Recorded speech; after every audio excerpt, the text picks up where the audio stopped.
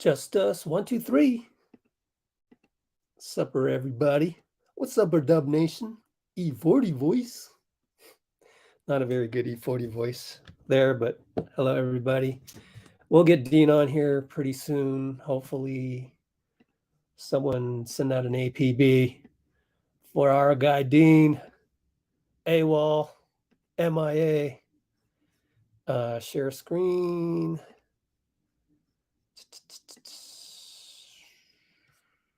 There we go. Set up box score. Check referees. I already know who they are. Scott Foster's in Miami. Goble, Kirkland, Mark Lindsay. Not the best crew that you want. Not even Tony Brothers is there, man. What's up with that? So, I mean, there's no tomorrow anyways. So Wiggins is going to start. Check this out, guys. I just uploaded this. I made sure I did right before I went live. Ooh la la, baby. Oh, wait, it's not here. Well, then go to the community page because that has the latest and greatest. Wiggs is ready to go. Pre-game. Check it out. Check it out. And then also, Steve, I love you, man. I just love Wiggs. Basically you said, I love you, man, but not in so many words, but close enough. I gotta get some stuff ready, man. Where's my man Dean? What else is going on? Let me in that case, let me just start YouTube TV over on the crappy laptop. Always have two of them on, just in case one of them blows a socket or whatever you call it, blows a fuse. Library, Warriors pregame. Let's go New York Knicks, Miami Heat. It is on channel ESPN. Oh, a little bit too loud. Miami up with 9:45 to go. There's Dean. Dean, my man. What's up, Rich? Sorry, parents got set up for dinner on the table, so I had to move the. Did you get my email with the background? How do you? I don't even know how to do that. So you go to your settings, which should be at the bottom of your screen. You have 7 buttons. Settings is the third one. Okay. Virtual background, right? Yep. Okay. Here, let me get. In our background, we just got to play Wiggins in the background, man. He is doing the workout pregame with Michael Thompson, Klay's bro. Okay. Shout out Michael Thompson. Good to have you on the team. First of all, that's Moody, and then we'll get Looney, and then we'll get Wiggins. But yeah, man, Wiggins, he's gonna play. Oops. Can't wait. So let's see. Let me get that Wiggins one up in our Wiggins category. Boom. And done. Our Instagram's updated. The most thorough library you can find on the internet, divided by each. What's crazy? Go look at Wiggins' hand, man. His hand is like humongous. It's like a Giannis hand. He's got mitts. Ooh, so how does that look, guys? 2 technical items. There we go. 2 things. So how should we do this? Should we do a poll? Start a Q&A. Ooh, we should do answer viewer questions live. I've never done that before. But one, how is our sound? So sound check. Someone, DV actually, said that Dean was way louder than me last game. Really? And 2, how does it look with our backgrounds? Or is that too much double trouble? I don't know, for lack of a better words. Let us know. Meanwhile, I'm going to, first time ever, start a Q&A. How do you do this? We're making adjustments in the postseason, man. Starting a Q&A. Never tried this before. I have no idea what the start a Q&A. Oh, I'm supposed to ask you guys a question? See viewer questions. Okay, never mind. And that crap. I thought it was the Instagram way where you ask us questions, but you can just do that in the chat. All right, yeah. Dean, take it away, man. What do you got for us going into this? Well, obviously, I hated the coverage of Anthony Davis leaving the arena in a wheelchair. That's a head injury. You know, wait, hold on. Actually, he didn't leave the arena per se in a wheelchair. We have the video, guys. Went to the locker room. Went to the locker room in a wheelchair. He did leave the just got to throw in the shameless plug here. He did leave the arena walking normally. So here is that. It's way over here. First of all, Wiggins looks like a Vulcan right here, doesn't he? He looks like a Vulcan. Crazy. He's angry, man. But he wasn't, because you'll see. He'll smile here, answering a question from German reporter Aurelia. What's up, Bruce? Raid says all looks and sounds good to him or her. So. Oh, there's Anthony Davis. My fault. There it is. Okay, I'm done. So that's him leaving the arena. Right. Continue, Dean. My bad. Either way, you don't mess around with head injuries, man. You know, it's not a rolled ankle. That could be a problem with your brain, and a double concussion. Or now he didn't end up having a concussion, which is excellent to hear. And it seems like he's probably going to play tonight. I haven't heard anything about minutes restrictions or anything like that. But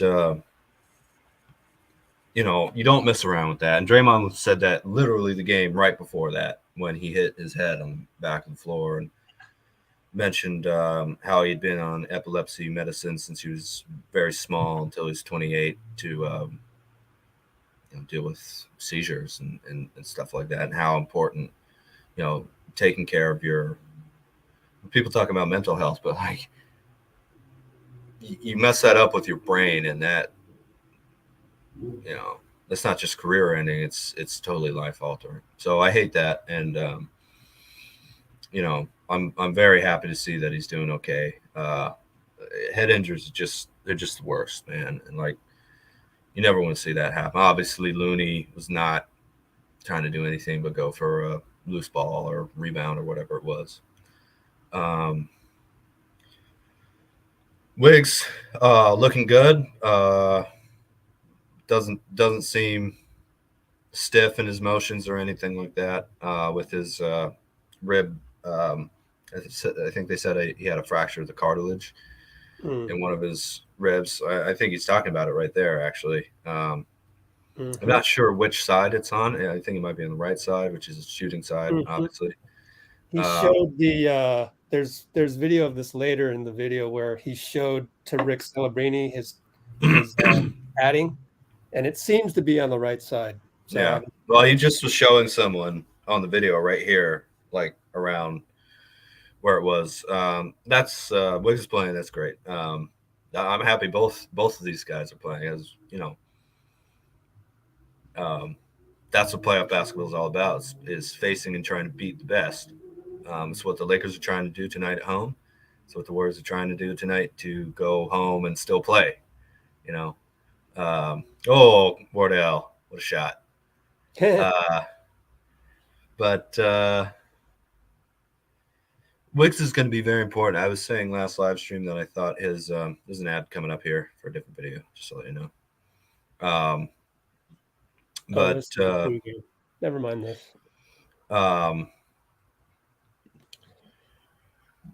I thought Wiggins' last game had a couple plays on guarding Davis where if they obviously want Draymond on him, you know, as much as possible. But I thought Wiggins was able to handle himself a little bit down there, especially with his vertical and his wingspan, you know. So I hope that I hope that something he's able to do effectively tonight as well, because it gives you another opportunity if they do try and get Draymond off of Davis, which I'm sure they're going to be part of their adjustments.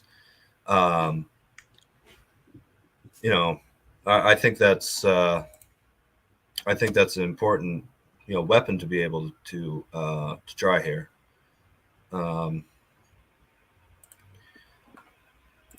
Other than that, you can talk all you want about Game 6 Klay or shot selection. Splash assassin. Splash assassin. Say that 10 times fast. Go. Splash assassin. Splash assassin. Splash assassin. Splash assassin. That's 3, and I'm good. I think I did fine in those. Well, I'm ahead. How are the twin backgrounds looking for us, or is that weird to see, guys? Let us know. The same team, man. Team. You know the whole thing about I hope Poole steps up, and I have a feeling here you're just rooting for JP, but also, you go back to even if he doesn't, we win and lose as a team. So definitely. So let's get behind the team. Whatever happens. But yeah, let's go team. Strength in numbers. Everybody contribute. Moody stays ready. Maybe even JK will stay ready. Well, I mean, hey, man, just a couple minutes of like, this guy's so young and so fast and so strong and jumps up. Just a little bit of him, being able to match physicality with the Lakers could be huge for us. But you trust Kerr, you trust the coaching staff, you trust the Trinity, you trust the vets and the championship experience that almost the entire team got last year. And Aloha says, Sham saying on Twitter that Schroder is starting. Oh, interesting. Thanks for the heads up, my friend. Oh, do you know over who? So was the Schroder joins D'Angelo? Okay, so Vandy sits. They're taking Vanderbilt out. I know, right? Yeah, obviously going for more of offensive firepower. It's going to backfire. I'm just rooting for my team. I haven't analyzed it. I'm just saying it's going to backfire. But now that we're analyzing it, what do you think, Dean? I wonder if that's to get, because Vanderbilt has been on Curry a lot recently. They're switching different defenders on him. Steph, I'm like, yo, thanks, guys. But it does. What they're trying to do is, I think what they're trying to do is prevent the Warriors from being able to close out so strong in the paint when they're driving. More shooters around LeBron and Davis here. Yep. Will the moment be too big for Schroder? I hope so, but it might not be. Wow. Could be wrong. I know. I'm not worried about the Lakers. I'm not. My only focus is on how the Warriors play. Exactly. Well said. It's the team's job, to get Jordan Poole going as much as his job to make the right plays. The same thing for Klay. We have to make correctly for those guys and for their abilities. And then it's just about shots falling. And orange covering eyes. Yeah. Still can't see the emojis there. But 2 missed calls. Oh, man. I don't know. I'm not going to worry about the refs unless they give a technical on Draymond. Which they might. We looked at the refs before you got on. Goble, Kirkland, and Lindsay. But actually, Goble, last time I remember, he had good interactions with Draymond. So last time they interacted, there were good interactions, but could be wrong.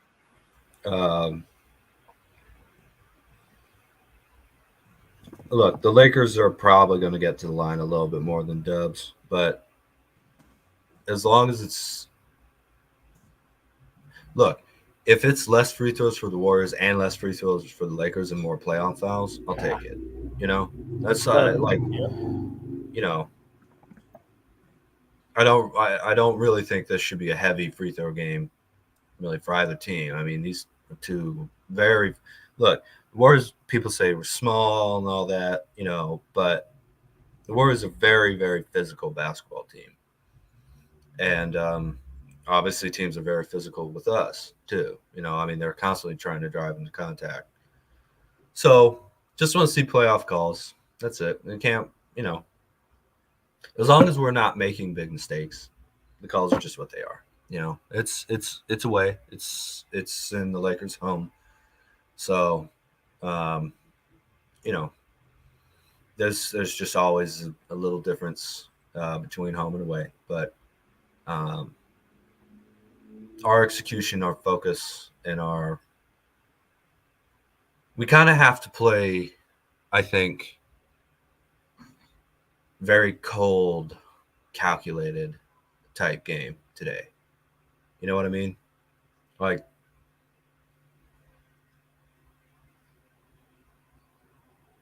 if we're really going to try and do this and win, not just this game, but the game after that too, if we can get there, we're going to have really nerves of steel here. This is big time. Well, Kobe sitting on the bench with Chris Rock talking to him and absolutely hearing nothing that he said, just completely focused on the game. Even after the game, if we win, obviously if the Lakers win, they're a great team and shake their hands, give them all the credit in the world. But if the Warriors would win this game, even after that, be respectful, but we're going to have to keep, Draymond said, not just the same, but an even better mindset going into game 6 as we had in game 5. And part of that was a total super professional, like, we're in the danger zone every second because, we have to win 2 and they only have to win 1. With that being said, nice momentum shift. The Warriors actually now lead the series in points after that game 5, +4.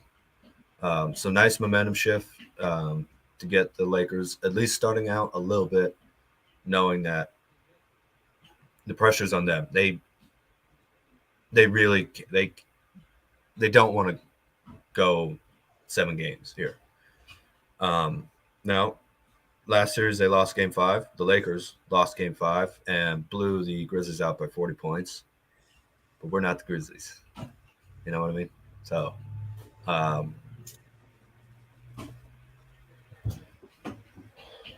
it's either the end of the season tonight or on Mother's Day, or we're going to the conference finals. So, total commitment, total selflessness, total we can't get well, I hate saying rattled, but we got rattled in game 3. We can't get rattled at all again this entire series. We just can't do it. So yeah, LeBron's teams have done that for years. Hunting Curry, Bruce on the pick and roll, and also if he pre-switches and kicking to the guy who he pre-switched to, and trying to hunt him. But Steph knows what's coming, and I thought we did a pretty good job even in game 4. But when Lonnie Walker is taking 9 shots in the 4th quarter and hitting 6 of them, 15 points, off a pretty good contest, I'd say, from old 30 out there. Then, you have to live with that. But you have to also trust that game plan wasn't proven wrong in one game, and then that's been important for us.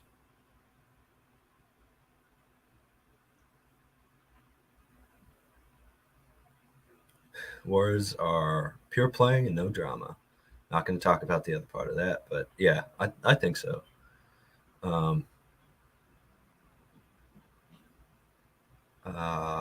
Cool. Got some Aloha's got some gold-blooded stuff, shirts, and others from 2018-17. Yeah, some with strength in numbers. Absolutely. Yeah, championship DNA, focus, and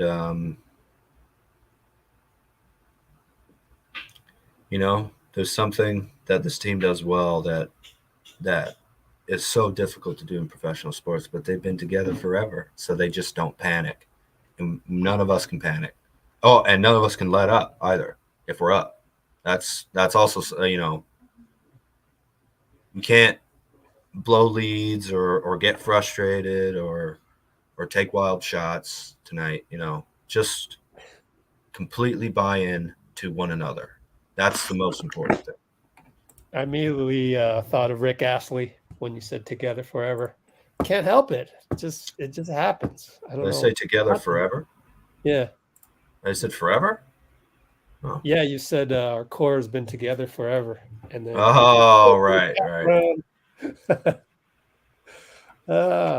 Hilarious. Are you Rickrolling me, Rich? Is that there's a thing? I had no idea there was a thing. Yeah, people's and Rick Astley? Never gonna let you down. Yeah. This is years ago. Never heard of that? Didn't know that was a thing. I must have missed it. Well, they put up clickbait. Clickbait. That's what it's called. Yeah. Yeah. Clickbait titles, and then they would go to "Never Gonna Let You Down." Yeah. Surprised you never. Yes, they've been around for a long time together. Yeah. Rich, you're trying to distract me, man. Come on now. Trying to lighten the mood. Bruce says no more nails. Man, Bruce, you've been real high tension. I never saw you like this all last year. No more nails. But I understand it. I get it. But really, what's Draymond said after Game 4? We got nothing to lose, and that's kind of true. Just the only thing that matters is right now. It's not. There's no Sunday. There's no yesterday or 2 days ago.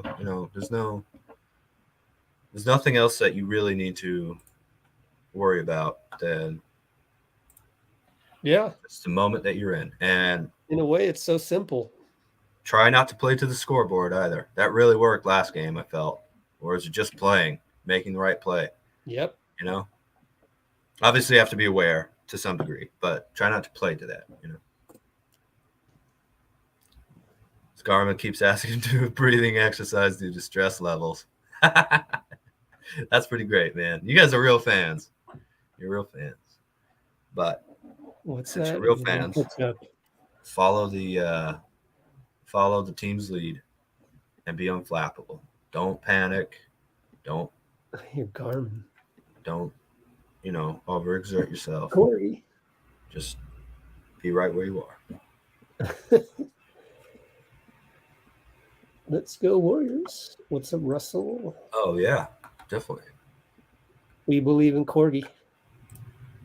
I just put Ben on Instagram and Twitter. Thanks for the comment.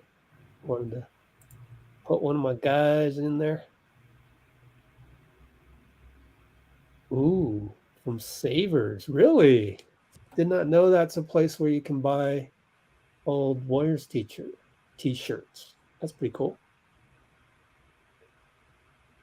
Okay.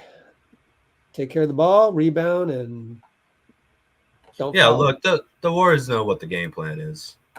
It's about being in the right mental state at this point. That's what the playoffs are. Once you're 6 games in, 5 games passing today, we know this game plan works pretty well when the Warriors are locked in on it. It just has.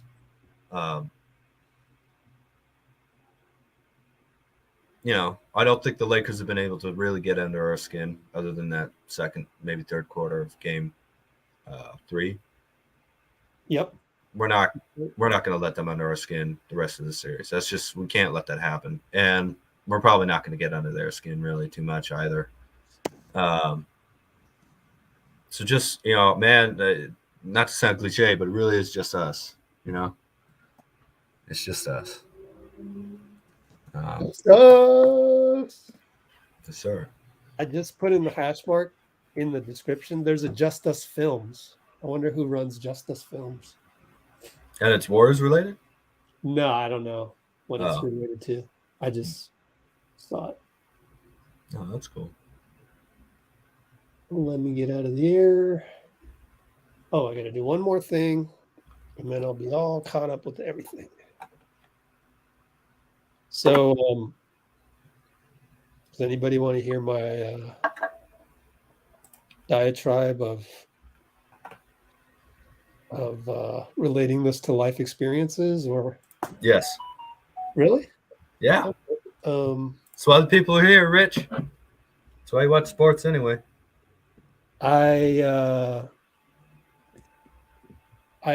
got to thinking about some stuff back in my related to my personal life, some things I'm going through, which I am honestly I'm getting through it with just trying to stay positive, honestly, because you start realizing anything in life can be positive or negative, but if you keep feeding on the negative, I mean, sometimes in the heat of battle, whatever, it might be good to have a little fear. It might be good to be a little riled up, to be a Draymond fire if it helps fuel you. I mean, Michael Jordan was, 95% of the time, Anakin Skywalker,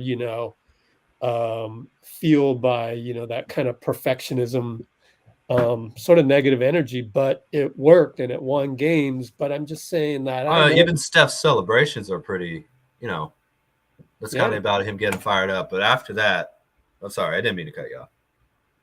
No worries. So this is my life story. I went back to one thing I'm learning about me and my family, and not to make excuses like, oh, it's in my DNA or whatever, even though I'm sure Draymond is very much like Dre mom, his mom Mary. They're fiery on the court. She's said so. She used to play basketball, Saginaw, all of that, right? Yeah. War zone mentality. It's a struggle in Saginaw too. But anyway, me growing up, I remember I was at 10, 11, 12 years old, and my dad, we were at this this Chinese community Olympics thing in Silicon Valley, and my friend Gus, he's like a super awesome sprint racer. He ran the 100-meter dash in like 11 seconds, which is like unheard of for us regular people, right? And so there was a 100-meter dash. So I wanted to go in it, but apparently there was a drawing set up, and you get these, you get to run, and you get to run, but you don't, and you don't. And I didn't get picked. I just wanted to run because I didn't know any other thing to do at this thing. I just wanted to just run, just be part of it, participate. So my dad happened to know the guy that was running the competition, found out that I didn't, I was out of it. And my dad went ballistic on this guy right in front of everybody. You know the feeling, kind of embarrassed. You're like, oh, Dad, you don't need to do that, right? But he did that, used that kind of negative energy to control the situation. He was looking out for me, though. He was doing that out of love for me. And so I got to run it. Okay. I'm running the race. Gus is done.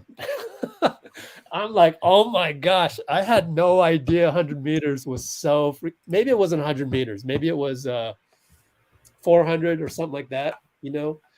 I can't remember the exact details, but I got to finish that race in last, maybe second to last, maybe last.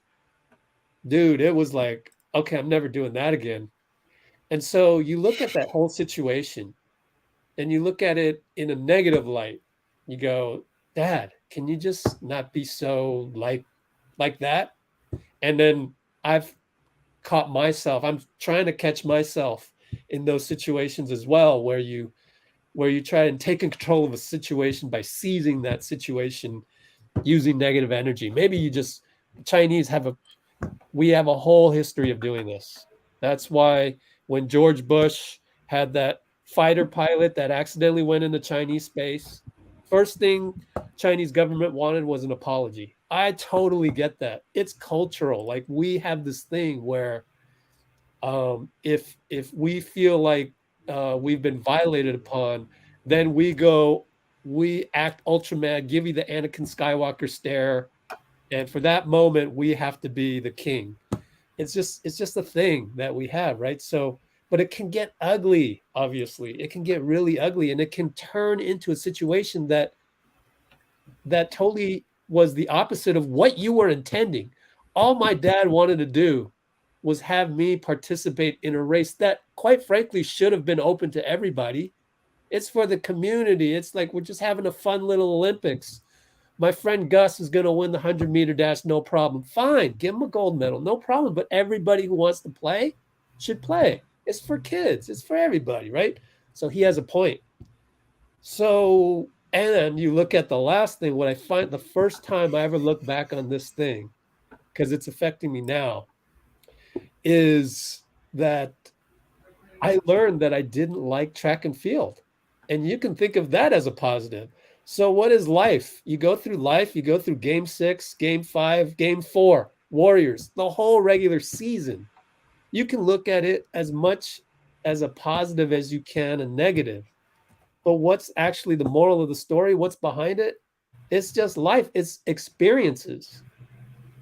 Life isn't about having all these great things happen to you.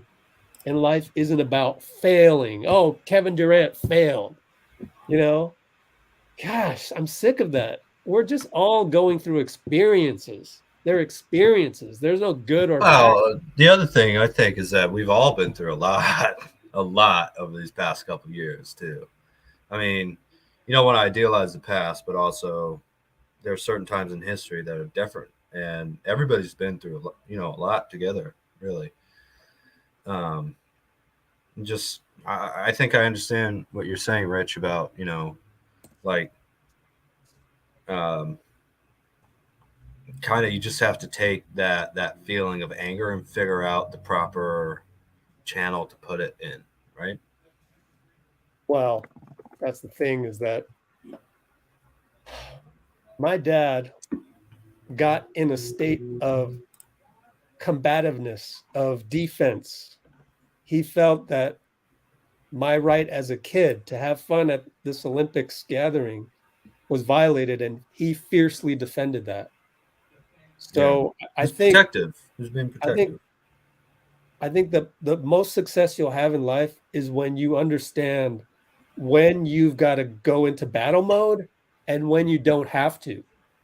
Looking back, it would have been okay if my dad had the wherewithal to be aware that he was about to go into combative mode, but on my behalf. So it was out of the love for me that he went into that combative mode. But it's always helpful to know that the dynamic of life, where you're either in a positive state of mind, or sometimes you have no choice but to go into a combative mode, which will get your stress levels up, and you're liable to get into arguments or getting into fist fights, whatever it may be.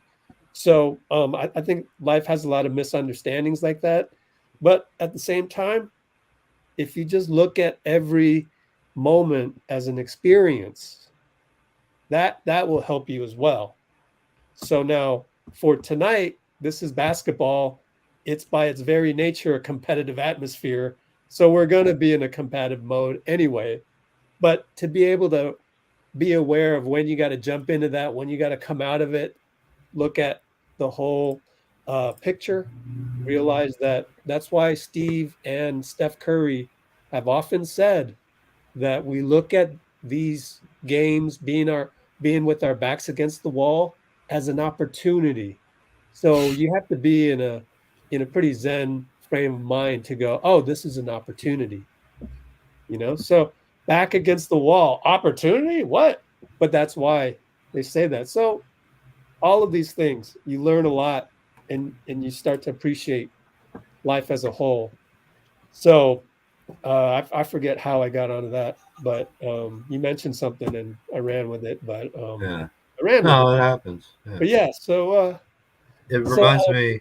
that dichotomy. And so either you're in a combative mode, just know that you're in a combative mode and you have to be in it.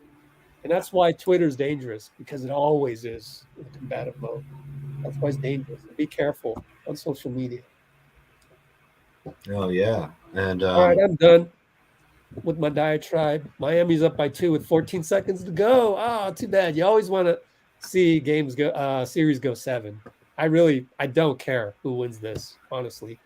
Do not care, but I do want to see a 7-game series. So I'm kind of rooting for the Knicks right here with 14 seconds. Well, Brunson apparently had a bad pass. I'm just watching on Gamecast because again my parents were eating out there, and they fouled Butler and he hit both. So, speaking about wanting to go to Game 7,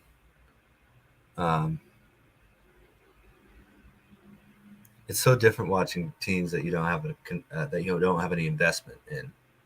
Well, I like the Heat. They're a great organization. Yep.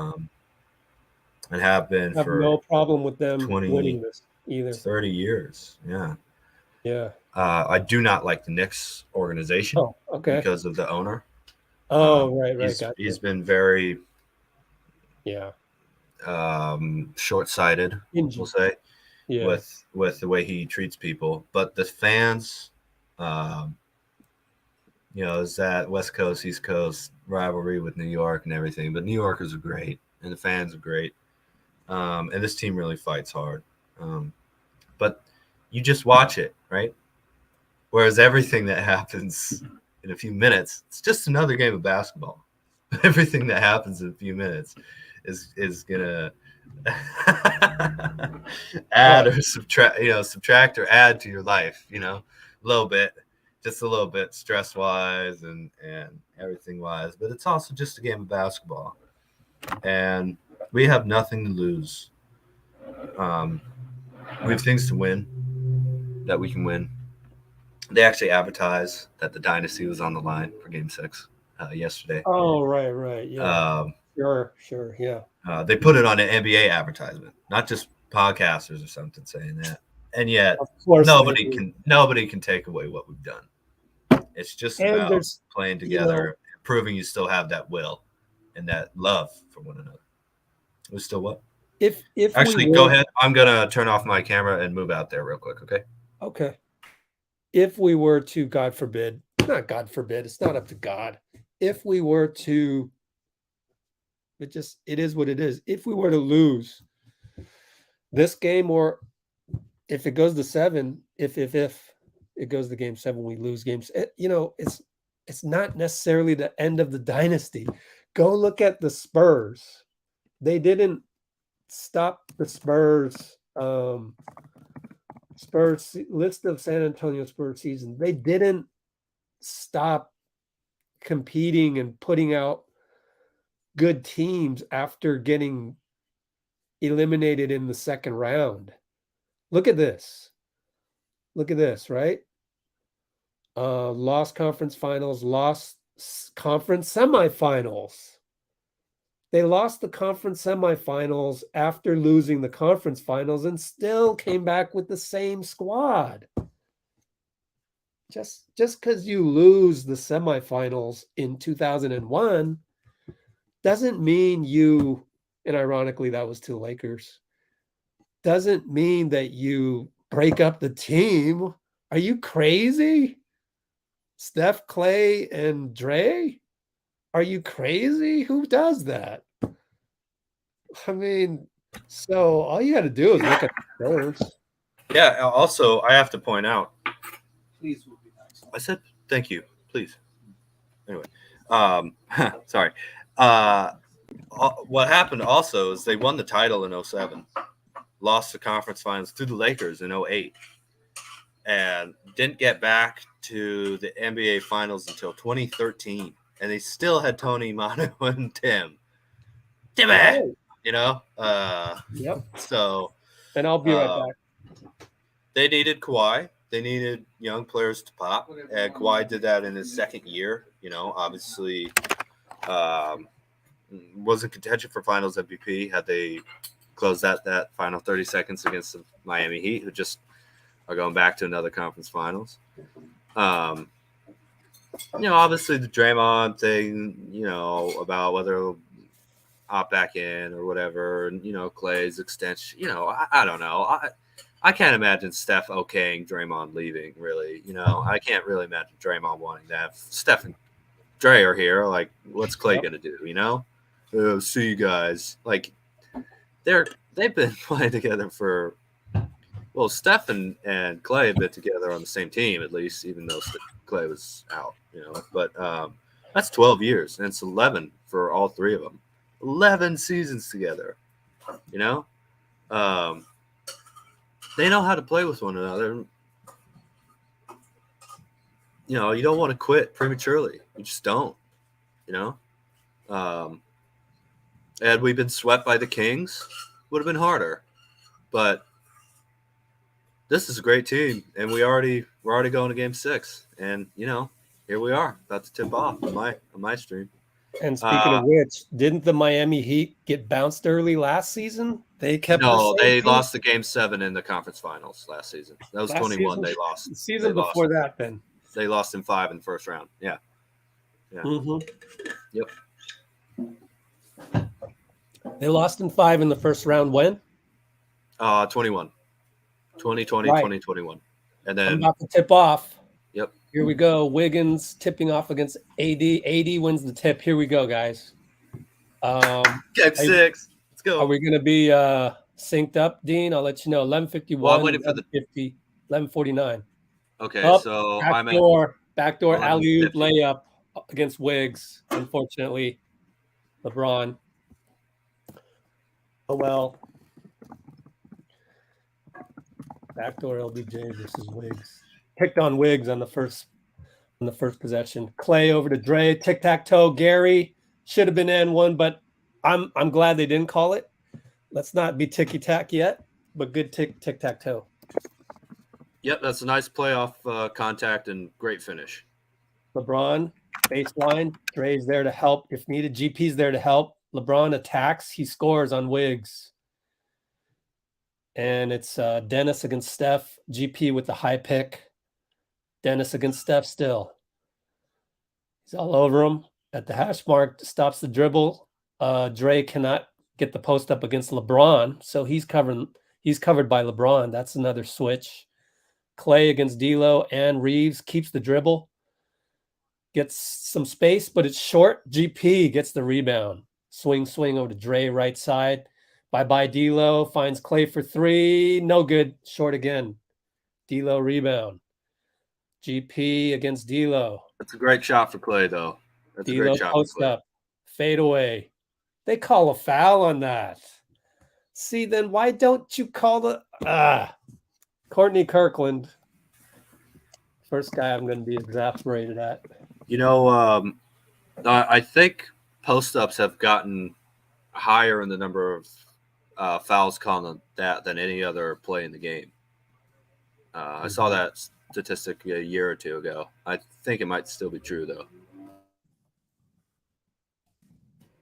By the way, I think I'm about 5 seconds behind you, Rich. All right, I'll pause it then, and I'll tell you when I'm going to pause it, and then you tell me when you're caught up, and let's change it to the box score in the background. There's us. Okay, D'Lo hits. They're up 5-2, and I'm going to pause right when Steph gets to half court. So I'm paused at 10:23. Let me know. Count it out. Now. All right, so Steph against Dennis gets the pick, but Dennis stays on him, and then he switches direction. Draymond backpack 3, no good. Back rimmed it. AD rebound over GP. That did look On good. D'Lo, but D'Lo doesn't shoot the shot. Good athletic play by D'Lo. AD's down low against GP, scores. No Good foul. effort by GP. Good effort. Klay gets it up, but it's 2-on-3 right now. He takes Reeves' baseline. Great take.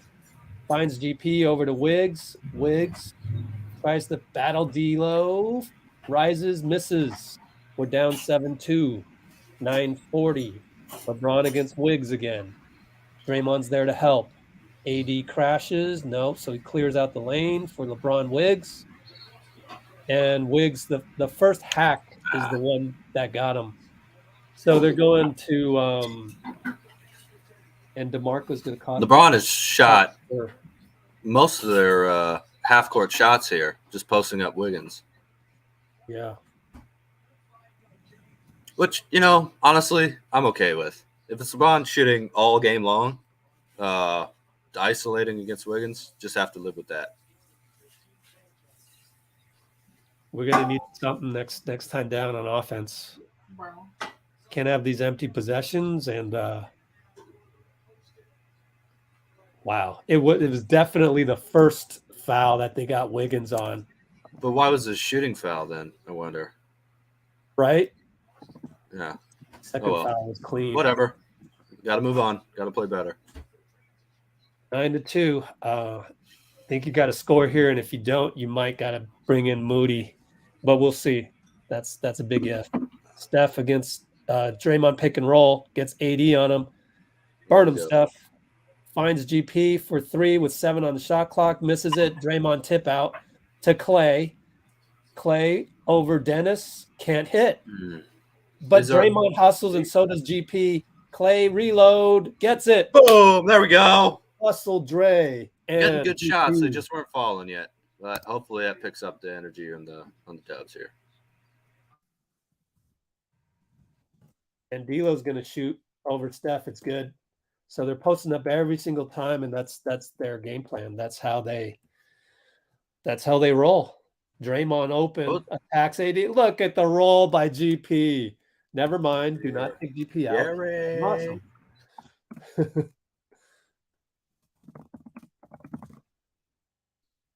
Okay, I've been putting the wrong timestamp. GP. D'Lo draws another post-up foul on GP this time. That was a very difficult shot over Gary. I don't know about that one. I'd like to see a replay. Okay, looks like that's we're gonna get it. Oh yeah, he got him. Yeah. Touch foul. Yep. Let's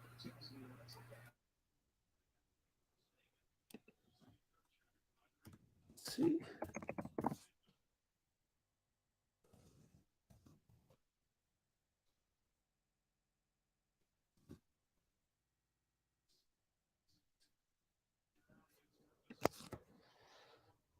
Two fouls on GP already. They're making a living on the line already. 13-7. We got to snap out of this. We got to score again and play good defense. After 3. Nope. Not the best looking shot there in terms of shot selection. Dennis brings it up. I think if they score here, we got to call timeout. AD scores. We're not going to call timeout because Draymond entered the ball quickly, and GP is getting down the floor. So we have good pace. Oh, Steph. No good. Had to make that one. Okay, so if they score here, I think it will be a timeout. I could be wrong 2 times in a row, but we'll see. Dennis, I hope I'm wrong in terms of that they don't score. Reeves, dribbling, finds Dennis for 3. He hits it, and yeah, for sure, we're calling timeout. 18-7, and we can't get anything going. So Lakers are doing what they love to do, which is post up. We're fouling, and it's too much respect for every other player in the Lakers here. Just play your normal defense and crash LeBron and AD and make these other guys do nothing but wait to catch the ball. I think this is way too much. We want everybody else shooting jumpers on this team. So why change from that? Because they have Schroder out there. I get why the Lakers did it, but no. What are you saying? I mean, the Lakers are making post up moves and they're getting fouled. Yeah, but we're not shading over and clogging the lane. It feels like the same way that we were these previous couple games. You know what I mean? Like it's just one-on-one with no one behind you. You know what I mean? I would say that's half incorrect. I've seen Draymond there with Wiggins. And Maybe I didn't notice it.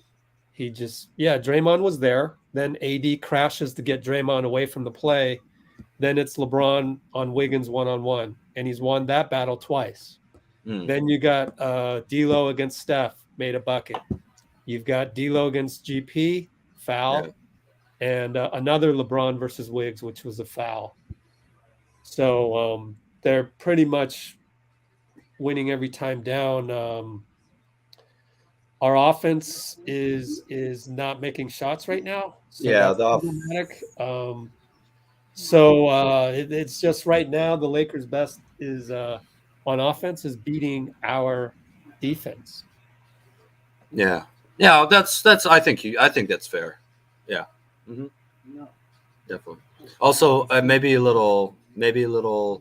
I don't think it's way too much respect, or I don't think it's that.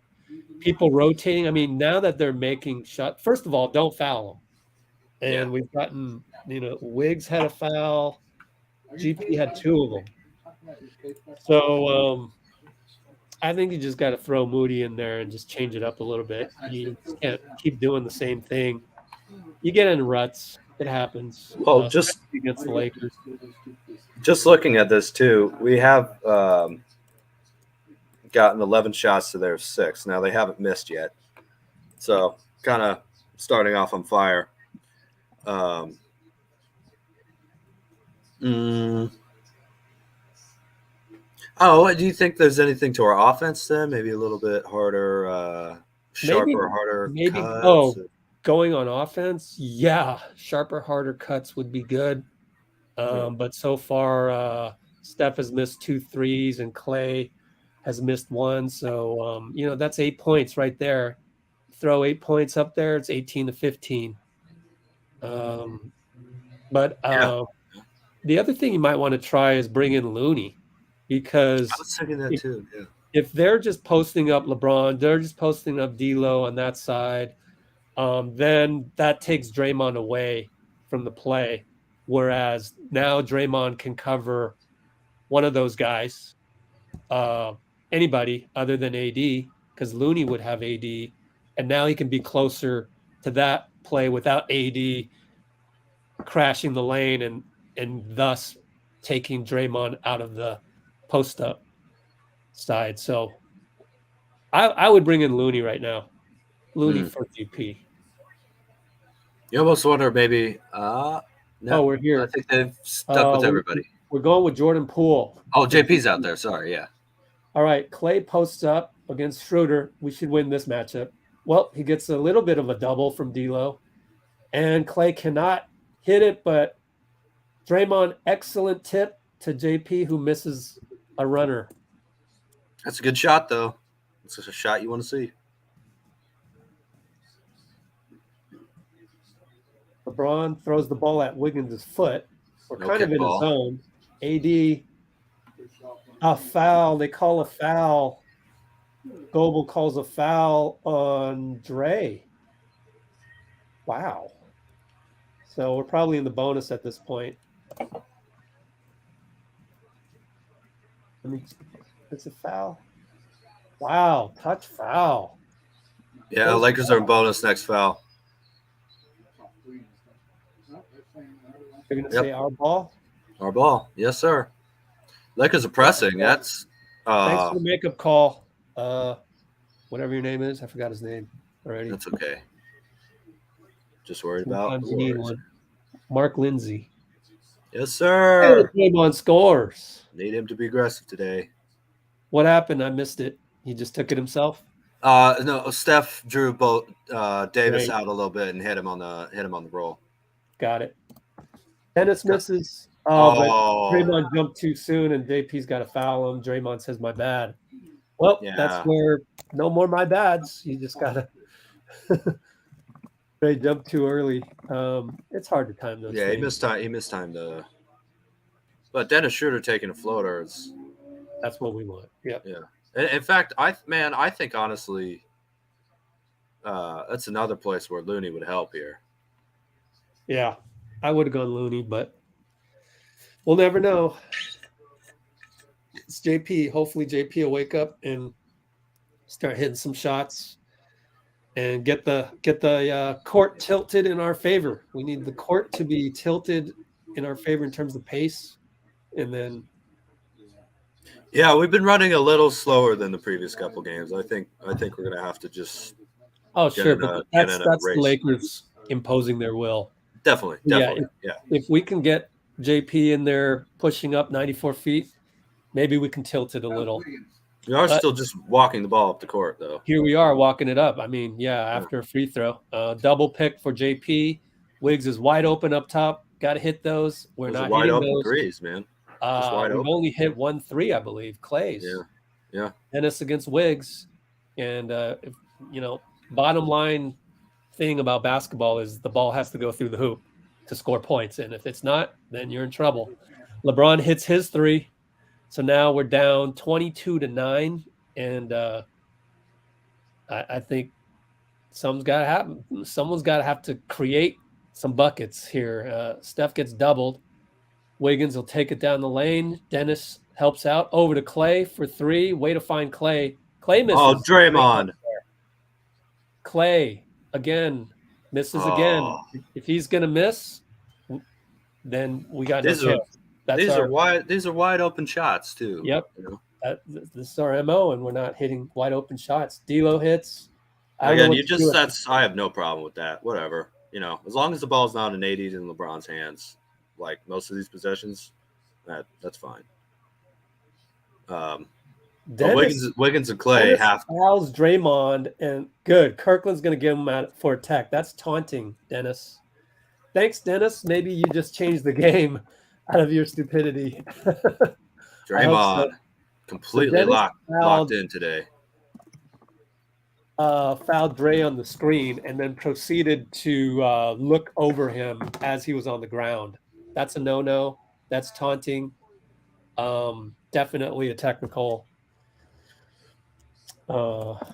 Steph shoots the free throw. Hey, hit the free throw. That's got a point. Let's go. Good point. And it's not, he's not jinxing the whole game like the last time he missed free throws.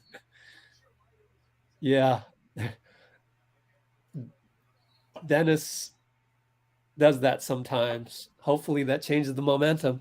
That would be hilarious if the Lakers. Dennis the Menace. Yep. Steph and Klay with the pick and roll. Steph's going to shoot it. Misses it. We're so off. It's unbelievable. What a time to be off. Luckily, we got plenty of game left. Well, I mean, part of it is just we're playing in the Lakers' hands here. Oh, Donte with a rebound. It's a man's rebound right there. Good trusting of Donte. Euro over to Klay against LeBron. Doubled. Draymond loses the ball. My goodness. All good. Wow. I do think you put Looney in right about now, though. Austin Reeves 3. Timeout. Yeah, I'd put Looney in, I think. Just obviously it's not really going to help us speed up, but we're not playing fast anyway. And, just put a little bit of size out there. Make him think twice about jumping over our back for a rebound and things like that. The other thing is, don't forget, we were down 15 at half at OKC Game 6. So, we got blown out those 2 games. We've actually played in OKC that we lost too. We've actually played worse than this. Yeah. I told you guys, can't panic. Can't get nervous. It's the same thing. It's just like we're up 17, right? You don't want to. You don't want losing his marbles. Definitely not, man. Then we post the score, even though it's ugly. 27-10, down by 2 Oh, please. Field goal.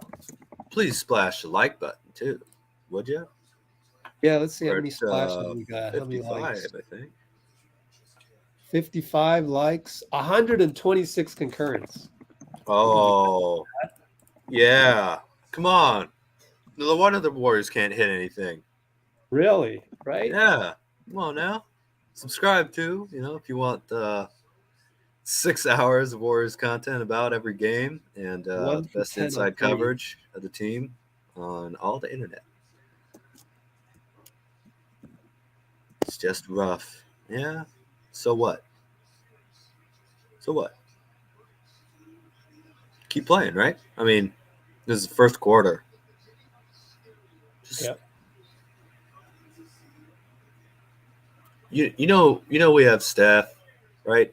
Klay, Draymond. They're gonna adjust. They're gonna pick it up, I'm sure. A little lackadaisical again. A little lackadaisical today. Lackadaisical? Is it lackadaisical or lackadaisical? Whatever it is. Who? The team on offense. The defense has been okay. The offense has been really, really slow and kind of force. soft. Yeah. Well, that's what you get when they're shooting free throws and stuff. We can't let their free throws affect us like that, though. You can rip the ball off the net of a free line, throw. Push it. Make harder cuts. Yeah. Bottom line. Play but we have been getting the tip outs by GP and Dre. So, look, it just we're 1 for 10 on threes, and we have they're fairly wide open too. We have 2 greatest shooters of all time, and we're 1 for 10 on threes. What can you do? They're also shooting. The Lakers are also shooting 75% from the field, 100% from three, and 75% from the line. So we're shooting 21-10, and we've shot and made 1 free throw. Yep. So they're on fire too. And just the effort is there. Maybe you wish. I mean, the only thing you can do is really wish that Klay was had a 6'8" body with could basically Klay had Jonathan Kuminga's body instead, and it's just we don't have that, so we just have a 6'2" guy and a 6'7" shooter. That's what we have, and we're not making shots. So Looney's in the game, by the way, for Draymond. Donte's also in there. He's against LeBron right now. Klay has an open three. Come on now. Falls down. Klay cannot hit again. Klay is totally off. So that's at the 425. He's getting good shots here, though. Those are not forced. Yep. LeBron actually missed. I thought for sure that one was going in. So Steph. Everybody tries to pick on Steph, man. Ennis with the hand check, no call. And they call a travel after that. Oh. I wouldn't have had a problem, but Ennis fouled him first.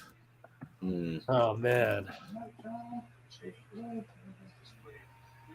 Call him 1 here. And LeBron called it 2. So this is obviously I would be laying into Goble right now if I was Steve or somebody on the bench. 27-10 still. What is this? D-Lo handoff.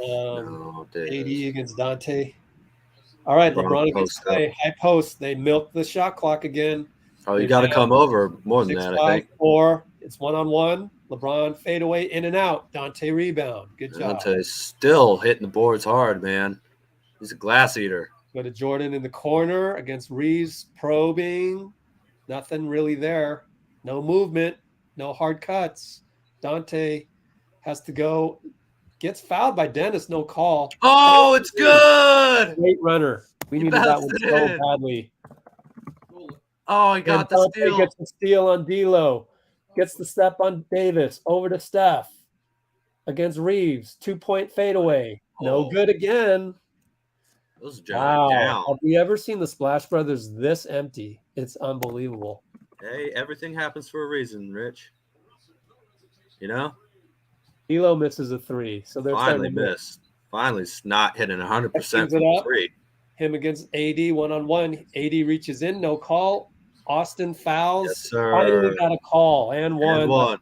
That's when Davis is on the perimeter, they have no one to stop you from cutting to the rim. Really. I mean, some LeBron, obviously, and, I don't know, Reeves or Vando or whatever, but just go to the rim, man. Just go to the rim when Davis is outside.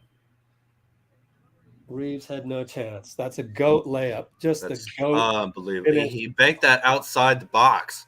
Mm-hmm. Unbelievable. Amazing finish. With that said, free throw good. We're still down 12, 2:49 to go. 2:47, 46, 45. Dennis against Donte. Over to AR against Steph. Here comes the AD screen. Looney shades over. AD attacks the paint. Holding call on Steph. 0. Oh, Donte. Holding call on Donte. Huh. Not a good foul because it puts them on the line. Let me check the replay. I'm going to get 2 free throw shots, so I should be able to see my replay. That's 20 seconds behind. Let me see. Let me watch Donte. Shading off of Dennis. Shading off. AD comes in. Oh my gosh. Come on, man. Kirkland calls a ticky-tack in game 6. You're kidding me. They seem to be getting a call, unfortunately, every single time down the floor. Oh, not every time, but I mean, that. What is it? Now I'm joking here. I'm reacting emotionally, but is that because AD's soft? So a little tiny check. I mean, it's a tiny NHL. So no one even wants to take the ball out. AD. Sheesh. Got to lock in here. It's unbelievable. That's a horrible call. This is the playoffs, but hopefully they'll let that go later. They're up 60 in free throws the whole series, by the way. I think Donte. Oh, Donte! Yes, sir. JP set that up, I believe. Yes. I can't fault He's been a really good passer. Keep playing defense the way you are. Just don't change. I can't. Yeah, these calls won't be there every time. It's awful. Davis with a tough shot, though. Scores by himself over Looney. Steph brings it up. We're down 13. Pick and roll Looney, nothing doing. Still Steph. He's got Schroder on him. So. Calls Moody to come over, gets the switch. Rui says bye-bye. Gets in there. Donte attacks AD. Oh, that could have been goaltending on AD. I don't know. But I'd have to see that again. But get the stop here. And then they're going to line it up. And what do you know? It's a foul. Great. Exactly.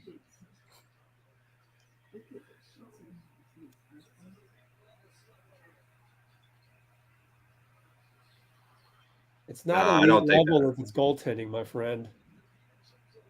Yeah, man, I think it was just off the rim. I know that it's going out, but the rule is the rule. But okay, whatever. I mean, you're giving them all kinds of calls on this side. You're calling it by the book on this side, and you're not going to call a goaltending by the book on that side. It's whatever. But that's part of the game, is that we've got to get through this. We've got to weather this storm, and it is a hell of a storm. Hell of a storm.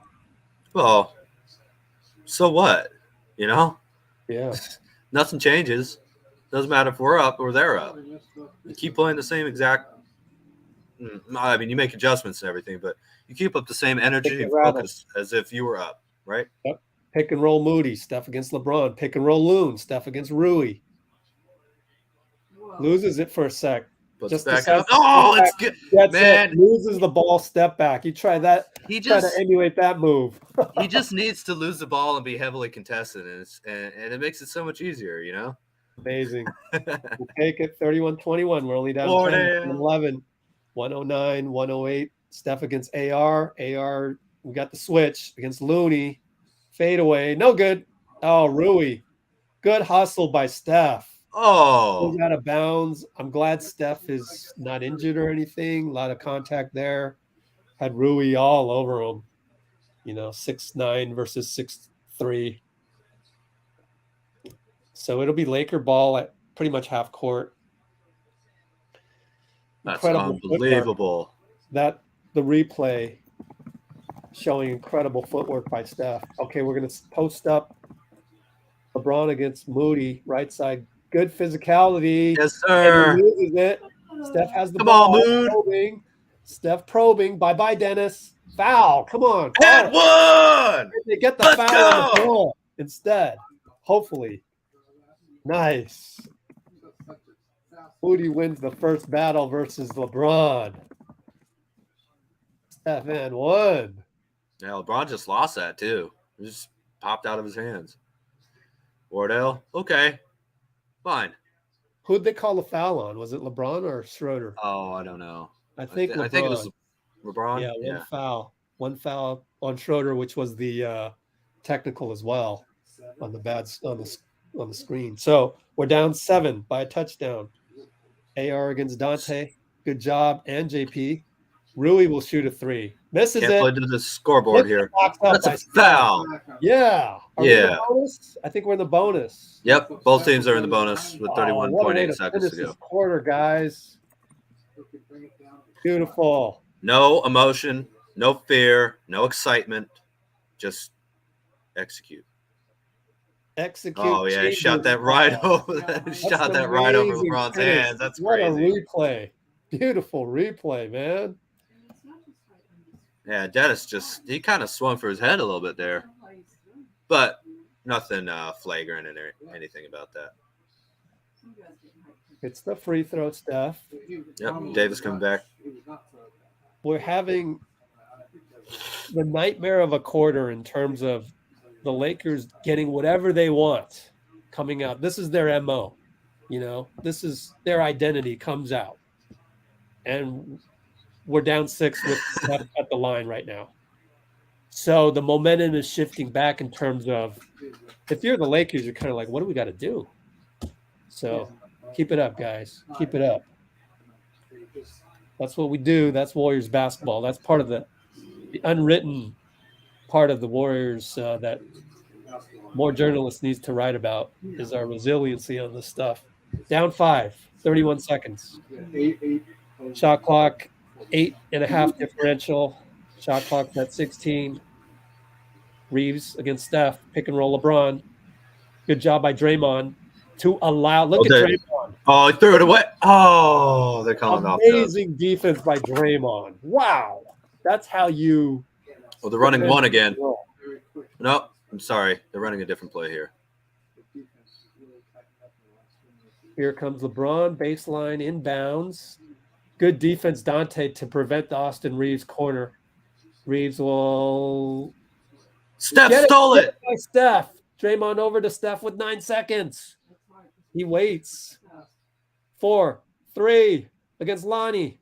Way out there. Short. That's not a good shot. Short. That's a bad call right there.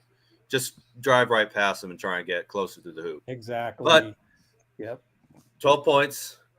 He's got 5 free throws already. Thank God. He's finally getting to the line. Again to the ref. But talk about like the whole narrative. I saw a Lakers fan, a friend that I know on Instagram, saying every time the Lakers win, the Warriors complain. Bro, look at your boy. Like a man. The end of the quarter. We just missed a 3 at the end of the quarter. What does your boy do? He goes to the ref. What a wuss, man. This guy's a wuss. Hey now. He's going to the ref. Let's have respect for our opponents, though. Oh right? No. The going to the refs after that. Oh, I don't know what he's talking about. That's horrible. That's just. It's not what I like to watch. I'll give you that. I don't like to watch that. That's gamesmanship, but I don't like it. I can't stand that part of LeBron. But there's other things I can't stand of people. Got to use the restroom real quick, okay, Rich? Be right back. Yeah, I can't stand it when Steph makes turnovers, the blind turnovers. I can't stand it. I can't stand it when Braun complains to the ref like that. There's no reason for that. Absolutely no reason. My goodness. Everybody's got some quirk of them. It doesn't matter who you are. Michael Jordan can't stand it when he yells at teammates, right? I didn't watch Tim Duncan enough, so I don't know what his wart would be. You got to really know these guys. But that's the one thing I can't stand.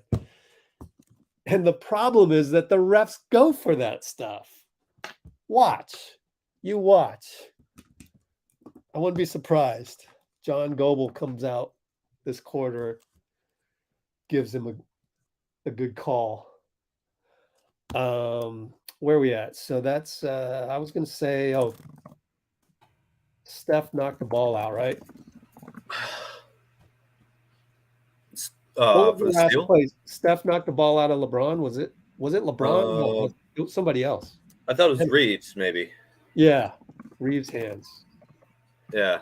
Although I think he was trying to feed it to LeBron.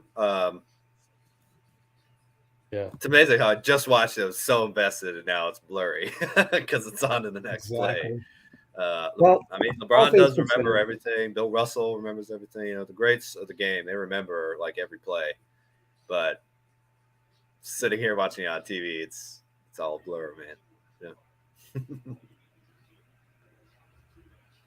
anyway. We're showing nice grit, nice mental toughness, and again, not playing to the scoreboard, just trying to make the right play time after time and see what happens. All things considered, we saw the Lakers at their literal best. This is what they do. They will slow the down. They will slow down the game. They will post you up. They will go to the free throw line. Definitely. It's hard for me to watch these types of games. Their type of MO is very similar to Phoenix. Let's get the ball one-on-one to KD. Let's get the ball one-on-one to Devin. It's hard to watch, but that's their MO. And we're only down 5. I really can't be mad. All right, We're here we back. go. 11:55, 11:54, 11:53. We Donte. got who? JP, Donte, Loon, Dre, Klay. Hey, can you make one? No, it's short. Online, but short. Yeah, they've all been online. Just Yeah, little, just a just a little little short. close. Open good shots for Klay here, though. Rui gets down Thankfully. deep in the hole, back out to D'Lo. Good inside out, but no. That D'Lo was a great short. contest by Jordan Poole, who gets Yep. trashed for his defense all the time. Klay He's goes right there. 94 feet. Oh, too hard. Oh, man. Would have liked to see him go for a Steady. layup rather than a floater on that one, but LeBron draws a foul on Donte. Donte says, "Call it on me." And yeah, Klay that was a immediately foul. says, That was a foul. Klay immediately says, "What about that way? You're going to call this? What about mine?" Let's see if he got fouled. They're showing a replay. Nope. I wouldn't call that, but let's see what happened on LeBron on the way down. Nope. Yeah, I think they're just going to show the free throws.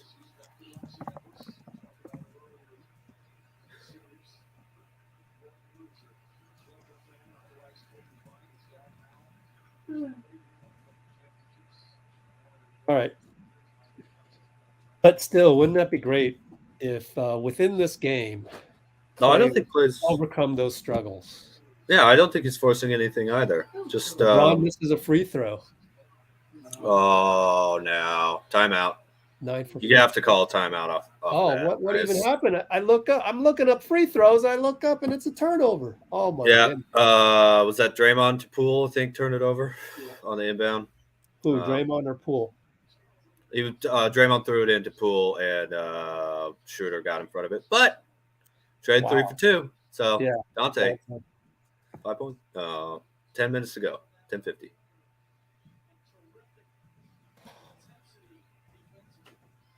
Yeah, that was Draymond's fault. Man, wake up, Dre. Donte keeping us alive with 2 corner threes so far. Late shot clock. LeBron against Klay. D'Lo against Donte. That's what we want. Oh, nice move by D'Lo, but he misses the layup. It goes both Draymond, ways. 1-on-4. Come on, guys.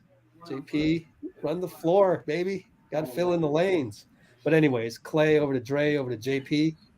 Draws a foul. Poole is one of our best foul drawers too, so we need him to be aggressive today. He gets the line better than really anybody else. Maybe Draymond when he wants to, but and obviously Steph today has been very aggressive, but he doesn't always get those calls. I'll tell you my hot take later. JP against Rui. This is a matchup we like. Bye Rui. Oh, Rui comes back and Looney. Looney over. Give it back to Looney. Draymond, no good. Looney foul on Lonnie. Draymond's layup had no chance. So would have liked to see him give him go there. By the way, we have 3 guys playing subpar, and we're down 5. So we get those guys up to par or better. Well, we have to get those guys up to par. D'Lo against Donte. Those three guys. Oh, Rui tries to dunk it, but Draymond's there. That was an insane take by Rui. Like, what are you doing? That's DPOY. Draymond attacks still. Too hard. Looney there. Tip. Nope. Ooh. Oh, boy. But anyway, LeBron Couple. downhill. Good Oh, stop. wow. He passed out of it. Yeah. And Lonnie gets a three out of it. They got Lonnie Walker shooting, though, instead of LeBron. That's just a win, So we're no down matter how 8. hot he's been. Down 8. Steph on the bench. And as I said, 3 guys of ours are playing subpar. That would be Draymond, JP, and Klay.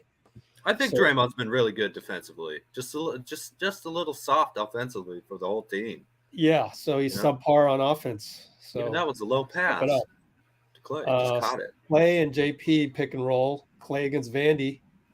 Over to Draymond. Wide open's got to shoot it. It's a brick. But Looney's everywhere. Over to Klay. Bye-bye, Vandy. Doubled by LeBron. Nice inbound pass to Draymond. Oh, there you go. Beautiful. Draymond yells at Kirkland. Steph is laughing.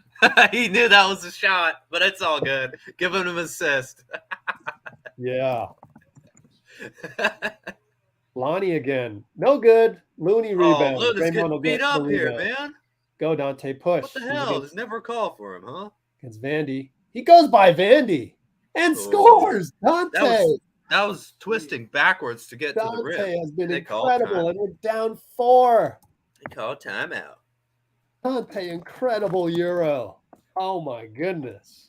Yeah, so to go – well, I guess he didn't quite twist as much as I thought, but that's really tough just angle-wise because you have to shoot it directly forward off of a roll, rolling it off your fingertips. It's great. It's Italy's currency other than the euro. What? Because that was more than the euro. That was an Italian lira. No, I don't know. Lira, yeah, the lira. That's right. What's a giant coin? Euros. Giant? What do you mean? Important? Because a lira might be just a penny. I don't know. I want the $100. Oh no, I think lira was the. Yeah. Well, it's a bucket of lira. Yeah, bucket of lira. I love it. The Italian guy. Italian job. Right. Italian job. What's up, Anthony?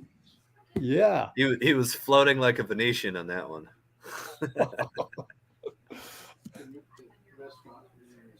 Floating like a Venetian. Okay. Donte the Inferno. That's always a good one. Yeah, there you go. Donte the Inferno. And that's one great thing about Steve Kerr's system I have to point out. You just said who was struggling? Draymond, Klay, obviously. JP and Klay. Not really JP. JP's been minding his touches, and I'm fine with that. But that's a great thing about Kerr. You know, Looney starting all that time in Sacramento, second best player in the team, coming off the bench now. He's ready. Moody's ready. Donte's ready. You know, he's been struggling a little bit, and you know, it all stems from Curry really being the kind of leader that he is. But it's just beautiful to see how much the trust is there for everybody. And honestly, the Lakers have that too, which is what makes them so dangerous. You know, LeBron is really instilling a lot of confidence and trust in these other guys, which, to be fair, when Russ was there and the year before that wasn't the same. And these guys they're totally fighting for one another. Right there, Jazz. With that being said, we are getting the ball out of LeBron and AD's hands in a way that I'm pretty happy about, that I think is going to be beneficial over the long run of this game, hopefully. So I was really happy with the defensive effort. Just need to be stronger and tougher on offense. But if you have to adjust. Steph smiled when Draymond scored. You know, Steph, I think he smiled after the Klay shot pass. Shot pass. Oh. Which Draymond caught. I don't know if he was shooting it and it just slipped out of his hands. Was a pass all the way. That was a pass. Oh, it was? Yeah. Oh, okay. Well, Steph thought that was funny. It was kind of a lob. Hey, man, Klay's been a good passer all year long. He's been a good passer all year long. He's been relaxed and catching and shooting open shots. They just haven't fallen yet. They haven't fallen yet. Jeffrey and Anthony are in the house. Finally, where have you guys been, man? Is GP unavailable? No, he's available. We just, he's got a minus whatever it is. Minus Leonardo DiCaprio going with the mouse. All right, we're back. Yep. Lonnie pick and roll. Down the lane against Klay. No good. Great defense Klay. They called it on Klay? A foul. You gotta be kidding. Steve is saying that right now. Stop it, guys. You gotta call it over there. Horrible call. If that's a third quarter play, I just think he's challenging. Oh my God. There's no way that's a playoff foul. Kidding me. That's awful. Game 6? That's not a game 6 foul. That's trash. That's a trash call, man. I don't think it should be a foul on the Lakers if they do that either. Unbelievable. Steve is laying into what's his name? Can't remember these also rans names. Mark Lindsay. These guys suck. But anyway. Lindsay goes foul on Klay. Kerr goes ballistic. That's the most Kerr will go these days. Yeah, he doesn't really break the calm down. He doesn't really break the clipboards anymore. Yeah, Klay. Too much winning. Working. GP in the corner. Over to Donte. Immediate catch and shoot. Short. Draymond working. Oh, we got a call. We got a call. Amazing. There we go. Dre is working. Just evenness. How many fouls on Davis? Probably one. Yeah. 0 at that point. Did they even notch it up? Is just out of bounds, or was that a foul or no? If it's baseline, then it's not a foul. If it's side out, it's baseline. No, it's side out, Donte. Oh, sorry. Yeah, sorry. It's side out. It's my bad. What's the foul? Yeah. Play against AD. He wants him. Oh, cut. Somebody cut. Over to Draymond. Cut by Donte. Foul at the rim. Yep. Beautiful, Donte. The rim again. Got a call. At the 1.7 on the shot clock. Whenever Davis is out, somebody cut to the rim. It's very simple. It's very simple. Yep. Because they don't even have Vando out there, right? Right. It's Lonnie Walker coming to contest, and man, not even close to the ball. That might have been a flagrant one, but whatever. All good. Davis still has 0 fouls, so that must have been on Lonnie, who has 3 fouls. Donte missed it. Donte missed the first one, I should say. Yeah, well, I think Lonnie was in that play when Draymond got fouled, so they gave it to Lonnie. Although I didn't check the play-by-play to double-check that. But anyways. Davis still has 0 fouls. Donte misses both. Oh, man. Only down 6, but GP's giving up 94 feet. They'll get over the timeline. Austin against Donte. LeBron, Klay, high post. Yeah, stretching it out here a little bit. Donte fouls him. Second team foul, probably. It was a was that getting screened illegally? What was that? Exactly. Let me check the replay. I mean, I don't want to sit here and call and complain about fouls all night. I just like to see some playoff Donte. I'm watching as they slowly bring the ball in. Take your time, guys. Let me watch this foul. I think Donte just kind of got beat off the dribble was the main problem. Schroder missed it. Dennis pulls up against Steph, misses it. Outlet to Klay, bobbles the ball. Wiggins now over to Draymond up top, finds GP. Where's 30? There's 30. Curry. Thanks to a GP screen, but it's short. Another wide open 3, though. I mean, exactly. If the Lakers are going to keep giving that to Steph and Klay, I'll take it. If we lose because they miss, then we lose because they miss. That's just the way our team works. Good release on Schroeder's drive. So now it's D'Lo against GP, Austin against Steph now. Making moves. They gets an and one ball against Steph. It's an and one. Interesting. Let's watch this. It's got to be 2 fouls on Steph, probably. Oh. Yeah, a little bit too much contact. Yeah, put his shoulder into him. He got him. Yep, that's a foul. That's why I keep saying Lakers should be good for a while if they can re-sign Reeves. He's important, and he's really adding stock to his value. right here. He's Adding value to its stock, right? Yeah. Yeah. I think so. Although, Oh, Davis is out again, and oh my lord! Bad screen on GP. Bad screen on GP. Oh, they called it on Schroder. Schroder, They called thank it on you. Schroder. That's Thank you. I want to see a replay on that. Let's roll it, ESPN. Schroder's sleepy, Come trying on to take now. a nap on the court. He pulled him. He pulled him. He can't Yeah, do it's that. Poole and Gary. What is Stan Van Gundy saying? We have to stop eliminating this stuff? What do you mean? What do you mean stop eliminating it? What does that mean? We have to. I don't know. I just heard a little thing. If anybody knows what Stan is talking about, let me know. But the foul was the foul, and there's good call. So I don't know. Oh, Klay loves that shot. It's good. Maybe Klay should just shoot those corner jumpers all night long. Honestly, he hardly ever seems to miss. He's got to be like 80% from those, man. So he finally hits one. 2 for 11. All right, AR against Draymond. They drop off. LeBron for 3 over Steph. Hits it.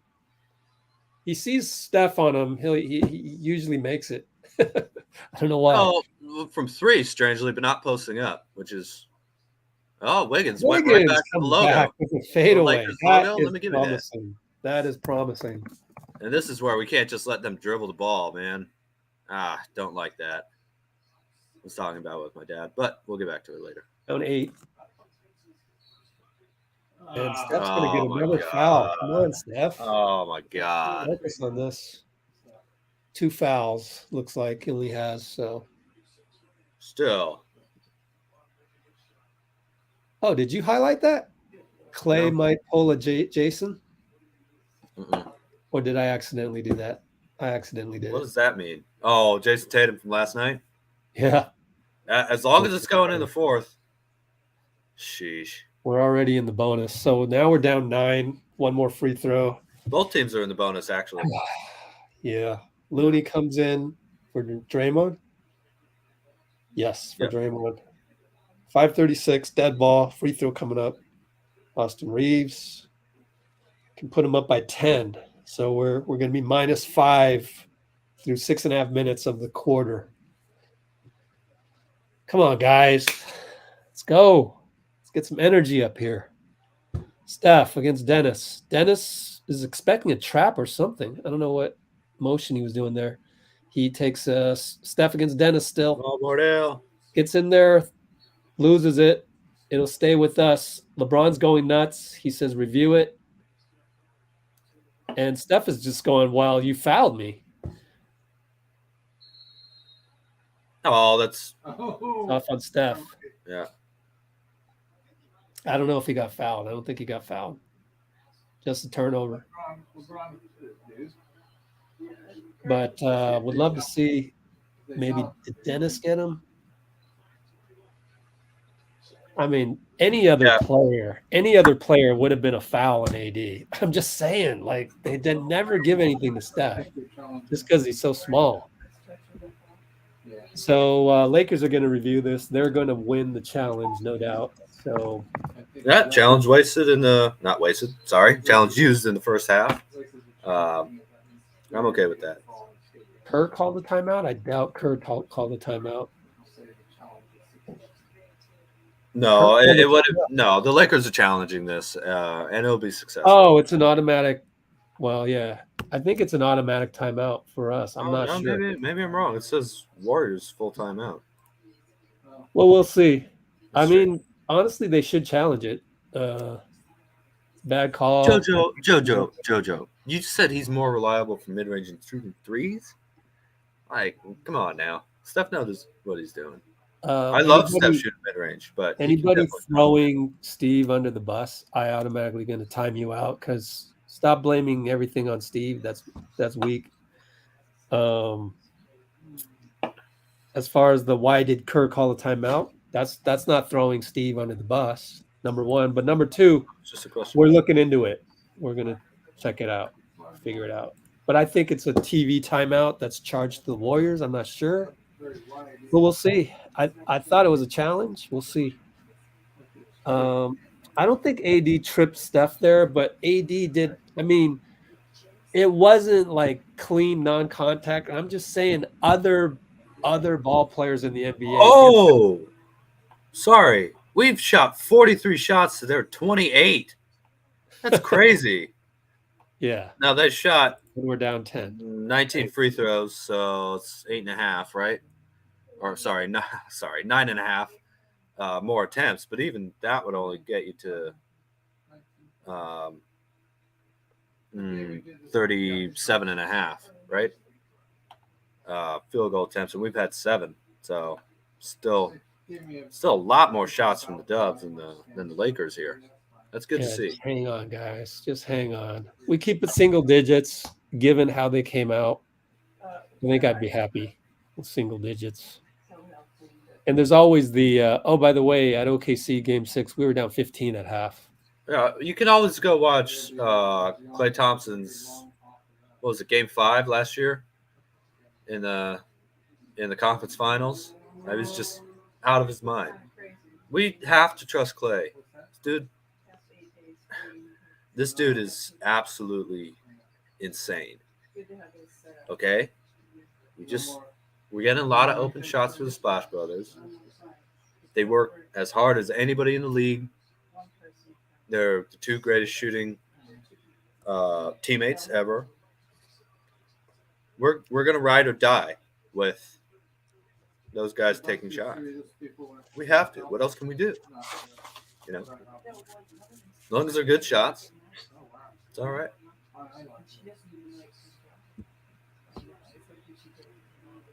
Yeah, they have 19 now. You got a prediction in the comments? Nope, not a challenge. So never mind that. Our ball. Okay. Steph stepped on the line. And they yeah. Come on, Steph. A little bit cold there. Down Fired up. 10, D'Lo GP, 80 against Loon up top. Here comes D'Lo. Good job by GP to cut it off, but still gets the screen. Pulls for 3. Short. No good. Klay rebound. Klay brings it up too. Against Reeves. Right side. Here comes the Looney pick. They double him. Over to GP. They're back one-on-one now. GP stops his dribble. Shouldn't do that. Over to Wiggs. Down low on D'Lo. Reaches in. And draw a foul on AD. Yep. Finally. Everything evens out there. Davis should be with first foul. Remember? He had 0 for that.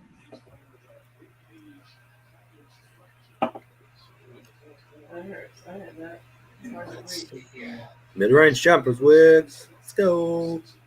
Bend your knees. Exhale. Tough hand. Line drive, free throw, good.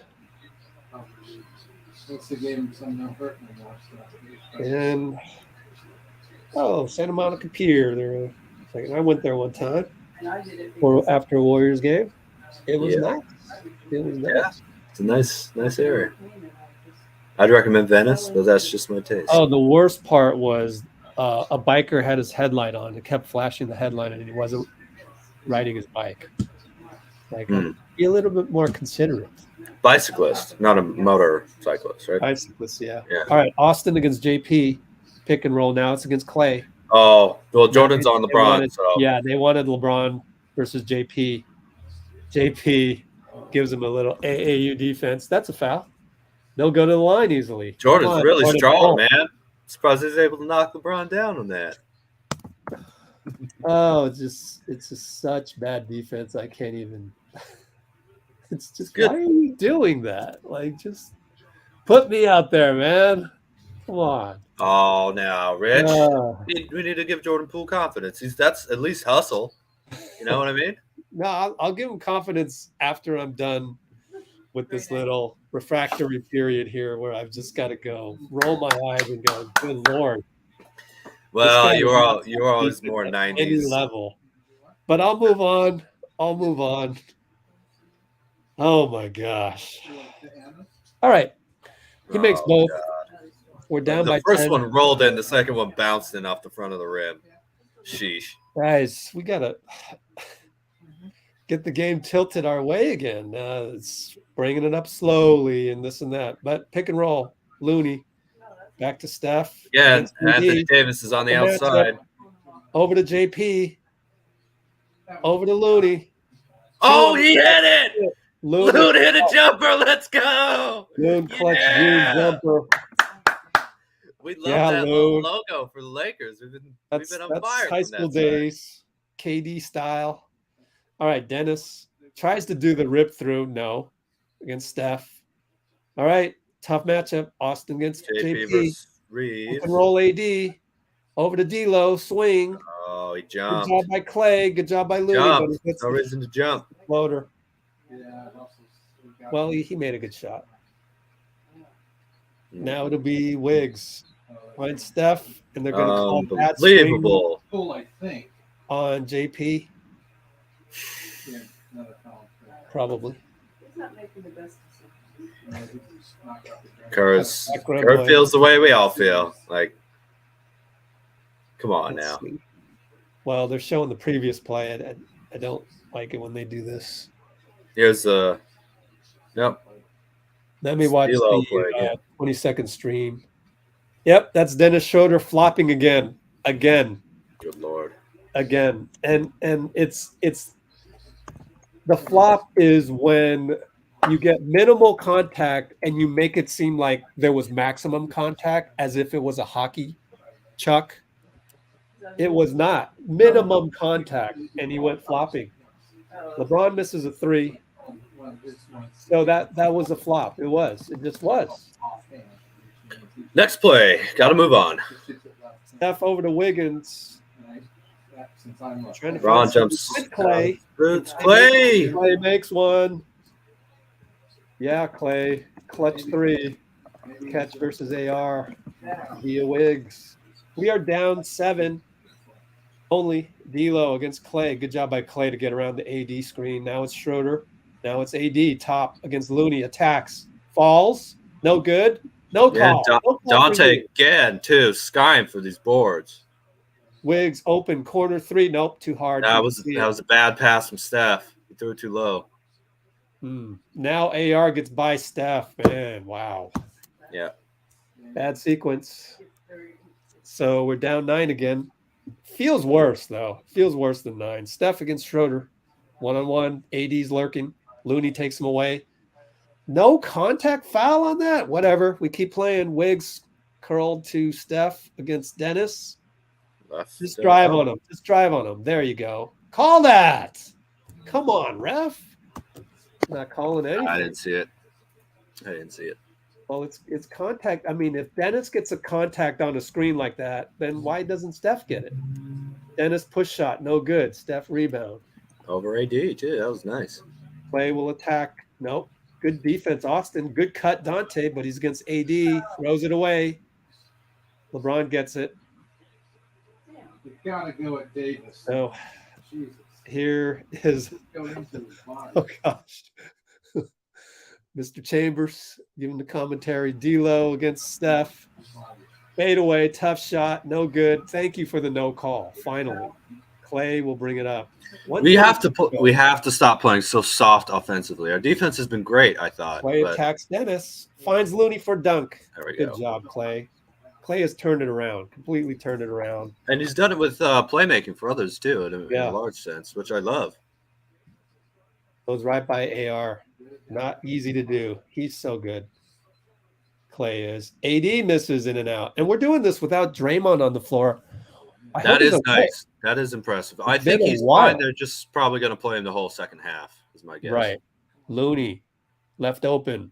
Wiggins what comes he's doing. over. Gives him Wiggins, space. LeBron, Oh, one-on-one. screwed again. Spinning around. What Hello, is that? Steph. No. Wiggins Steph and ISO Donte corner jumper. watch. That's what I want to see. I can't believe it. Donte and Steph watch Wiggs miss. Like, I don't understand that. I get the fact that Steph might be tired, but somebody cut. AR against Looney. He Travels traveled. first. He We traveled. get a travel call. We got lucky he traveled. But let's take advantage here.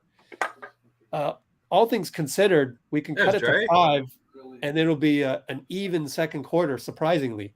even though it felt like they were killing us.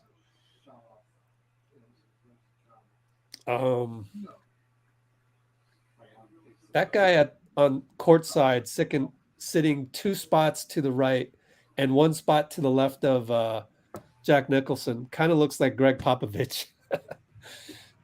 Maybe it is. Is it a famous actor? I don't know. I wonder. I don't know what famous actor looks like Greg Popovich, though.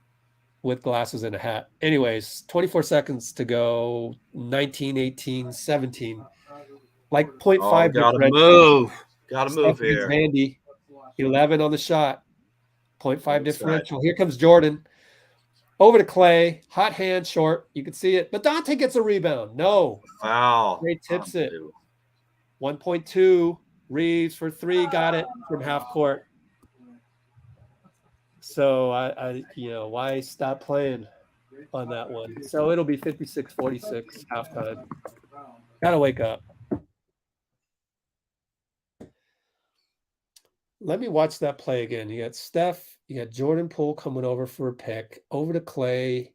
He airballs it. Donte maybe got fouled, and then Jordan Poole let Austin shoot in front of him. Didn't really hustle after it. So good shot, though. I mean, you don't usually make those half-court ones, but I feel like a lot of our guys can play better. We just haven't seen them play better yet. So I think that's the gist of it. They're replaying the AD block on. Was that clean? Oh, Dean went to take a break. So let me just rewind the block on AD by AD on Donte. See if there's anything.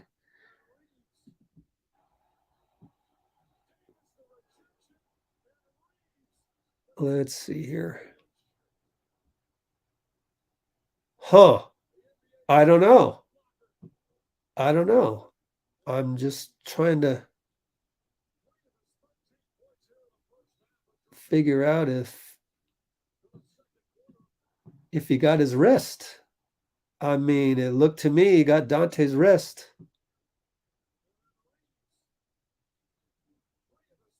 But Jordan Poole not even jumping on that. That's, it's just like, got to play for your lives here. I just don't see it.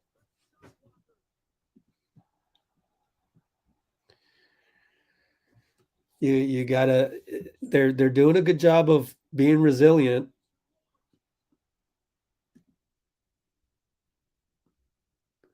I don't know. Let me screenshot this for you guys. Send it over. I can show you a photo. That will not get us demonetized. Photos are good to go.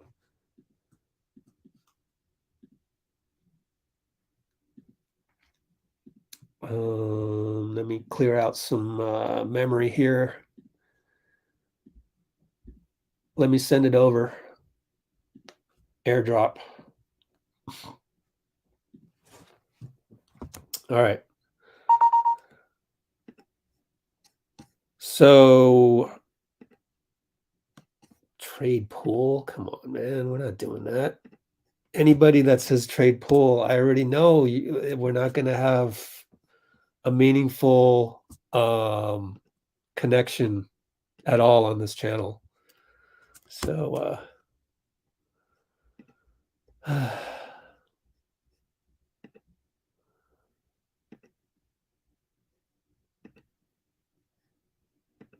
I'm going to time. Oh, I accidentally. Well, that got deleted, but I didn't block you. What else is there?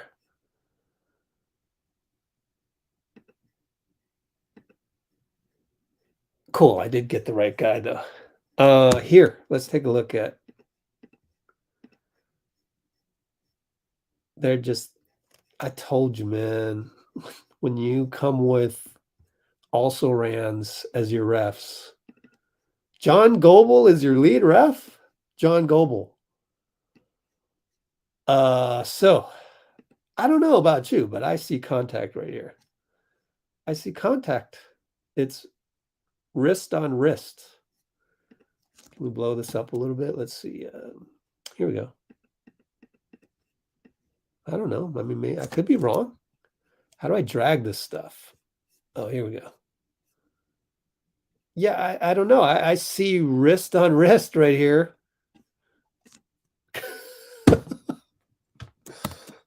I don't know. You tell me. Is that clean? I see a wrist hitting a wrist. Good Lord, man.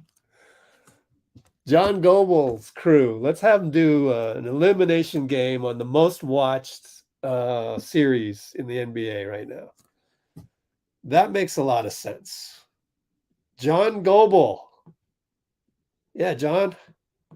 You know, the famous John Goble, you know, the one that's done so many years of service, so many epic playoff clashes.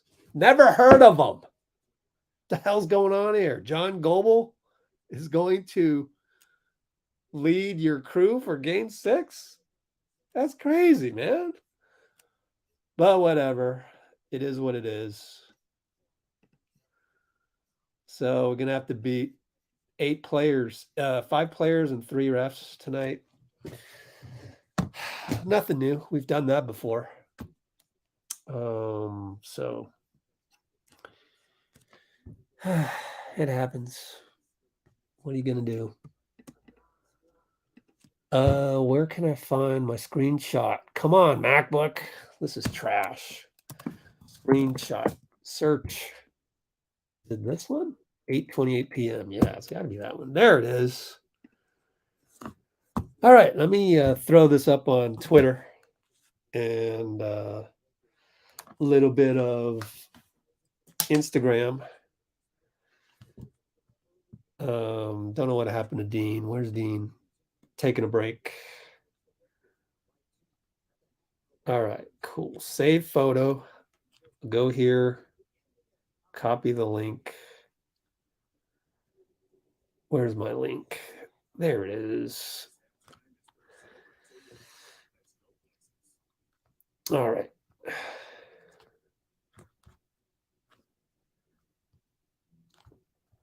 Friendly reminder to join us on the YouTube channel for all your in-game coverage.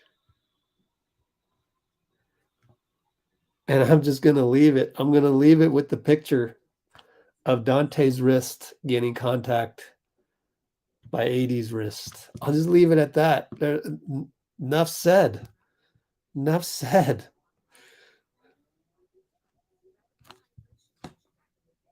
But we could play better. I mean, that doesn't excuse Steph and Donte from watching Wiggins go one-on-one against LeBron.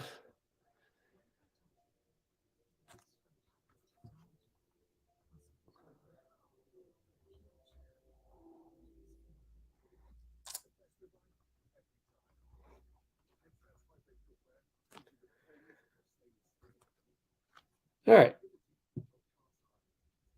There we go. We're all good on Insta. Put a little tap here.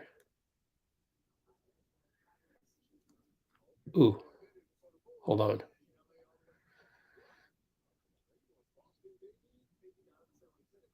Yo. Suddenly I can't download any GIFs. Whatever. Internet must be slow. What's going on here? Klay's confidence. Yeah. Everything's out of whack. Even Instagram isn't working for me.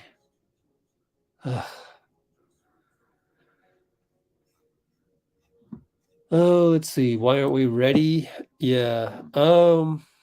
I give some credit to to the Lakers. But yeah, I mean, if we're gonna go 5 for 23 on threes, we're not winning many games. Quite simple. So that makes some shots. There's always Definitely. that. I And thought they're a open. defense. They're open. But Yes, they were. I don't see the championship DNA of the desperation coming out. So you would hope. I'd hate to go down like this. So we'll see if it Well, comes we out. are only down. We were down 7 till Reeves hit that. Out coach 40-footer? Kerr. I don't like down those. So you were timed out. Don't blame Kerr, man. So Kerr is being out coached because Steph and Klay are a combined 3 for 14 from 3. 3 for 14. You're timed out. And they're 6 for 23 from the field, which is unusual. It's unusual. Well, You're look, a timed lot of this is just us playing real soft offensively. You know, you don't want to avoid contact. You want to cut hard. You want to screen hard. Look, if they're going to call offensive charges on our screens and everything like that, then we're just going to stick to the physicality because they can't keep calling that all game long. They just can't, right? There we go, Schneider. There's Why can't more people look at it this way? what's this? What are Just you look looking at at? some positives. Look at some positives. When it's Yeah. all negative, you look at some positive. You don't add to the complaining. And since we're down, this is that has the possibility of being the last game of the season. You just go all out, man. You go total all out effort on everything. I mean, Steph's diving on the ground for loose balls, and then people aren't moving offensive. I just don't understand that. JK over Poole, man. I don't know. I mean, I want to be upset seeing different, combos, a little bit more GP2 maybe. But God, look at that shot. That's just crazy.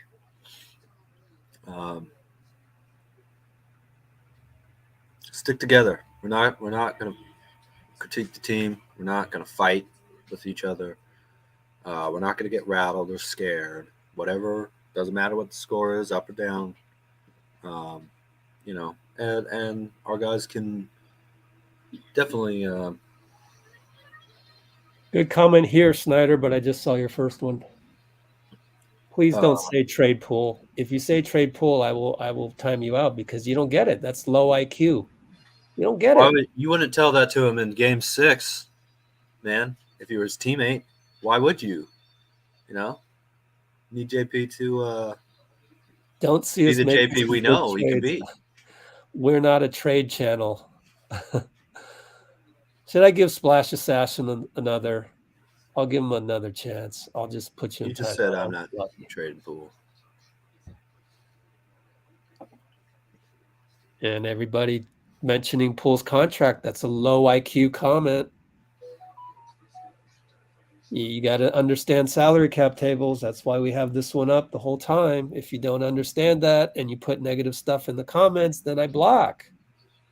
But if you put positive comments and you don't understand that, I don't block. It's so simple.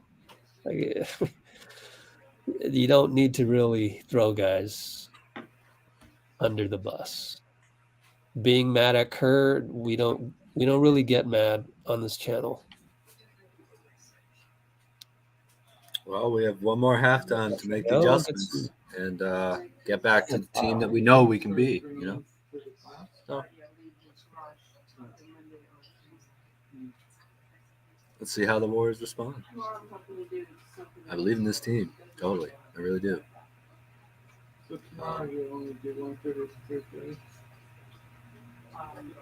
Have to maintain the same level of calm and focus that we've had all game. We were just down, 17, 18? Cut it down to 4. Played soft offensively. But you don't do that. Pick that up. Keep playing the same defense that we've been playing. You just have to accept that the shots will either fall or they won't. but you do everything you can. Look, Russell said if the shot's in the air for about 2 seconds, you take, well, let's say 3 seconds, you take 90 of them, right? Oh, no, sorry, 2 seconds. You take 90 of them. That's 180 seconds. It's 3 minutes. So what are you doing the other 45 minutes of the game? And that's where I think, you know, the energy has to go. The shots we're getting are okay.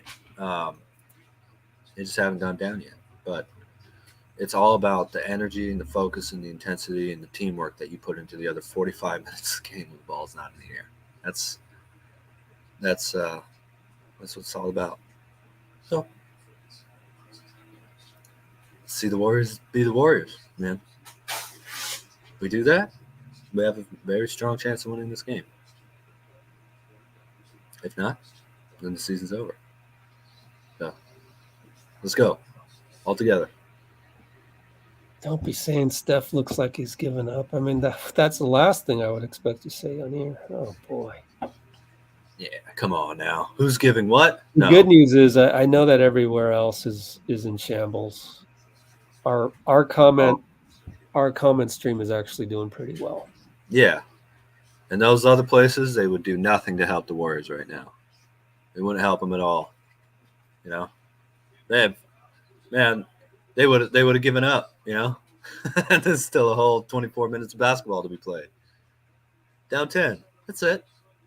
I mean, is that such a terrible deficit that we can't come back? No. Not at all. But have to play hard, have to play intense together.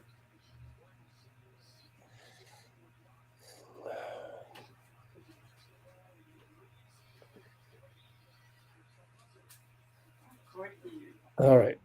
Good.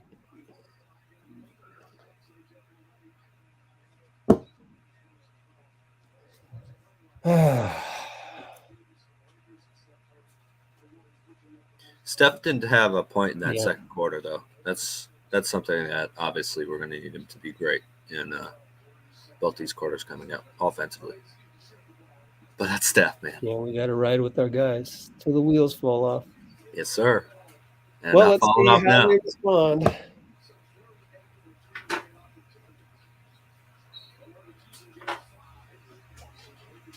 All right, here we go. 11:50 to go. Steph, step back 2-pointer, no good.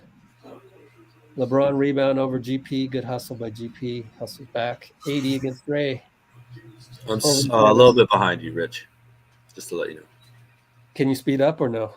No. It's Okay. the TV. You can't go faster. I can't tell where I'm at right now because YouTube does that sometimes. Disappears my bottom of the screen and I can't see the scoreboard.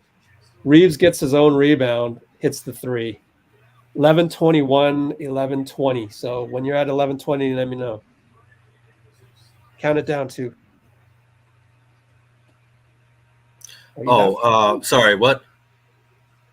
Where are you at now? Tell me. Wiggins offensive. time. Reverse layup. LeBron has the ball. 11:06. 5, 4, Okay. 3, 2, 1. 11 minutes. I can't. So I'm gonna name out a time. I'm gonna Okay. pause it at that time, and then you're gonna count it out so I can sync up with you and Okay. you with me. Gotcha. 10:45. Count it down.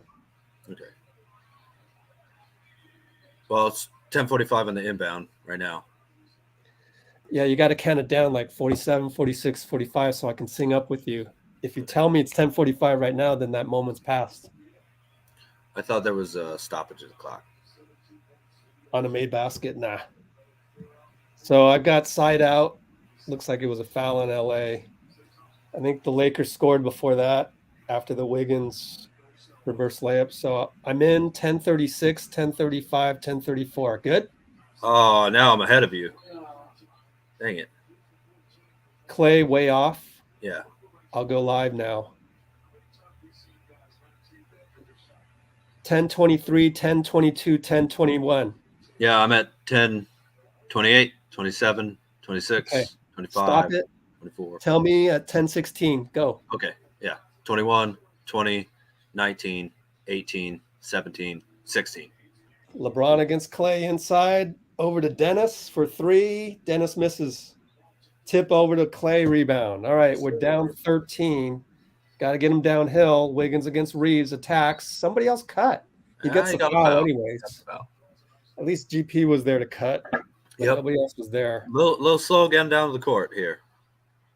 Yeah, got to push the pace. Or if they win by 3, that They're really going to show that again? All right. Yeah, they've been showing it time and time again. So we're down 13. Wiggins at the line. First one's a shank. No good. 10:03 to go.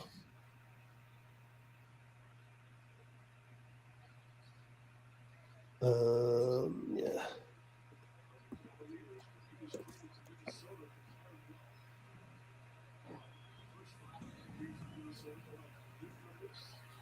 Wiggins line drive, no good. LeBron rebound against GP. LeBron brings it up. Down 13, 9:56 to go. Swing, swing, swing. Back to LeBron up top against Steph. Are we in zone? Come on, Wardell. No, we're not. And D'Lo gets a 3. Yeah, they're on fire still. 16. Steph against Dre.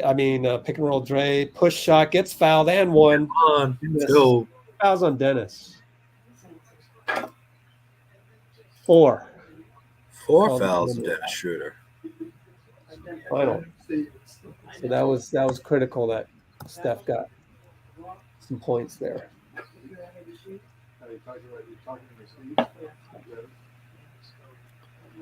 Come on, Wardell. Let's get Dennis in foul trouble.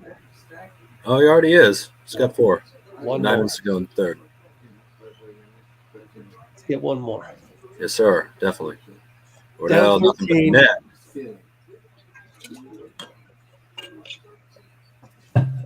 Man, how many people in the crowd wearing sunglasses over there? Oh, it's Alley-oop. great. Draymond holds AD. They're going to call it on Donte, though. He's saying that's a flop. Interesting, Dante is saying. I don't know what the play was, though. I want to watch Donte there. So Donte's in there for JP? Or who GP? started? Oh, GP, right. Yeah. Wiggs going to get called for foul. Here we go with the fouls again. I did not get to see Dante's foul. So, but anyways, now Wiggins goes to talk to Lindsay and complains a little bit to Lindsay. AD and Dre going at it in the friendly battle down low. Yes, All sir. right. Dennis attacks Steph. No call. Davis tips it in. Tipped it in. Down by 15. Still plenty of game left.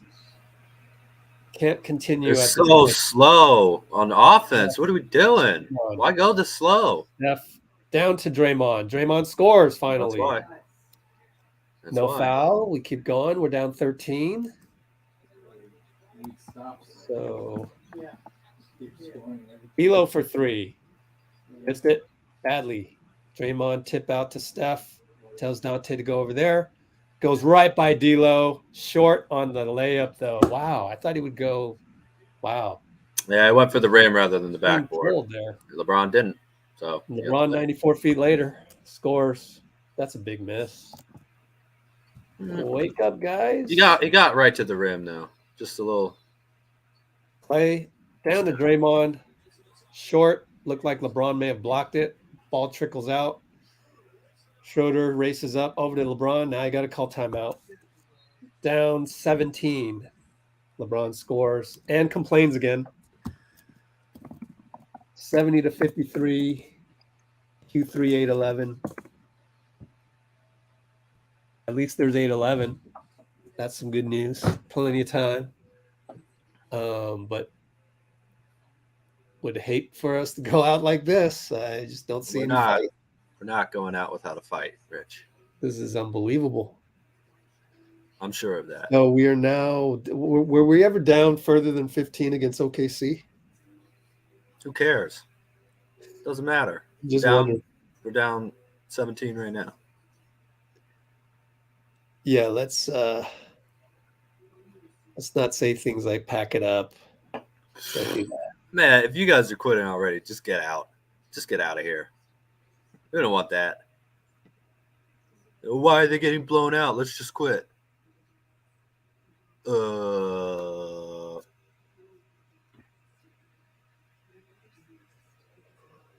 No adjustments. I mean, the adjustment is play better, play with more force, and they talked about it, just not happening. Like,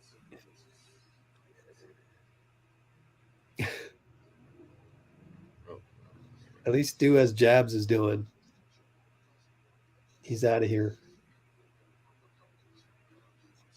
Game isn't over yet. There's plenty of time. You're quitting Jabs? Unbelievable. You're a regular, man. No. It just may be he's going through some stuff, doesn't want to comment something bad. Okay. Yeah. Better say nothing than something you regret. I get it. Okay. That's fair. Nervous? Yeah, that's understandable, but it's also a lot of this is our fault. A lot of it's under our control. So all you have to do is play harder than this, really. That's the main thing. You just need to play a lot harder. Especially we're playing hard defense, I think. Just need to pick it up offensively, man. A lot of standing around and jogging cuts, not running, not sprinting. But our fate isn't sealed. Let's see what happens. Thanks to all the negativity, I've changed my focus to having wishing we would play better too. I'm not even worried about right now. I'm just looking at guys I should block. Thanks, negative people. Give me something to focus on other than the game itself, which isn't going well. Yep, we believe. Oh, of course. They flash a couple of those. Okay. In the as it goes by.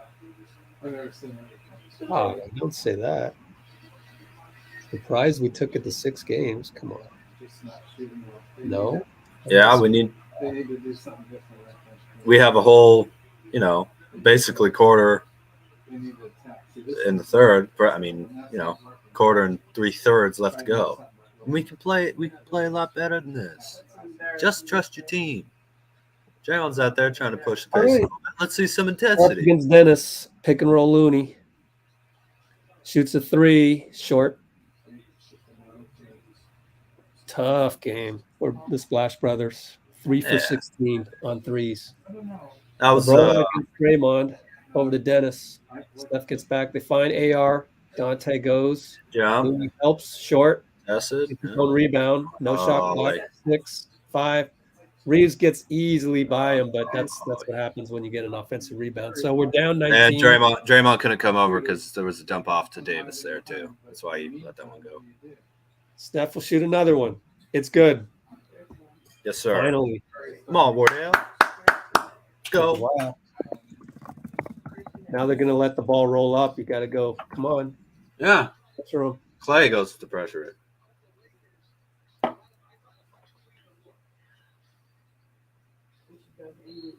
Was 3 for 16. There's another foul. Indian basketball. What's the call here? So, Showing massive replays here. he's only a second year down. Maybe I should have my slow stream a little faster. But anyways, it must have been a foul. AD push shot in and out. Steph finally grabs it. Oh, he's so strong, man. He ripped that away from 3 guys. Klay for 3. Misses it. Wardell and 1. And No call. 1. No call. But Unbelievable. He did put it back.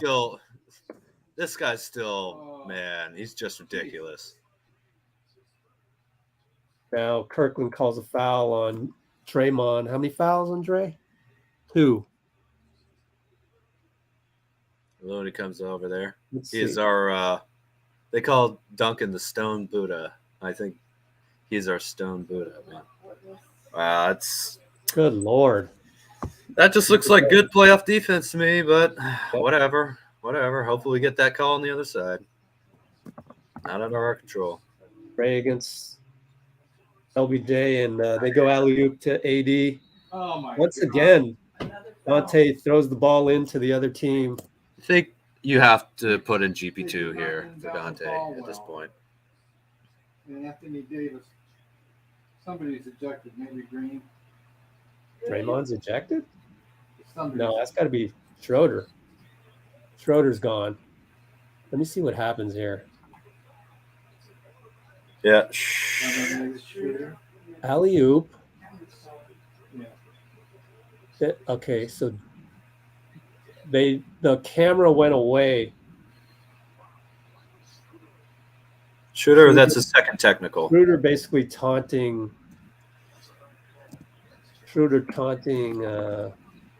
I didn't really see it though. I don't know why he got it. But we threw the ball. Right against his face. But Draymond, But there must I have don't been- know. That was just so freaky. How can you do this twice in a game? Anyways, Donte inbound to Dre is a turnover. Ends up being a turnover. I don't know whose fault that was, but you do that 2 times in a game 6. I've He's gone. never seen that before. Oh no, he didn't get a technical before. So, oh gosh, a little too loud on your end. So LeBron's talking to Goble. Hey, keep it AD, down. Thank you. AD's at the line for those 2 foul shots that Draymond had to foul after the inbound. Let's watch this inbound again. I don't get it. Donte just threw it without even looking, man. Yeah, Donte wanted to push the pace, but AD read it the whole way and got the foul. Then Dennis was all over Draymond. Probably said some stuff, got him tossed. Anyway, so he's gone, and who came in? Probably Vando. No, Lonnie Walker came in. Draymond sits. We're down 18, 6:14 to go. And very Against soft performance by everybody but Steph here. Steph throws the ball almost backcourt, but Klay saves it. 8, Yeah. 7, 6, 5. Over to Moody, corner. LeBron's all over him. Shoots with 3 seconds, misses it. AD rebound. LeBron coming downhill. Charges into Donte. No call. Missed it. Good job by Donte, actually. Yeah, it was nice. Made him shoot it tough. Will shoot a 3 in transition. Oh, let's go. Donte's been incredible today. He's Other been than playing that really turnover. well. Yeah. Just kind of pulled the chair on LeBron. So that was great. So anyway, all that, and we're down 15. Got to get some stops. Could play a lot harder on offense here. Again, the defense has been fine. Reeves misses. Looney, rebound. We got to play That Looney brings it most out. of this game, man. Steph pulls up, but pulls back. Oh, I picked up a live dribble. I don't. Donte. Yep. Not sure about that. Either. Back to Steph against D'Lo. Here comes the Looney pick. D'Lo all over him. Goes by AD. Gets the step. Push shot. Good. Easy, Steph is doing easy some money. Make the incredible- Lakers call timeout. Finishes. Steph with the GOAT layup. Yeah, he's got 22, 4, and 5 right now. Timeout Not even Lakers shooting that up well again. 13. Feels like we're down 20 though, so that's kind of the silver Oh, lining. now. Come on. I said it feels like we're down 20 and we're down 13. Easy there. No, I just mean anybody. Good. Anybody should remember how quick momentum can shift in a basketball game. That's all. I mean, look, if Steph Klay hit 3 straight threes, we're going to feel totally different. You just have to, everybody out there, just remain calm. I'm trying to remain calm. Rich is doing a great job just calling the game as it is, as always, giving incredible insight. I'm doing my best. We're not going to quit, though, okay? It's just not going to happen. We have Wardell. We're not going to quit. We're not going to quit on this game. Let's see if we can hit some of these open shots that we're getting. That's just basketball, you know. So everybody's season ends at some point, whether it's championship or anything else. It's all just basketball. There's no difference between the preseason and Game 7 of the finals. You know, not really. It's just. Let me throw another silver lining out here. Oh, we've been stuck on Please the do. spot the whole time. My fault. Let's get the box score. I've been looking at the box score, looking at fouls, and not realizing. Sorry about that. Here's the silver lining. If we pull this game out, there's no way the Lakers are winning Game 7. There's no way, because this is just psychologically. If we pull this game out somehow, there's no way. Well, That's the series. So, I mean, our best players let's have pull the missed. game out. Our best players aren't shooting that well, and it feels like they're fairly open looks. You know, and I think our defense has been good. So you just stay focused and stay connected, and don't give up, and just let the game play itself out. And no matter what happens, make sure this game ends honorably. You know what I mean? Yeah. there Ends you go. ends with us representing who we really are. Make sure this game ends honorably. Yes. Oh, please don't, Zap. I don't want to block you, man. I don't want to block you either. God is able. Don't say that. At least delete that crap. What? All right, I'll delete them. See, this is what happens when you're real negative and you give up too early. I just said we're not going to give I up. can't You guys are delete it. saying give up in the Did comments. he delete it by himself? I can't delete it. Maybe he must have deleted himself. Oh, no. Oh, let me delete that one. I can't delete anymore. All I can do is put users in timeout. That's weird. Let's refresh Let's see if I can. live chat. You can go to YouTube itself, right? Other than StreamYard. I'm trying in there. JoJo's a changed man. Rich, you got to him. Good or bad? It's hard to tell when you go, I'm sorry, and it's all a run-on sentence. Sometimes it's hard to understand the sentence. But good. I'm going to assume that's good. Must have deleted it. Good job, Zap. Delete that. Yeah. Right. 4:53. So in the third. We're still in the third. Moody's here. Lonnie makes it. Oh, That guy doesn't no miss. shot. Yeah. Actually, he did miss earlier. But wow. Lonnie Walker the First fourth, one. trying to get 25 million a year. All right, Steph and Looney pick and roll. Looney on the roll. Over to Oh, Donte. Had the ability. Come on, Klay, move. Don't watch. Oh my God. Airball. So Donte airball, but Klay was watching. I mean, Yeah. Looney working hard, though, all over the court on that come one. on, man. Honestly, just give the ball to Play Looney. against See what Klay. happens. 4:19 to go. Down 15. Lonnie for three. Over Donte. Hits it. Oh, man. Now we're down 18. These guys aren't missing. Force. Can we get some force here? Steph trying to do what he can. Push shot over AD. No good. LeBron rebound. Nice try, Looney. AR against Moody. Downhill. Finds Lonnie again. Misses. Amazingly. They foul Looney. No. Looney doesn't look like Say it's off on him. just lost the ball. Oh, LeBron, great play. He knocked it out. Clean ball. No Yeah. elbows out for any of the Warriors when they're holding it. It's the best way to protect. Yeah, you got to put it elbows under. out and push in. Try and Yeah. almost deflate it, right? We're just holding it like this. But a lot of little Quick piece mistakes in the that the game. Warriors can correct. Still Down 18. a lot of our. They go with the lob. They're going to call a foul on Looney. Wow, man. Let's see. Thank you, Zap. Yes, sir. Don't give up. Look, if we lose, we lose. You know what I mean? You don't have to give up before it's over. You know, like, just keep up the positivity, man. Let me watch the replay.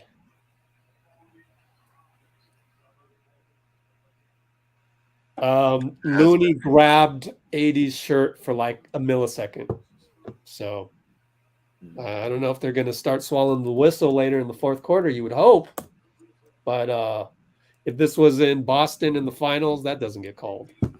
I mean, grabbed his shirt for like a millisecond, and then the ball was way over there. I mean, I didn't change the trajectory. Him grabbing the shirt for a millisecond didn't change the trajectory of the lob. So I don't know. I'd have to see it one more time just to double check, but missed both. So it doesn't matter.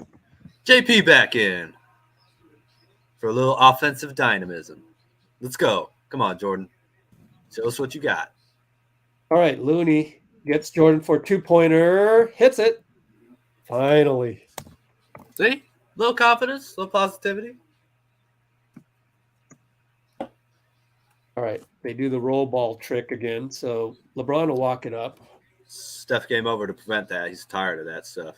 16-point deficit. LeBron against Moody. Gets downhill. Too easy. Run. Come on. Let's go. F goes. Oh, it's too slow. Tries some moves on Austin. Do it. Gets a move on Austin. Pushes it. He gets pushed on the side. No call. Looney's was much less than that. Unbelievable. Steph push shot. Steph's tying his shoes here. On AR. He's fast at tying those things, man. Oh, yeah. All right. So they're going to go slow ball. Eyes up. Down 16. LeBron against Moody. Here comes D'Lo. AP fouls D'Lo, but no call. LeBron scores again. Yeah, at this point, maybe bring in JK to play some defense on Moody. Like nothing else is working. Steph gets a call finally from Lindsay. Oh, I just heard that was Lonnie Walker's fourth foul. Hopefully, let's get him out of the game. He's a bench. Yeah, I'm surprised that Peyton's not in. I think I might put in. We had a timeout mandatory. Peyton, Moody, down 18. Draymond, Loon. I'm happy to see that. Well, there's not enough help defense at the moment. Is the thing, Tim. It's okay if LeBron gets by, guys. That's what he does. It's like Steph draining threes on people, and it's just what he does. But you need to have the proper help there to be able to make it difficult for him, and that's what we're not doing at the moment. Well, with Draymond out there, we're not going to get really much help. I mean, it's pretty tough. That's why I suggested maybe go JK, just play some defense on him right now. With Draymond out there, we're not getting help with what? What I said? Yeah. You're not really going to get very good help on LeBron right now if Draymond is not in there. So. Oh, if he's not in there, I see. Yes, if right. We're doing what we're doing right now, which is staying home on everybody with Looney on AD. Maybe you bring in JK for Moody real quick just to see what happens. We're down 18 anyway. I mean, I might as well try it, but also Kerr still obviously feels that. Wiggs is back in, so never mind that. Wiggs and Draymond.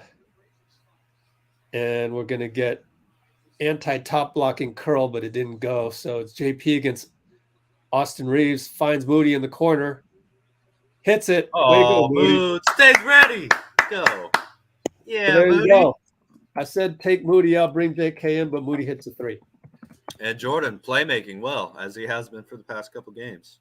Austin against JP. They're going to run their slow offense.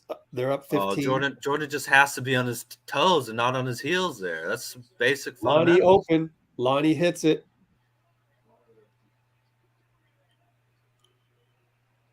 Steph against Austin. Goes bye-bye, Austin. Reverse layup. Good. He's just incredible layups here for Steph, but we can't get any shots. Wardell's the man. It's 26. Lonnie brings it up on Moody. The slowness of this. We really need to pick up the pace here. We really have to just run.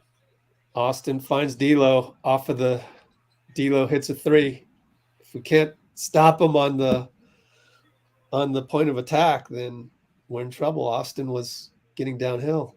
JP loses it, gets it back. Oh, should have shot that.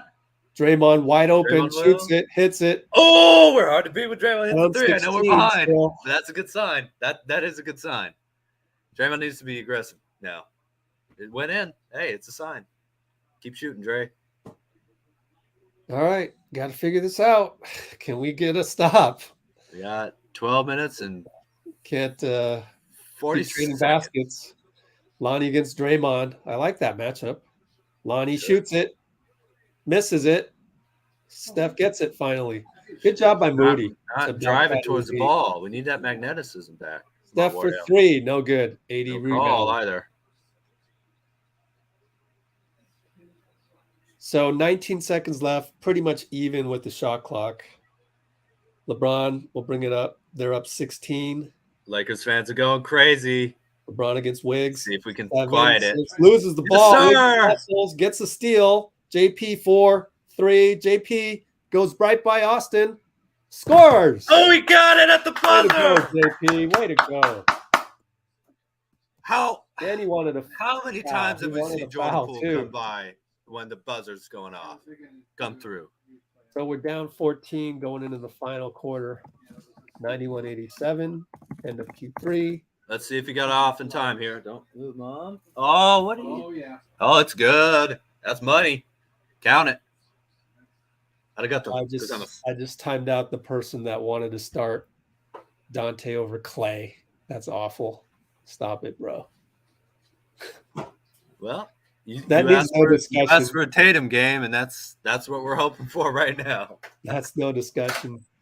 Klay could score no points in this fourth quarter, and I still wouldn't start. His anybody but gravity, Klay. his gravity alone is Yeah. so important. You know? But let's move on. We're giving attention to one guy out of No, but- 176 concurrence. So. But it led us immediately to something positive. Look, it doesn't matter if Klay hits shots. His gravity keeps that you cannot leave Klay Thompson open. His superpower is to get so hot that he doesn't miss. And we haven't seen it for 2 games and 3 quarters yet. But that's still Klay Alexander Thompson out there. Okay? Have to have a little positivity, a little bit of love for the players that you really actually care about and support.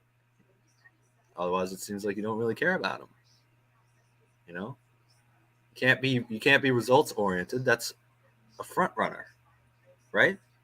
Isn't it? That's what it means, right? Yeah. So, still have Steph. He's playing great, playing very tough. Still hasn't found a shot yet, and yet, you know.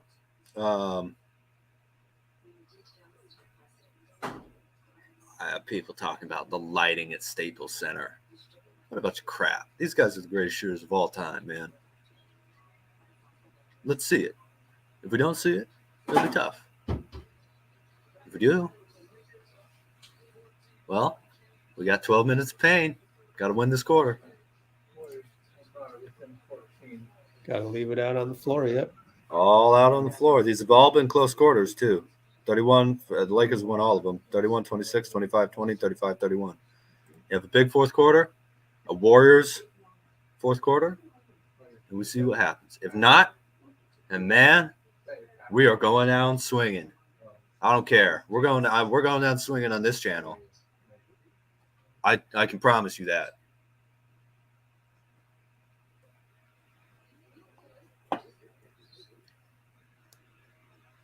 We need some corgi power. Corgi.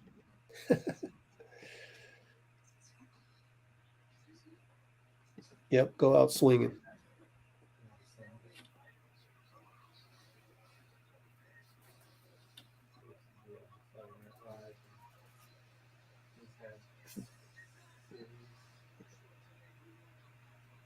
All right, Bruce. We'll remember. If you're wrong, you get hate. If you're right, you're the hero. Same as if you win or lose. Oh, come on, Anthony. Nah, man. You break a clipboard, you're starting to get real emotional. That's not what we need. We need sharp, calm, strategic execution here. You can't get too high or low, no matter what happens. You can't. There's no look. Nothing's happening other than the possession you're in right now. That's All right, it. here we go. 11:55, 11:54. Clay's back in. D'Lo to LeBron against Moody.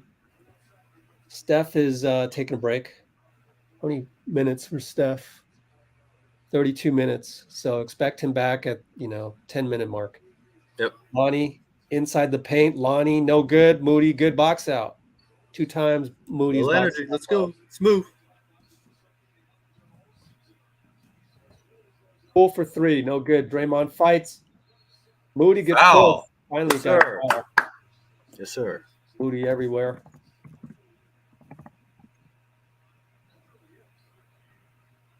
We're 0 for 27 trailing after the third quarter on the road.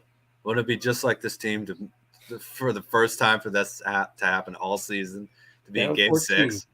JP against AD over to Moody. Back to JP. Attacks Lonnie. Bye-bye, Lonnie. Layup and Jordan, one. JP let's has go. broken it up. Yes, sir. JP and 1 versus Lonnie. Beautiful move. That's Beautiful Lonnie's 5th, I think, if it's on blocking Lonnie of the Walker. boat. Yeah, 5th. Yep. There we go. Just a great attack. Finally got a call. Totally fouled him. No question. We need Jordan, man. We know how good this guy's been last year and how much improvement he made from his rookie year. And amazingly, Let's go, Jordan. at the line, Shut him up. with the chance for stop him at the other end, maybe cut it to single digits with Steph on the bench. So we're down 11. Get a stop, score, down single digits. Absolutely. LeBron, D'Lo looks at it. No, I think we're in a zone-ish. Looks zone-ish. D'Lo will shoot 3, misses it. Klay rebound, and we bring it up. Pick and roll. Dre, Klay against AD, waves Moody over. Dre post up AR over to Klay 4-3. Catch and shoot short. Gets it back again. What a pass to Klay. Reload. It's short again. Oh boy, that's tough. Hey, man, those are good shots. Those are fine shots for Klay Thompson. Yep.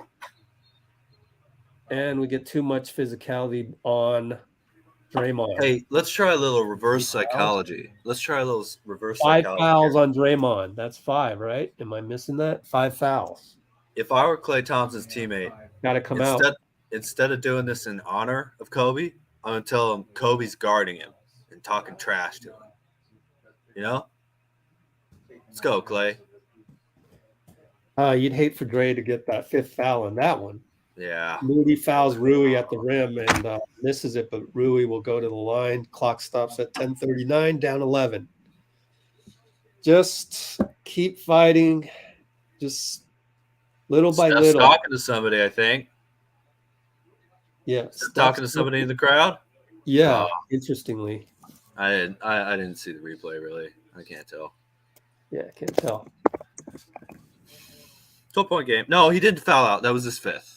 That was his 5th foul. I didn't say he fouled out. I said 5. No. I'm sorry. Nicole asked that. Nicole. Oh, he did okay. not Thank foul you. out. Thank you. It was his 5th. Okay, so here's JP brings it up. Down 13, 10:36 to go. And it'll be JP against AR. Pick with Looney. There's Klay. Layup gets swatted by Rui, though. So Klay's woes continue.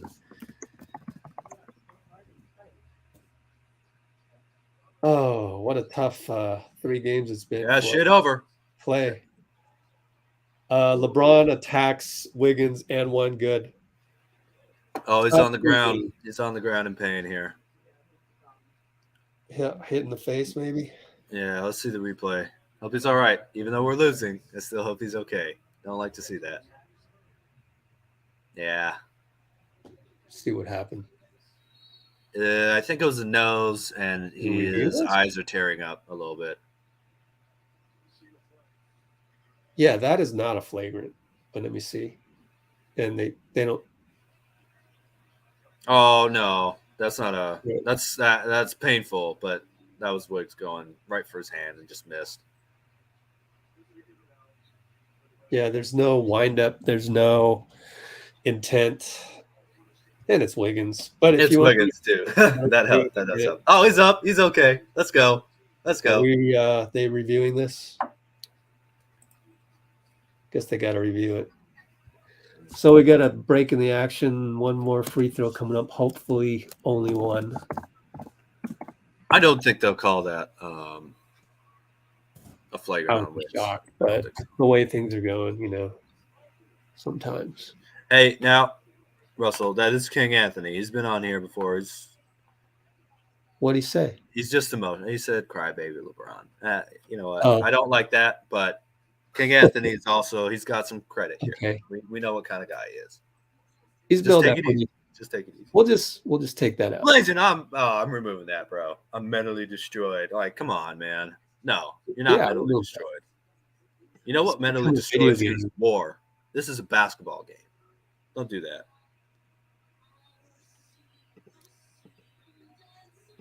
Gosh. Wow, making this into a video game for me, guys. Yeah, whack-a-mole.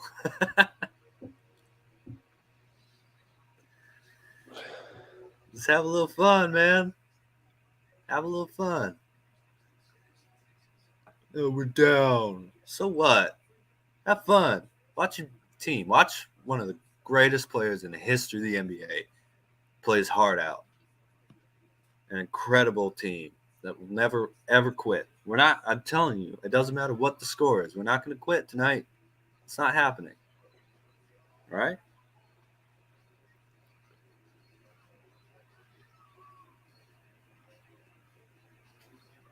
Blasian, man. I was so positive. What happened? Can't find his comment, man. It was fun. Whatever, dude. This is where you prove yourself. When you're down, when it's close, when the season's on the line. Doesn't matter if you're up 20 in the regular season, or after you win a championship. This is where you prove yourself. This is where it's most needed. We all got to step up. Let's go. Come on.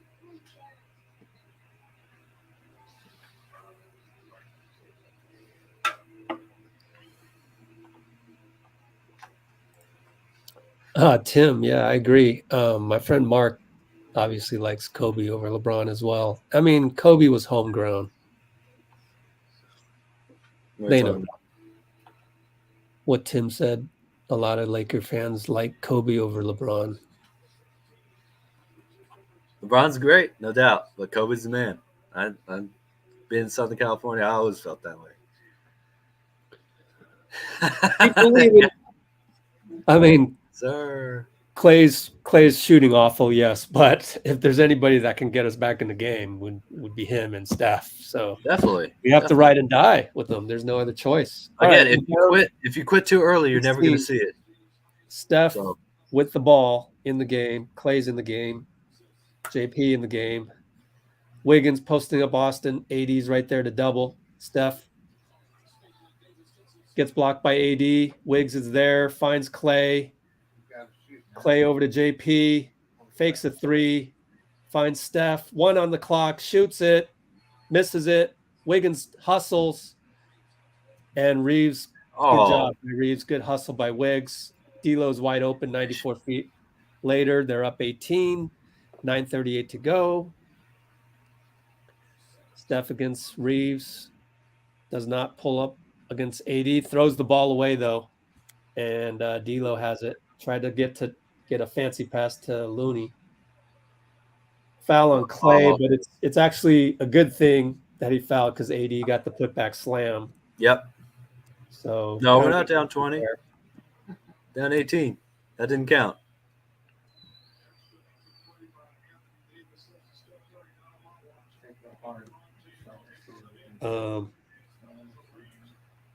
It's a little loud over there, getting feedback. At least we're synced. So how about this? If you're not saying anything, Dean, mute yourself, and then when you want to say something, just unmute and say what you got to say.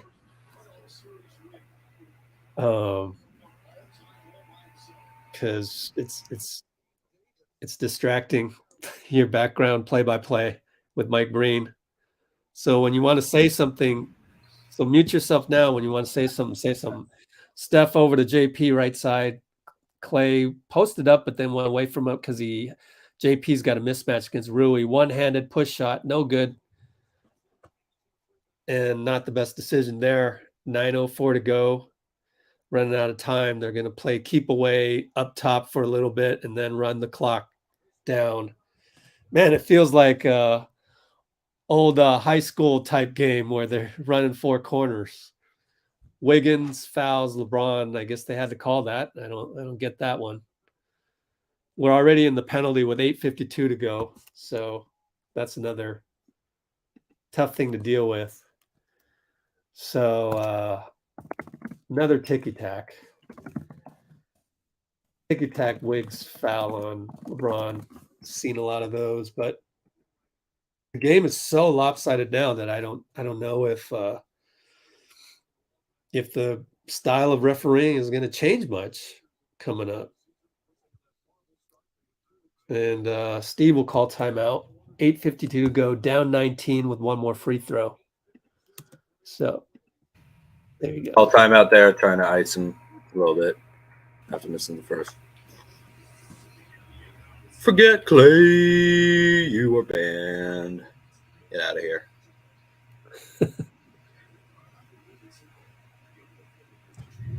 Hero balls again? I'm not sure that's quite you meant, Jello. What are the chances we're going to get Brandon Katz?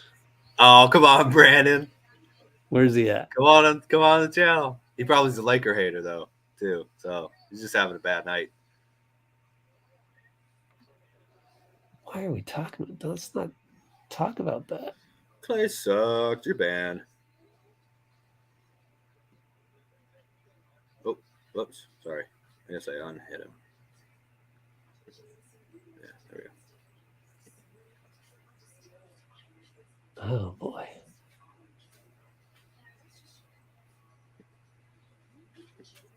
Let's not talk about the Nuggets yet. Nuggets, that's just saying I give up. Come on. I mean, we're down by. Talk about the Nuggets when it's time to talk about the Nuggets. But we're just not out of principle. You can't do that. You can't do that out of principle alone. You know?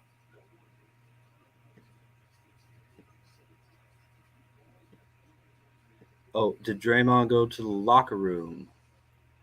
Is that right? Klay getting bulky and stronger doesn't really change his shot percentage.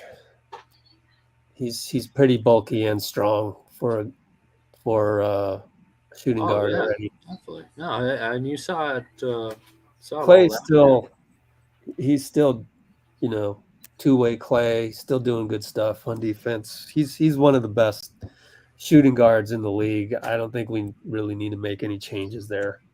He's just missing. These are all pretty much open shots, Oh, These 12 shots definitely. are pretty open. They're just not going in. That happens. Look, certain years that JP behind the legs pull up mid-range jumper is absolute money, and we're up 15. Other years, Klay, shoots 2 for 12, 3. JP misses those shots, and season's on the line with a few minutes left.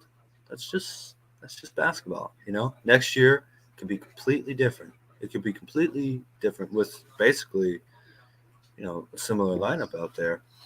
And we just catch fire at the right time, D'Lo makes bad decisions, and Lonnie Walker IV doesn't look like a superstar, and whatever. And, we're up 3-1 against the Lakers, and we're worried about, blowing game 5 or whatever. You can't get, as much as this is emotional, you cannot get too caught up in the moment. You have to understand where your team's at, what's happening, why the game is going the way it's going and what you can do about it. If there's nothing you can do about it, then again, it's just a point of pride that you just fight till the bitter end, no matter what. No matter what. Doesn't matter what's happening. You keep fighting until the very end. All right, here we go. Down 20, 8:50 to go. Now we're down 20. Get it right. Donte in for JP. Looney, handoff Steph. 80's in there reaching in. Waits. Down to Looney. Back to Steph. Contested 2. Hit rim, Looney. Good rebound, Looney. Over to Steph for 3. Hit rim. LeBron rebound. Attacks. Over to Rui for a dunk. And that's patented LeBron James right there. That's patented LeBron James. Rebound, and then young Charles Barkley, 94 feet. They should not be outrunning us, though. That's crazy. Looney tipping. Blue dog.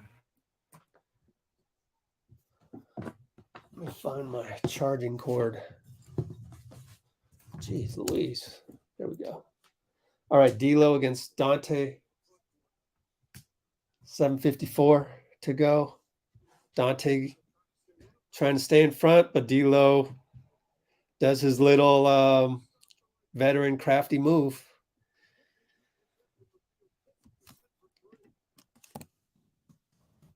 And Donte will get a 3 in the corner. It's off rim. 9 for 38, according to Mike Breen.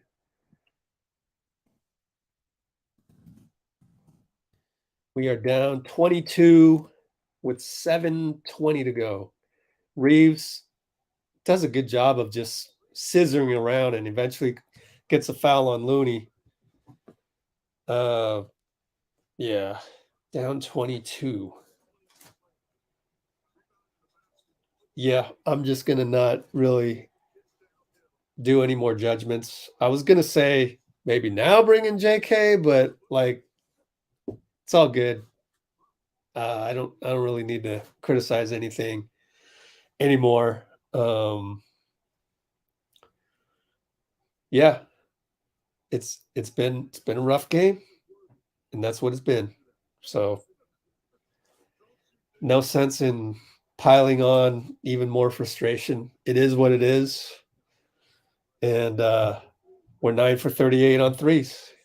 So Klay is going to attack the rim, slings it over to Donte. Good sling pass. Donte converts. So that's a 3 ball by Donte. Klay still trying, the shooting stroke is not there, so he's doing other things. So that's good to see. They're going to slow ball this. 13 on the clock. Hold it out. Now late post. Rui against Steph. Makes his move. Stuck baseline, but too easy as Looney couldn't help. And that's a 6'9 versus 6'2. Tough matchup. Klay goes to the hoop. Finds Steph for 3 up top over Austin. It's short.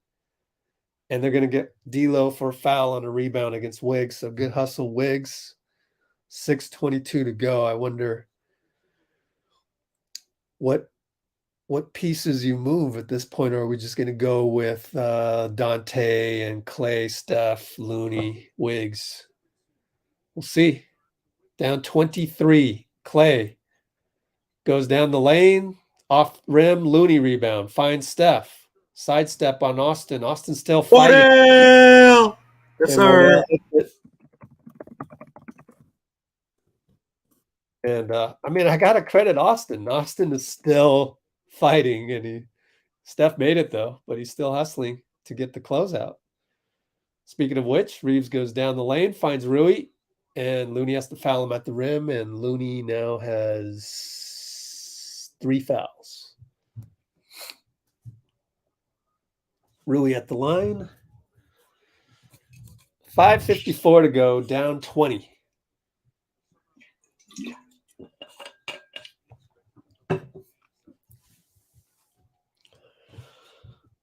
Some amazing shots are going to have to fall for the Warriors. I mean, we really can't miss the rest of the way if there's any mathematical hope. It's just a point of pride, man. keep going on the run as long as you possibly can until you can't play anymore. That's it. That's all that matters. Inbound to Steph. 5:50 to go. Down by 22. Pick and roll Wiggs. Waiting for Klay to make a move. Finally gets it to him. Looney posts up. Tried the tiki-taka, but ended up going to Donte up top. 80 rebound. And 22-point deficit. Timeout, Lakers. I don't know. Might be time to wave the white flag. I'm not sure. Timeout, Lakers.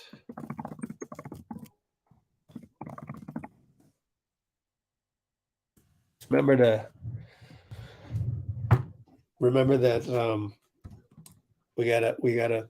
we win with grace and we lose with grace. So Oh yeah, that's important.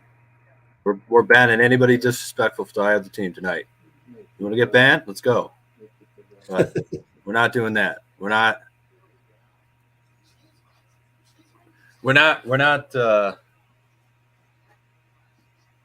going to be sore losers if, in fact, we do lose this game.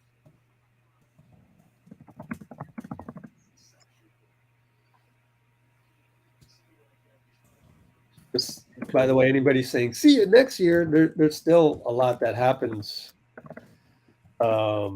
before next year. Yeah. Summer League. Why not say see you next live? You think we're gone for months? Next live, hey.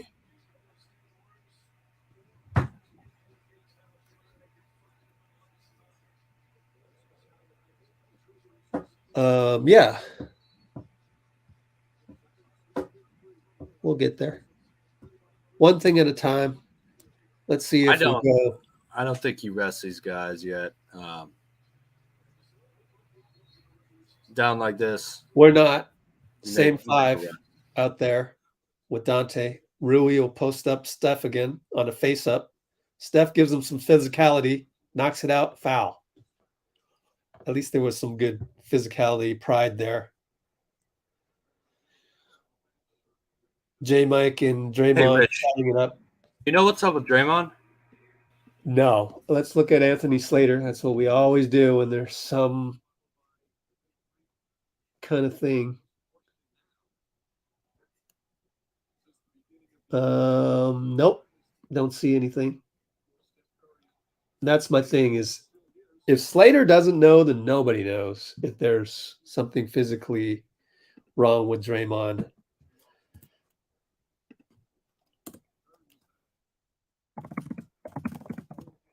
Missed free throw, but we're down 23. Steph will bring it up. Mordell, let's go. Pick and roll Wiggs. Over to Looney, handoff. Fake pass, swing over to Wiggs, over to Looney. Still good movement. Donte will get a foul on AD. And that will be how many fouls on him? 2 fouls. So it's going to be side out. 5:03 to go. Down 23. Steph against Reeves. Klay on the curl. Over to Looney. Looney scores. And one. Go. Blue dog.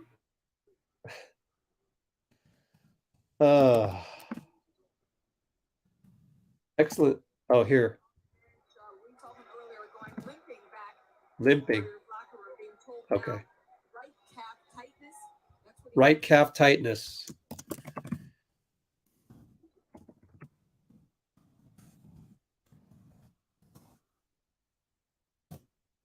Yeah. So one thing maybe we'll see, maybe, something Klay can improve on is start the game with those, what he's doing now. He's been great the last several sequences. Then go to the three-pointer.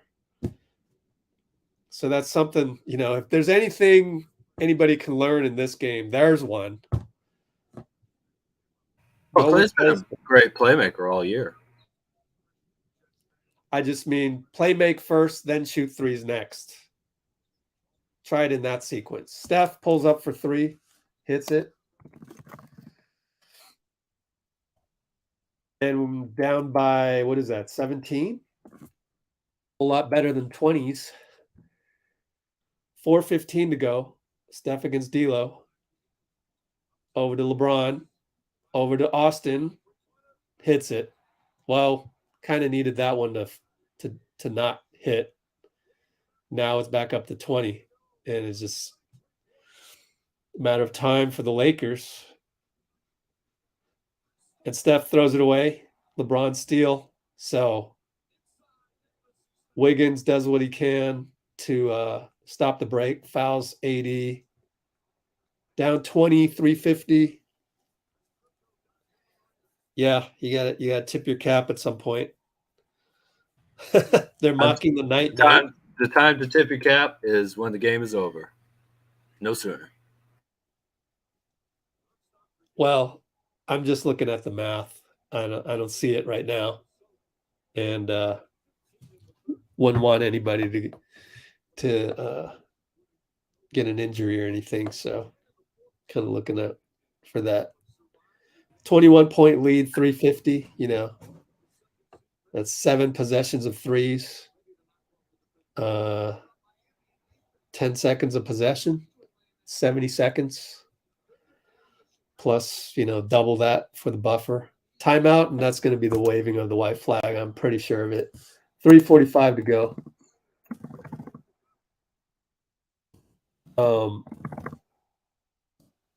So I don't mind tipping the cap right now because I think we found the formula against the Warriors basketball this time around. Of course, if you could do it all over again, maybe throw in a JK to mix it up a little bit because that's what we're missing. And you get to start fresh. Next time we face the Lakers, it'll be fresh. And have a whole season to build it up where JK is making, 4 mistakes in the span of 3 possessions back in, against Sacramento, which pretty much made Steve not trust him. And but it's easy to go hindsight 2020 and all these things you could fix NBA 2K style. So it's easy to do that. So we don't want to just rattle off a whole bunch of those things. But yeah, just the makeup of the teams, the style of the teams. If we're going to play the Lakers again, I think we need another athletic component in there. And this time we'll get more time to develop that over time.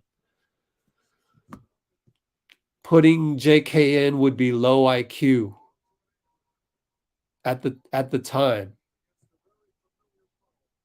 Putting JK would be in low IQ at the time. So we do have our scrubs in there. I don't know. DBD, let me know. Expand on that. Hard to answer, a 6 word gotcha, Boot again. Let's go. Hard to do that.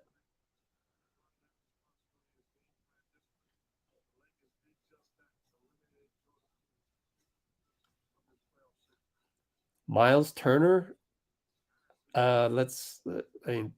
Miles Turner is unachievable at his price. So I gotta delete that. Please check a salary cap table before you suggest it. It'd be really hard to find a Miles Turner out there in the draft, free agency. Why even bring up his name? Like, I'm talking about something realistic that we could try. We already have Kuminga on the squad, so build him up and hope he can be able to contribute in the clutch time and not get to a point where you're making 4 mistakes, game plan mistakes in a short amount of time, which kind of just made it more difficult to play him.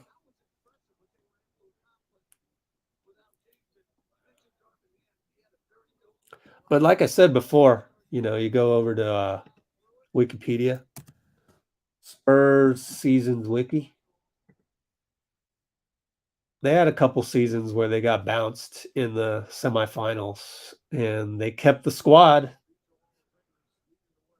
Keep the squad and keep going. Here's one example. There's multiple examples. If you lost conference semifinals right there after going to the finals and winning the finals. In fact, they beat the Kings too in the first round and then lost to the Mavericks. So doesn't mean you have to break up the team. Pelinka did a good job of getting Lonnie Walker showed up in that one game. So I think you're good on the background noise at this point. Dean, I don't think your dad's not still doing play-by-play, right? No, he's So not. I think we're good.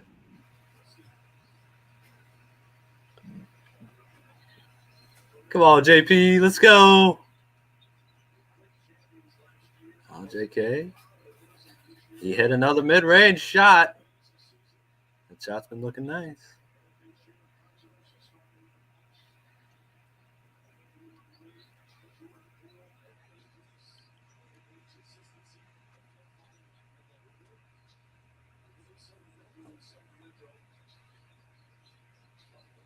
We need a big. I mean, if you're talking about, we need athleticism is what we need. That's what I see. It's not necessarily a big. We got 1 minute left. Let's go. I mean, if this was a best of 9 series, wouldn't we still think we're going to win the next game, even without a big? Right? I mean, so do we that's not need what a it big? is. That's no. There we go. Got 100. That's not right at all. 101. You know what we need? We need whatever our GM says we need. I'm just going to roll with it because it's at that point you just have to put your faith in the team. I mean, hopefully it's Bob Myers, but Bob can choose whatever he wants to do. Right? I don't have any problem with Bob saying, "Let me do something else." No problem with that at all. One more shot. Let's go. Got to score one more time. So you want Lemonade and Nicole basically want a guy who's a poor man's AD. Good luck finding that.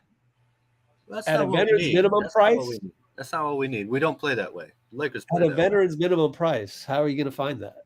That's why I say if this was best of 9, who here thinks we wouldn't win the next game, right? We have a good enough squad. LeBron and Dre we just giving each met other our love. match. We met our Achilles heel right here. And every team's going to Well, no, I don't believe that. I don't believe that we met our Achilles heel. That's going LeBron and AD. We played the slow pretty ball. poorly in 2 games. In this game and game 3. That was the problem. Yeah, actually if we make these shots, then it's a whole different ball game. Definitely. LeBron and Wardell. We don't get those things of, oh, we need a big. The 2 best in the league. Yes, sir. Well, salute to you, Los Angeles Lakers. Is he giving his jersey away? What's he doing? You beat us. Oh, just hugging everybody. Having lost the first round in 2021, missed the playoffs last year, and won 2 series. If you beat the champs, you better win it. You better win. Let's see it happen. If you beat us, I expect you to be the champion. I don't have any problem with Draymond hugging LeBron. That's one of his friends and business partners. So he's also one of the greats. I'm trying to teach some of you guys the ins and outs of this. Like there are friends that are on different teams. It happens. Yeah, definitely.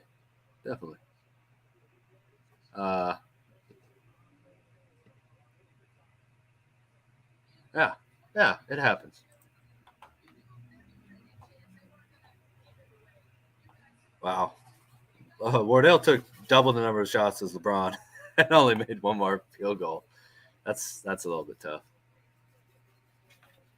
All right. I agree with Salika here, if I can find it. This is one of those moments where you do have to just take a step back and look at what you have and see the forest for the trees, my friends. Contain bigs like AD. Yeah. If we shot a little bit better, then we wouldn't even be talking about that. But also, we need another dimension. We don't necessarily need a big. Like, I think Kuminga being more of a factor can be that dimension that keeps these guys on their heels, because the Lakers, the way they play is really a slow, grinded out, old-fashioned game. And so you guys keep saying, not you guys, a small percentage of you are saying, oh, we need a big now. We need a big now. It's like, that's not necessarily the case.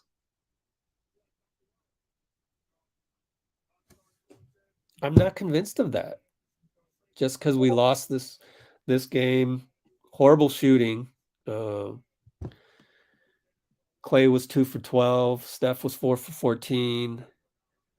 I don't think there's enough evidence here to say definitively that having a big is going to change the result of that game.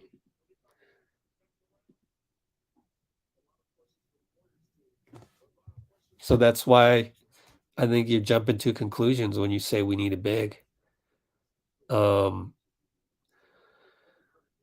It'd be nice to have somebody out here who can contain AD, but he played well. He's one of the best power forwards in the game. So he's going to be a mismatch for anybody in the league. And I just don't know that there's a big out there that's available at a minimum.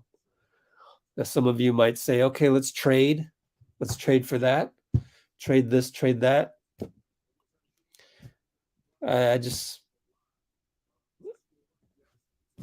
None of us make enough money to work in anybody's general manager department. So we don't have enough information on that. So I don't think we're that far away. I mean, one thing I can point to is the Spurs. They didn't make major changes when they lost the conference semifinals. So when people are saying, oh, trade Poole, I think it's more of you're mad at the way Poole played and you want to trade him, rather than, oh, I actually think there's a package out there for 28 million. We can go and get whatever it is, Miles Turner or somebody like that. I mean, I don't know, man. It's a lot of just throwing the putty against the mirror. So I think just have faith in your franchise.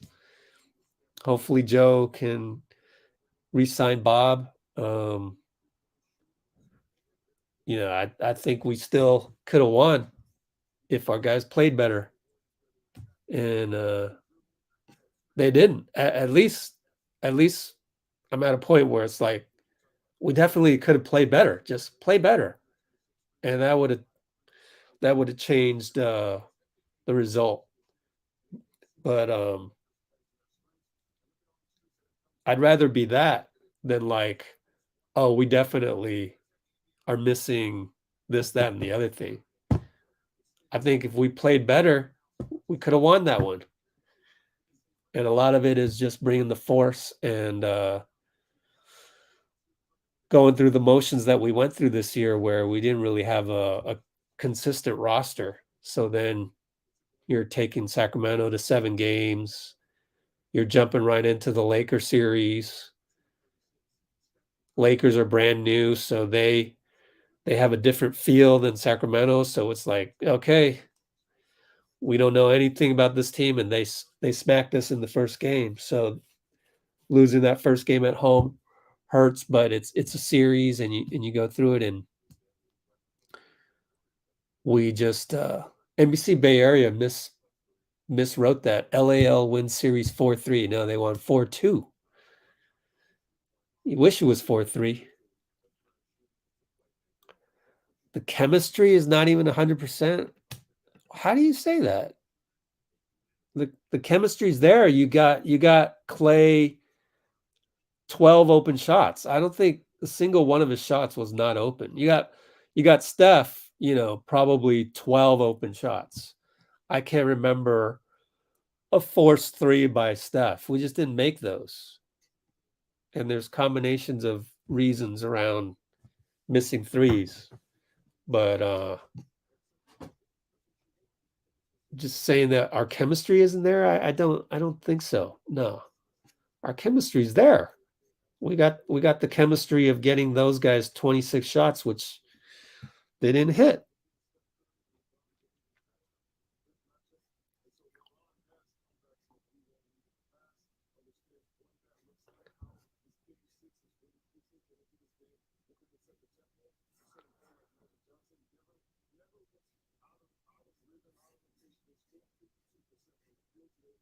I think a lot of us here on the chat are going to be in complain mode, so I don't even know if it's worth my time to try and discuss this right now. Maybe we'll do a stream later. I don't know. We'll see. I get to start looking at other stuff I can do now. It sucks for me. So just take my example. It sucks for me because our views on the channel are going to go way down suddenly. So we didn't even make it to the conference finals, let alone the finals. I know that in the finals you get an extra month of, tons and tons of views, really good revenue. Now that's gone for me. So that sucks for me. But at the same time, aside from exit interviews, which will probably happen tomorrow, Bob Myers, I believe he's still employed with the Warriors until a certain time, and that time hasn't come yet. So therefore, I think Bob will be on the podium possibly as early as tomorrow. So will Steph. Everyone will go up to the podium at Chase Center and do their quote unquote exit interviews. So we're right now. It sucks for me too. So I get how everyone's upset, and you want to throw a complaint up there, you want to throw a theory up there, but I don't think anybody can take really anything right now as far as social media is concerned. Anything that you see in the comments right now, you can't really take seriously. I'll do my best, but really, I don't know that in everyone's state of mind after being bounced from the playoffs just now. And I don't even know if I should address some of these things that I'm seeing, let alone, oh, our chemistry sucks. I mean, no, I can't agree with that one. And I don't want you to, go off the deep end, hit the panic button and stuff like that. And it's not just that one, but other things. So even, Dean is out. What's next for the offseason? I don't know. It's not time to talk about that just yet. We gotta recover from this blow. We gotta go through the exit interviews in the next 1 or 2 days. Then we got the draft. Then we got summer league. And we got free agency before summer league. So, but free agency wise, we can't really sign any free agents. We're probably even losing the mid-level. So it might be, bye-bye for Donte if he gets a fat contract somewhere. And so, we don't even know who our GM will be in the summer. So until we know those things, we got Draymond opt in for his extension or not. Maybe opt in for the last year of his contract or not. Then, assuming he opts out, that would mean, do we sign him to an extension at that point, or does he go free agency? So there's a lot of things that can dramatically affect the roster. So let's not get ahead of ourselves. We really do have to take it one step at a time. Because I mean, if you lose Draymond to free agency, right, then that changes the whole equation entirely. And there's too many possibilities to talk about right now. So again, anything that's being said in the comments right now is going to be really hard to discuss and dissect in the right frame of mind. We don't even have the right information yet. So I just want to caution you. So I think maybe if we can steer the conversation not towards next year yet, because there's so many variables, let's just look back at this year. I mean, there was ups and downs. But I mean, look, I had fun. Warriors surprised me. Going into Game 7 at Sacramento, that was tough. That was scary. Won that one. So wow, Steph's greatness. Then you have the Lakers, and so I think everybody learned something. The players learned something. The players learned that you can't dilly-dally in the regular season. You're going to build some bad habits when it comes to the end of it, and some things you can't control. Lost Wiggins for like an injury for the whole month of December, and then you lose him to a family matters. So that just makes it really rough. All right, let me see if we got Steve coming to the podium. That'd be nice. I'd forgotten about that, actually. So let me see if we can get him to the podium. Yeah, we got Steve at the podium. So hopefully, just remember, right now you're in a state of mind that's disappointment and frustration. So just know that we're not in the right state of mind to make the best commenting right now, and that's okay. So let's go with Steve Kerr. Kerr post-game podium audio now on. So Steve. All right, here we go. Okay, here we go. Lakers, they played a hell of a series. Let me go back a bit. First of all, I want to congratulate the Lakers. They played a hell of a series. It's a great team. I want to congratulate Darvin and his staff. I thought they coached a brilliant series. Darvin has done an amazing job this year. In his rookie year as a coach, he's pretty much seen it all. And, you can see his poise and just his nature on the sidelines, how important that's been for their team, given everything that they've been through to get to this point. And so congrats to Darvin and the staff and their team. Of course, LeBron and AD are just brilliant players. They controlled the series. I thought we had our chances. To me, the series came down to games 1 and 4. And the Lakers outplayed us in the key stretches of those games, down the stretch. And that's really the difference, but the better team won. So congrats to them and good luck to them moving forward. Just want to also say how proud I am of our guys. It's been a long and difficult season in many ways, but our guys hung in there. And to be here, to have a chance, in the conference semis, when for much of the season we were kind of adrift. It shows the character of our group and how they stuck together. And I want to really salute Wiggs for being there for our guys tonight. He's in a ton of pain, and he did everything possible to be available and did everything he could to make an impact. And it's been a difficult season for Wiggs in a lot of ways, but he's always there for us, and that's why we love him and need him. But our guys hung in there, and we had a shot, and we just couldn't quite do it. But the better team won, and as I said, couldn't be more proud of our group. Questions?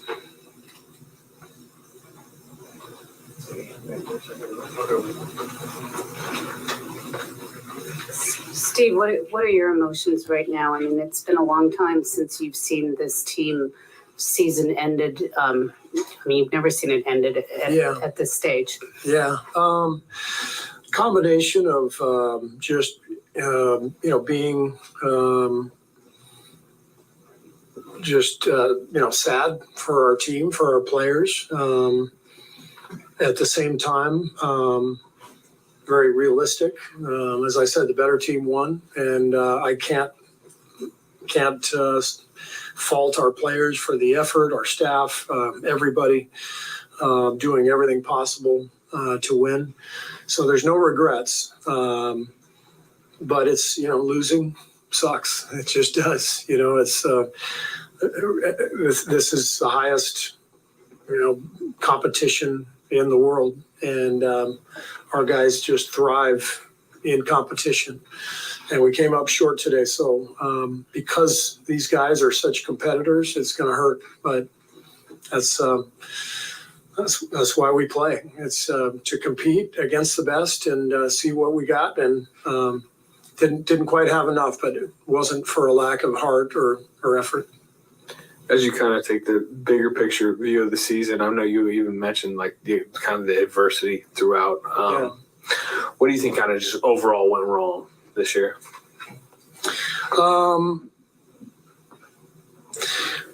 I think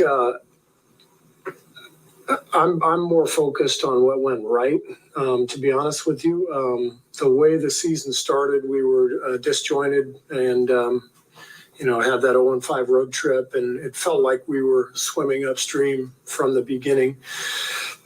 I think we found ourselves down the stretch and in the first round of the playoffs. And to be fair, I think this team probably, ultimately maxed out. I think we were barely in the playoff picture for most of the year. So to make that push to get there, to win an epic first round series, and then, to give the Lakers, a fight in this series and have our chances, that puts us in the top, among the top, 8 teams in the league. That's probably where we should be. This is not a championship team. If we were, we'd be moving on. So you can look at the year in total and see all the ups and downs, and there was all kinds of stuff that went on and adversity that hit, but our group stayed together and competed till the end and made a pretty good run. Steve over here. Steph and Klay were, I think, 6 for 26 from 3 today, and obviously that was an issue a bit throughout the series. Is anything with the way the Lakers defended them, and how, at the root of it, how difficult is it to win when the 2 of the greatest shooters ever struggle like they did? Yeah, the Lakers have a great defense. I felt when we came in this building late in the regular season, after they had made their trades and sort of reshuffled their deck, I remember walking into the locker room saying, that's a great defensive team. Like not good, but great. And so I give them credit. I thought, starting Schroder today on Steph, Schroder put a lot of pressure on him. It made the passing angles a little tougher in pick and roll. And I just think, Davis at the rim is, he's obviously a huge obstacle, and not only shot blocker, but guy who takes up a lot of space and cuts down a lot of passing lanes. And so I thought the Lakers defense was great. With that said, I thought we had some open looks early. And to me, we were just in a little bit of a rush. I thought we were forcing the issue in the first quarter and missed a lot of open ones that maybe could have gotten us off to and gotten us into a better rhythm. Steve, that was pretty. They made Steph work a lot. They had him, they isoed him a lot, trapped him a lot. How do you think he, I guess, handled that as the primary creator, and where do you think that ranks among how tough he was played or how much he had to work in the series since you coached? Yeah, I mean, he obviously, this is 2 series in a row where he was playing about 40 minutes a night, the Lakers made him work. Obviously, that's every team's strategy, is to try to put him in pick and roll and try to wear him down. And I thought they did a good job of that. But playing every other day for the last few weeks, it's hard to sit here and claim that didn't affect Steph and Klay's jumpers in these last few games. So maybe a little bit of fatigue and some great defense from the Lakers, and we just couldn't quite find the rhythm.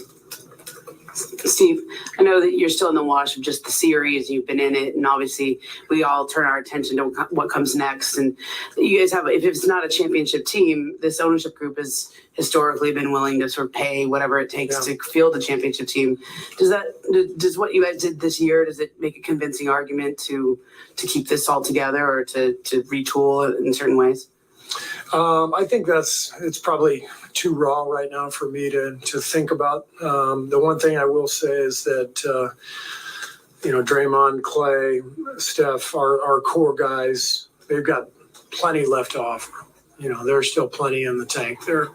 I thought they all had great seasons and may not have ended on a high note, but all 3 guys are still high-level players, and I still feel like this team has championship potential. We didn't get there this year, but it's not like this is the end of the road. But the organization has some decisions to make, and we'll eventually get to that point. Steve, what was going on with Draymond's calf tonight, and how would you summarize what kind of season this was for him as a whole? What was going on with Draymond's calf? His calf. His calf. I was like, he had a cast on? He when he went to the locker room, Drew Yoder told me that his ankle and calf were bothering him, so he was getting worked on for much of the second half. So I haven't talked to Rick or Yodes since, but he did come back in the game. So I'm not quite sure how bad it is. Hey, Steve, kind of along the lines of what you're talking about with looking ahead, what has working with Bob meant to you over the years? And I guess how would you gauge your optimistic level that you guys will continue to work together? Bob and I have been partners for 9 years now, and he's an integral part of everything that we do, and I rely on him for a ton. So I hope he's back. He's a great friend. He's a hell of a GM. He's responsible for a lot of what has happened here. So hopefully he's back, but he has to figure that out. Steve, you mentioned before we were talking about not being a championship team and the trials that you guys went through this season, but when did you start to feel that? Was it just because of the loss tonight, or was it somewhere earlier in the season? No, I think I think how many road games did we win? 11. So, you go 11 and 30 on the road during the regular season. That's not what championship teams do. So it felt like all season we were desperately trying to recapture, what we had last year. And we did a pretty damn good job of finding something here over the last month. I think we won our last 5 or 6 regular season games to come back from 2-0 against a hell of a Sacramento team and to give this Laker team the fight that we did, be in this competition, we came close to recapturing what we had, but we didn't quite get there. So in my mind, we didn't feel like a championship team all year, but we had the guts and the fortitude to still believe, and we made a pretty good push. We just couldn't get there. Yeah, it's going to be my follow-up question. Was this playoff push, you have been really saying we're a different team than we were the regular season. So I guess my question was just like, how did you guys see that and stuff? Yeah, I think the reason it unfolded the way it did, and that we did come close to recapturing that, is we got Wiggs back and we got Gary back. And, last year we were second-ranked defense in the league. Most of this year we struggled defensively. When those two guys came back, it gave us a lift. It gave our point of attack defense a dramatic lift. And I think we've been one of the best defensive teams in the playoffs through 2 rounds. So in my mind, we found it because of the return of those two guys and getting healthy and everybody really staying connected and competing. Steve, you've been through a lot of championship runs as a player and a coach. Where does this season rank as far as how exhausting it has been? That seems like the word that nobody's saying, but that's kind of what it feels like. Yeah, I left my guys in the locker room just now and to come down here, and you could see, the looks in their eyes, just the combination of fatigue and disappointment, and I think at the same time just a level of we really gave it a push. Like I don't think Draymond's going to come in here and have any regrets about the way this season ended. I think he'll probably agree with me that the better team won. But I love my guys, the way they compete, the way they stayed with it. They're champions for a reason, and you don't get to win it every year. But our guys sure think they're going to. And so again, love those guys, proud of them, and we just couldn't quite get it done. Thanks, everybody. Raymond is going to be in here in just a minute.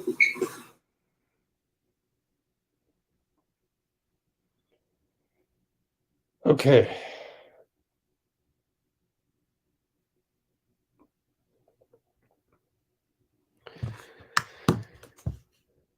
Hope you guys are all doing well. I mean, I think there's a lot of judging going on. Good, you're back, Dean. Maybe you can lessen the panic in the comments. I saw a few crazy things in there as I went to Steve. Well, I mean, people. Hold on. Let me hit pause. You're going to get about 2 or 3 or 4 minutes, and then we're going to go to Draymond because I got to upload. Oh, great.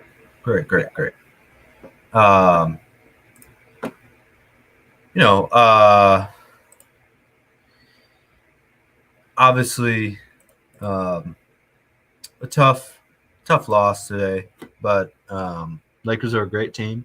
To all-time, players according to the NBA.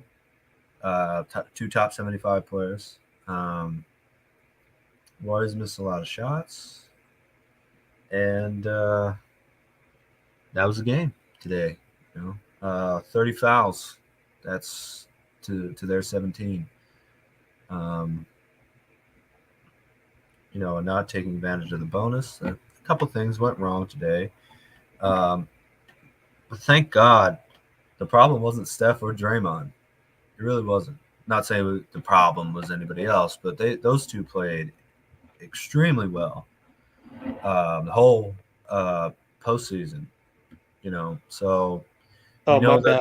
I'm going to give you like 10 more seconds because everything seems to be working fine, and I don't want to lose the Draymond. NBA we don't. It goes without you. If you don't jump on that NBA media stream, that train leaves. But anyways, Let's go to Draymond. Oh, let's go. All right, cool. Yeah. So let's go Draymond post-game audio now on.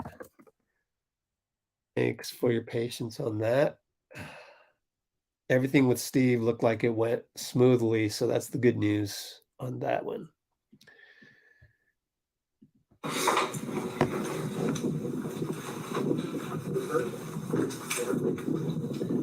Draymond, Steve just said when he was looking around the locker room to come in here, he could just feel and see the fatigue and disappointment on your guys' face. Those are the two words he used. Would you agree that those are the overwhelming feelings right now, I guess? Definitely disappointed. And I think, just don't know how to feel. It's been a long time since we finished in May. So just trying to process the feelings and, move forward. But, anytime you don't win a championship, it's a disappointment. For us, a franchise who prides ourselves on trying to hang banners, But at the end of the day, they were the better team this series, and you got to give them their credit. They did the things that it took to win the series. So tip your hat to them, but it's definitely disappointing to finish. Be done now. This wasn't just like kind of an abrupt, stunning playoff defeat. You guys obviously had a pretty bumpy season the whole way. When you look back, bigger picture at the season, just, where did it kind of get off the tracks, do you think? I think there were several things that went wrong throughout the course of the season, and also just things that you can't prepare for. Like, it's hard to prepare for the things that happened in the beginning of the season and then bounce back from that. But we did. It's hard to prepare for all the injuries that we dealt with throughout the season, for, missing Wiggs, for the time that we missed Wiggs, and, all the things that's going on. And saying that, there's no excuses. Shit happens throughout every season. And, if you win the championship, it's about a cry. And it's like, yeah, man, we went through that. We went through this and we got through it. If you lose, you don't go back and blame all of those things and say, oh, man, this is the reason we lost. No, every season is made up of events. Some are great, some are not. I think for this team, more of the events that aren't so great were so public. And, that's not something that you normally deal with. And so the world knows, the tough times that this team's had. But there's tough times, in every season. Winning a championship, there are tough times. I remember David West said something some years back, and everybody's like, whoa, like, that's every year. Like, it's things going on, and you band together and you try to work around them. And I think, for the most part, we tried to do that. We fell short, and, that happens. But overall, we're not done yet. It's lost this year. We'll be back next year. On that point, Draymond, to hear you say, like, we're not done yet. Steve explained that you and Steph and Klay have a lot of years left together, if you want those. Do you feel the clock ticking a little bit? I think the clock is ticking on all of our lives. Like everyone in here, we all have an expiration date. And so I think the clock is ticking on all of us. As far as basketball goes, 100% is ticking. And that's on every man in this league, every woman that works. That's everybody. And so, yeah, the clock is ticking. I think, when you have so much success, then people start, like, they really put you on that clock, like they put you up against the clock. When you have a ton of success, when you don't have a ton of success, no one cares. No one cares how old you are, how young you are. It doesn't matter when you're not having success. But when you are, every little thing matters. And so the clock is on us just because we've been successful for so long. That's cool. I think that's the position that you want to be in. But for us, we don't pay attention to the clock. We just work and try to win each and every year, and that's what we'll continue to do. Draymond, first part of this, what was going on with your calf tonight? And although you said you're still processing everything, where are going to be, some of your primary focuses this offseason? My number one primary focus is my family. That is always the most important thing to me. As far as my calf, I don't know if it was a cramp or if I pulled it a little bit, but when I went back to the back, it loosened up, so I figured it was just a cramp. and I would have went back in the game. Bob stopped me, said we're down 22 points with 5.5, 6 minutes to go. You go back out there and you tear your calf, and then you're rehabbing the rest of the summer, trying to chase a 22-point lead. It's not smart, and we're not doing it. So I could have went back in the game, and I think that's a good sign. And other priorities. I have a media business I'm trying to build. I'll continue to try to build, and then we'll see what happens as far as my contract goes. Obviously, I have an opt-out. Everybody know about that. I know about that. I'm aware of that. But as I've told you guys, for years, I want to be a Warrior for the rest of my life. I want to ride out with the same dudes I rode in with, and I think we've put the work in to make that happen. Here we are. Our worst season as a whole since 2014, and yet we had a chance to make another run. So it's never as bad as it seems. It's never as good as it seems. But those are some of my priorities. Travel a little bit, refill the cup, possibly play FIBA. We'll see. And work my ass off and be better next year. It's my priorities. Draymond, for as far as like this series and this not being a championship team on the floor, what were the missing ingredients? Why were you guys not able to get it done? Well,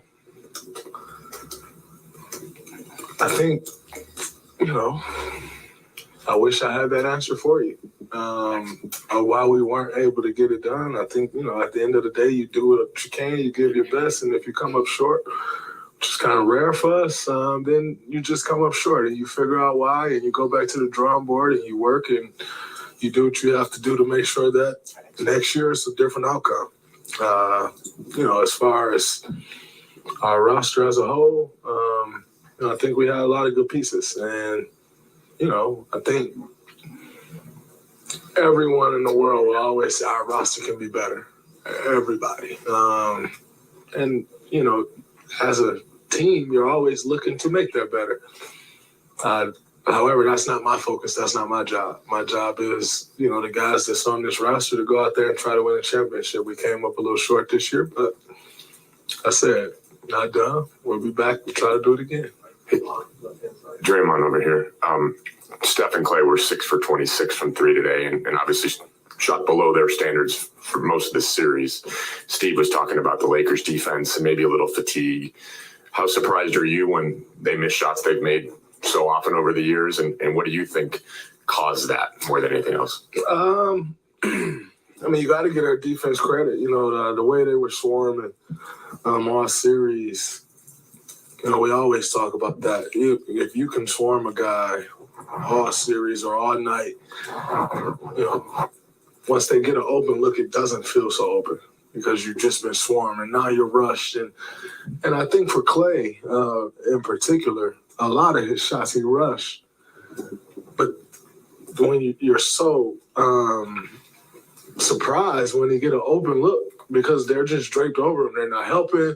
They're not leaving his body. And so I felt like then once he would get an open one, he would rush it. And yet Klay Thompson probably has one of the quickest triggers that we've all seen in league history. So is it actually rushed or is it actually not? I don't know. I'd be sitting there like, Klay, maybe you rushed out in a little bit. But then you come off and hit 5 straight where he doesn't even bring the ball down. And that may look like a rush shot, but that's what he's trying to get to. And so at the end of the day, they missed some shots. They're human. They got great looks. And if they can get the looks that they got, I'll live with that. And if that means our season will end early every year, great. But I don't think that's the case. It hasn't been the case. It won't be the case. But every night is not your night. Every series is not your series. You got to give those guys credit for their defense. Darvin Ham did a great job of implementing a great game plan. They did a good job of executing that game plan. But I thought they had some good looks, and they normally make those looks. They just didn't go in tonight. Two more Malika than that.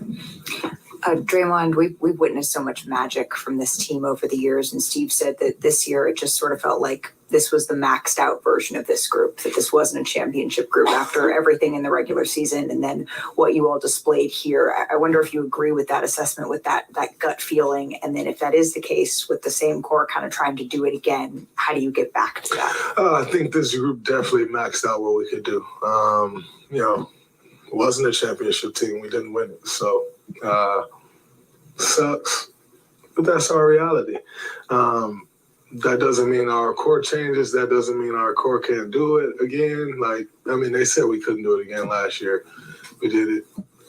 They said we missed the playoffs this year. We did it. But guess what? We don't do moral victory, so we lost. And this was not a championship group as it stands. But we have champions, and we're made up of champions. And when you are a champion, when you have that mindset, you just go back to the drawing board, retool, refigure it out, and go do it again. And that's what'll be our focus. But it wasn't a championship group. As we can see, we're sitting here and the season's over. So we'll figure it out. This group was maxed. We got what we could get out of it. But this thing isn't maxed. And so we'll get more out of that. Draymond, what do you think about, through all the adversity that this team went through this season, what did you learn about yourself and this team? I learned a ton about myself.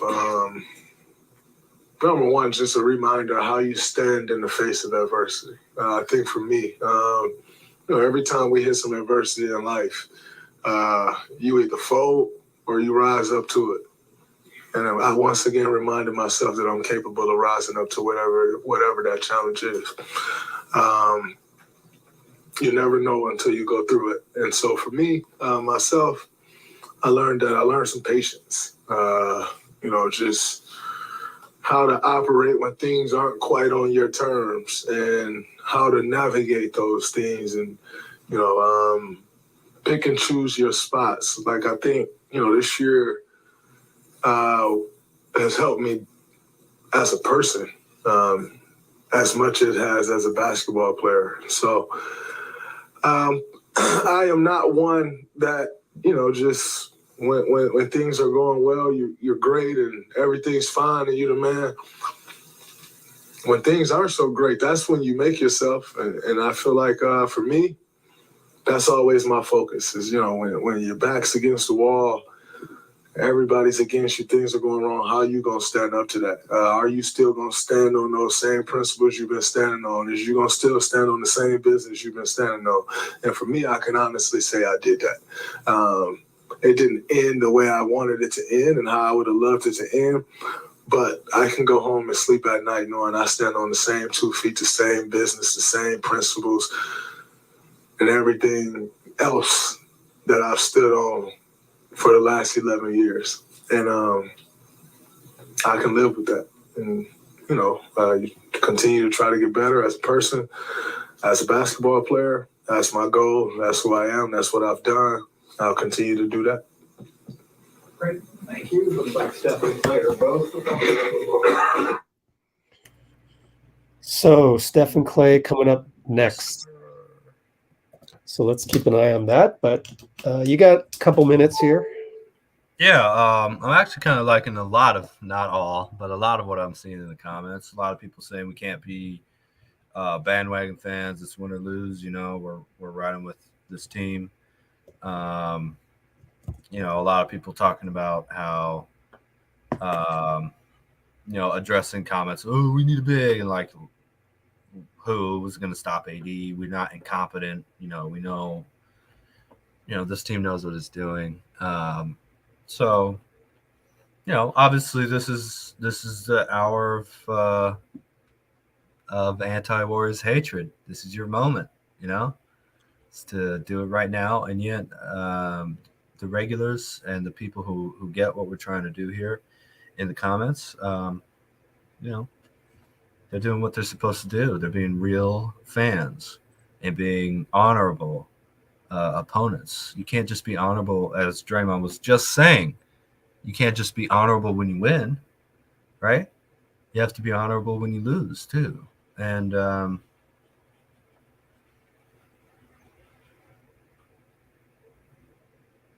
it doesn't sound like he's done. It sounds like he's ready to go. And that's a great thing, man. Draymond sounded dedicated to this team, to his man, Steph Curry. And you just have to be thankful, because I can finally say it because the season's over. This was a rough season, man. Oh, this is a hard season to watch. And yet they still fought to the bitter end. To the bitter end. You know what I mean? That's all you can ask for. You can't win every single year. Not even Bill Russell won every single year. You just, so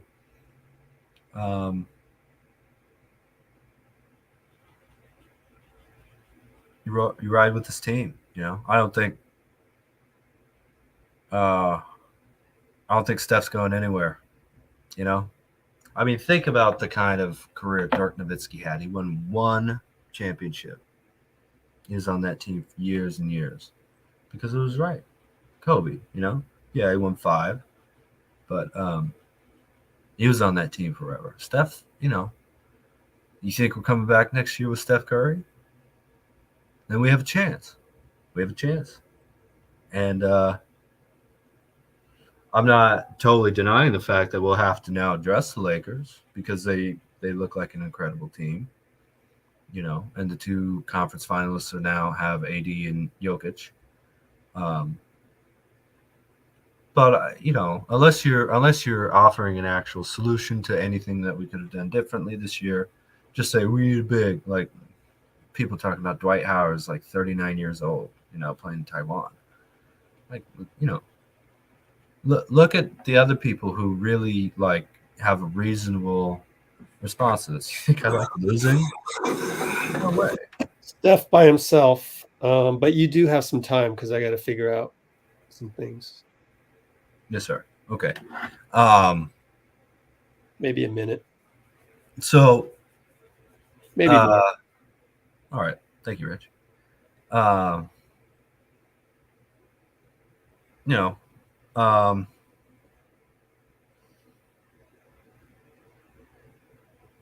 Steph is incredibly great. He brings greatness with him every time he's out there. I mean, tonight, right? He shot 4-14. Oh, just like Game 7, 2016. LeBron, whatever, bro. He had 32 points. He figured it out. He brings greatness with him wherever he goes, and he is not going anywhere, I think. Draymond still looks great. Klay struggled, but we were expecting this last year, and instead we got an incredible Klay Thompson, who dominated. So, off of those injuries, that it's okay. We could after everything Klay's given us, I'm definitely not going to complain about anything that happens with him. We have Coach Kerr. I hope, Myers. Look, Myers testing free agency doesn't mean he's gone.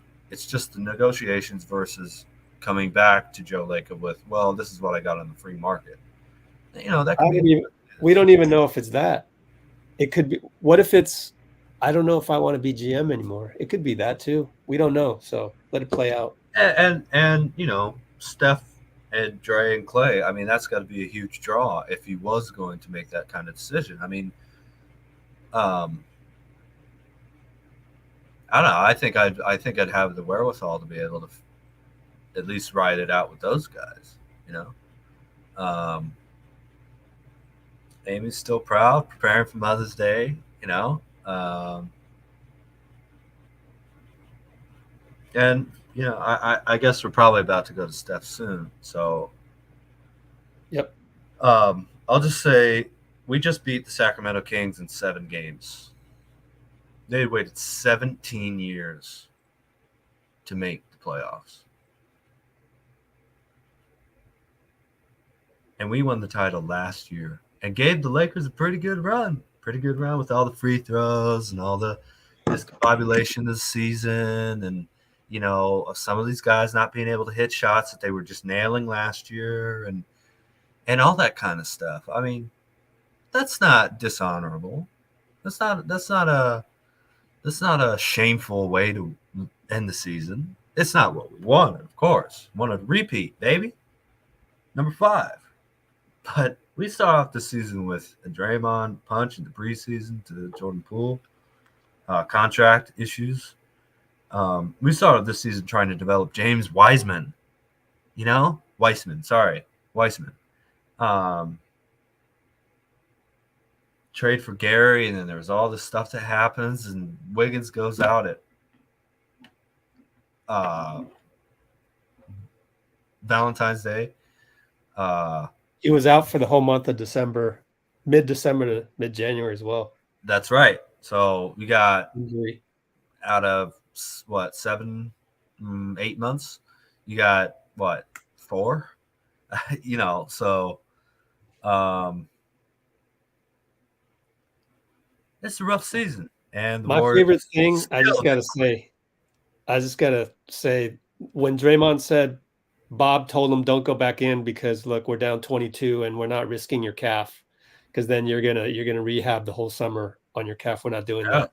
That's pretty amazing. That's pretty freaking amazing. Oh, you don't see GMs having that respect. Players don't listen to them in most places, in almost any place. I mean, I don't see Rob Pelinka going down. I mean, maybe, but let's not go there. Oh well, you know, or we don't know that. We don't want to throw him under the bus or anything. I'm not throwing him under the bus. I'm just saying that's not normal. That's not a normal. Yeah. Just focus on Bob. Bob is special. Yeah. Okay. Yeah. It's unusual for all the other 29 teams for a GM to even be able to go down there and for the player to be like, oh yeah, right, you know, like a player or like a coach. I mean, that's an incredible connection, and obviously, you know, Bob is totally invested in these guys being great, no matter what happens with him or with anybody else, you know, and that's what gives me confidence after, again, a rough loss tonight, a rough end to the season, to admittedly to great players and a great team. Like, okay, you know, we'll see what happens. Hopefully we get to play the Lakers next year. That'd be fun. You know,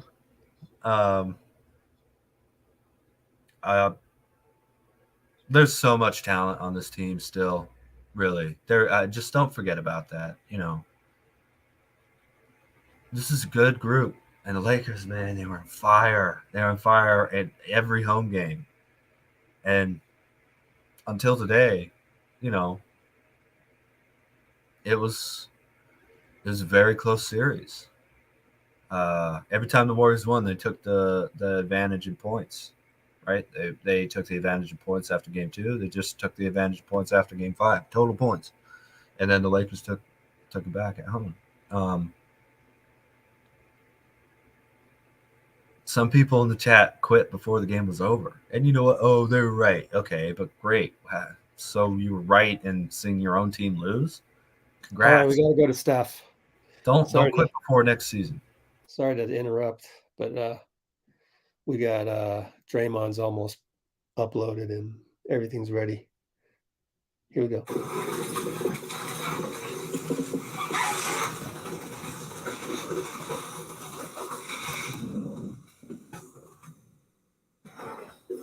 This is definitely the first time you've gone out this early. Just what the emotion was in that locker room, moments after this, just seeing the end of the season.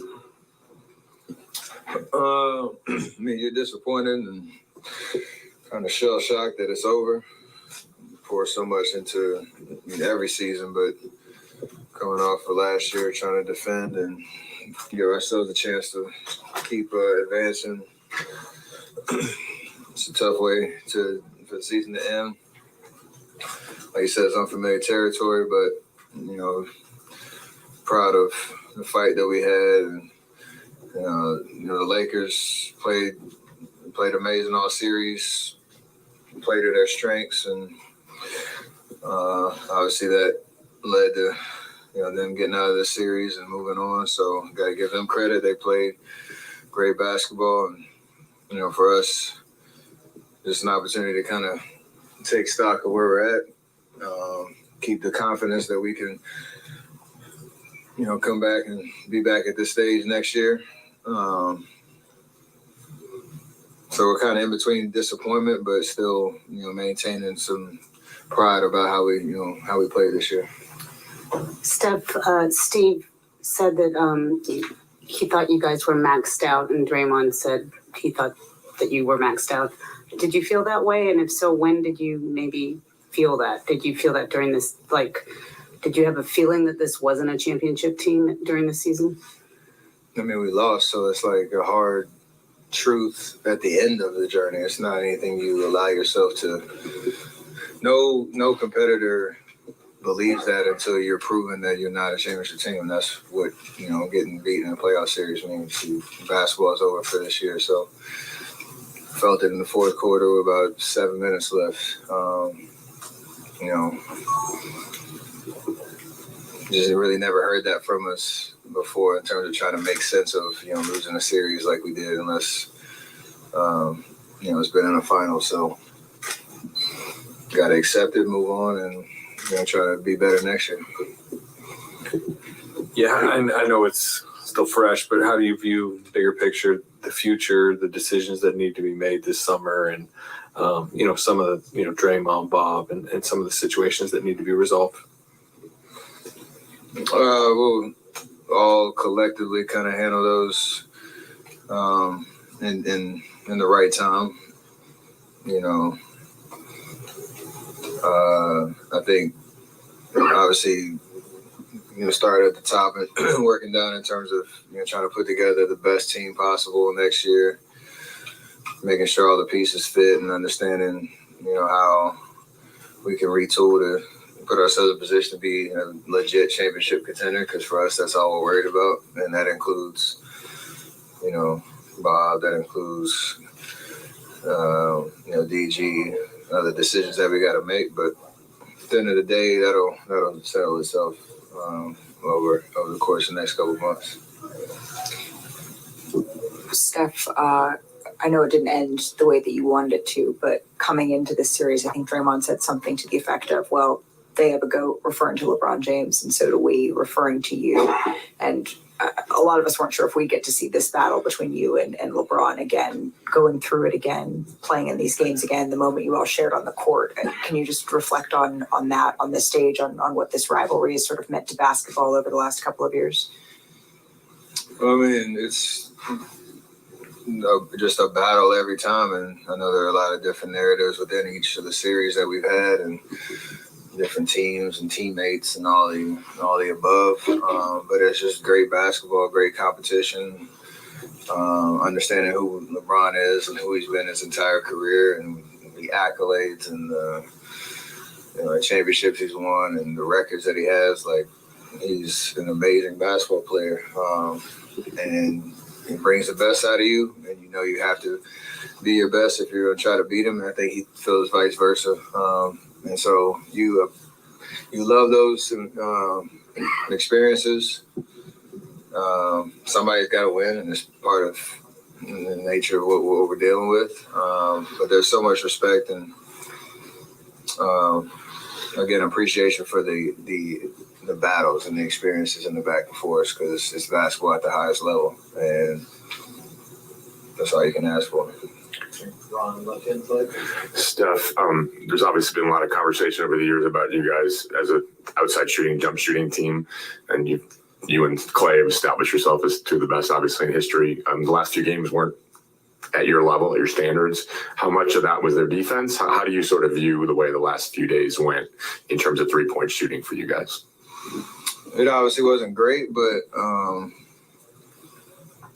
again, there's a lot of confidence in the ability to continue to shoot at a high level, and you might tweak some things. I understand some learning lessons, especially like how game 4 went, where shots that we wanted to take and make didn't go in, and whatever, you kind of live with that. But as you move forward, you made the necessary adjustments while maintaining the confidence that you can shoot the ball at an extremely high level.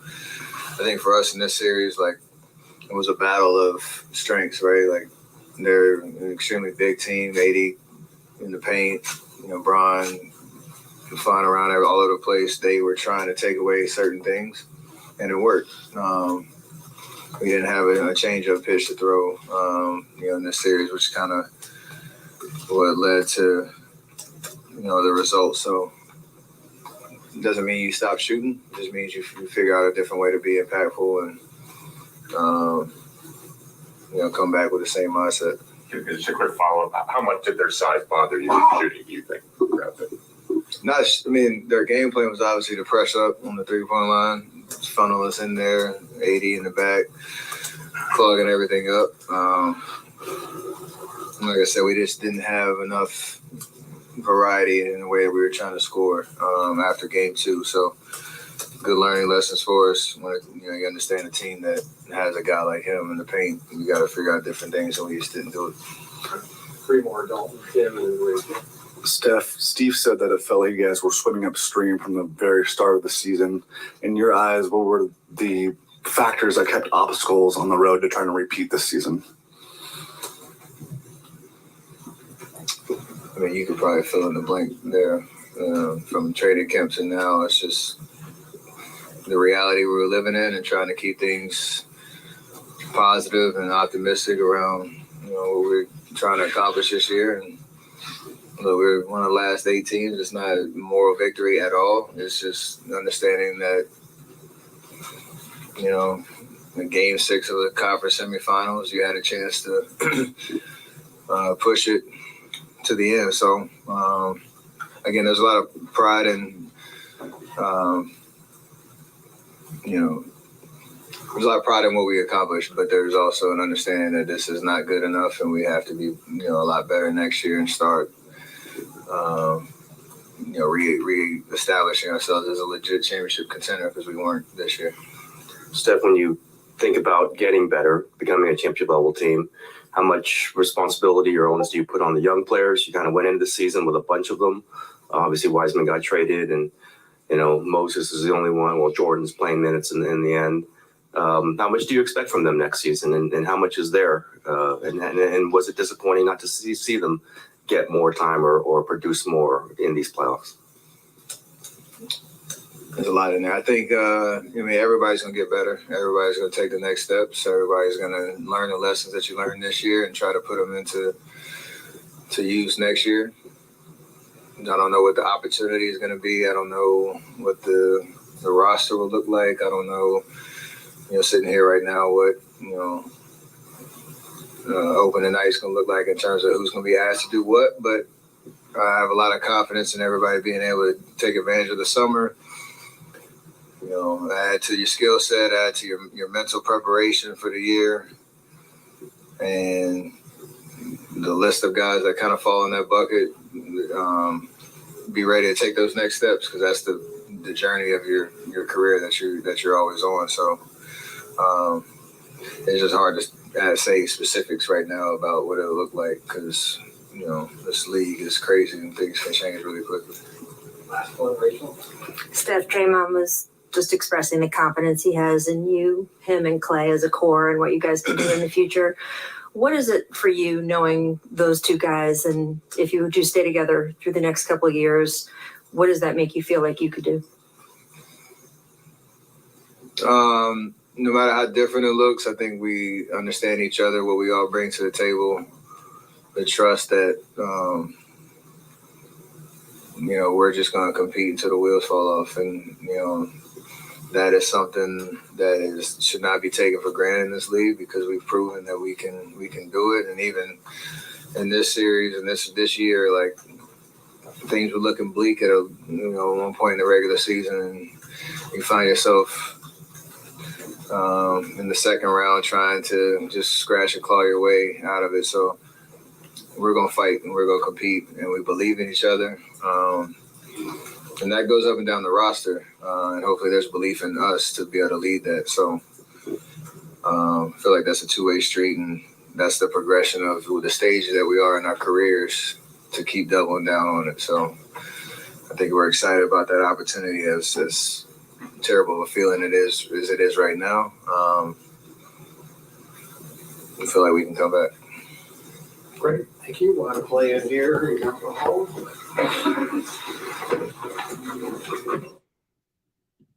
All right.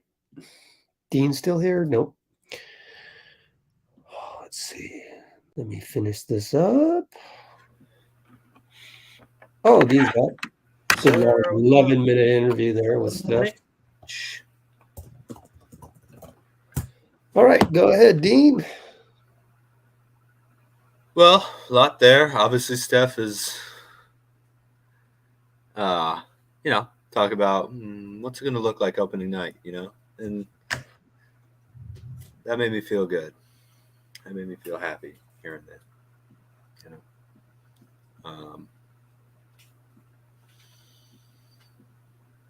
It's a tough loss, man.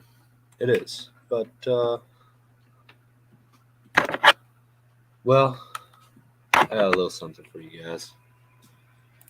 The last time the Warriors were eliminated. All right, Klay's at the podium, but you got a little bit of time. All right. The last time the Warriors were eliminated was May 21st, 2021.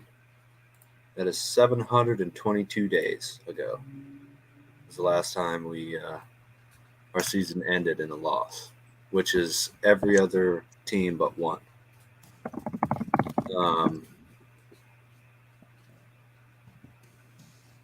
Real different life I was living back then. Wasn't on this podcast or anything. Eliminated in overtime and playing game. Man, things were talk about bleak this season. Things were bleak back then. You remember that, Rich? I mean, people say, Yep. well, Klay's back, but Yep. Klay back after all those injuries, I had no idea what it was going to look like.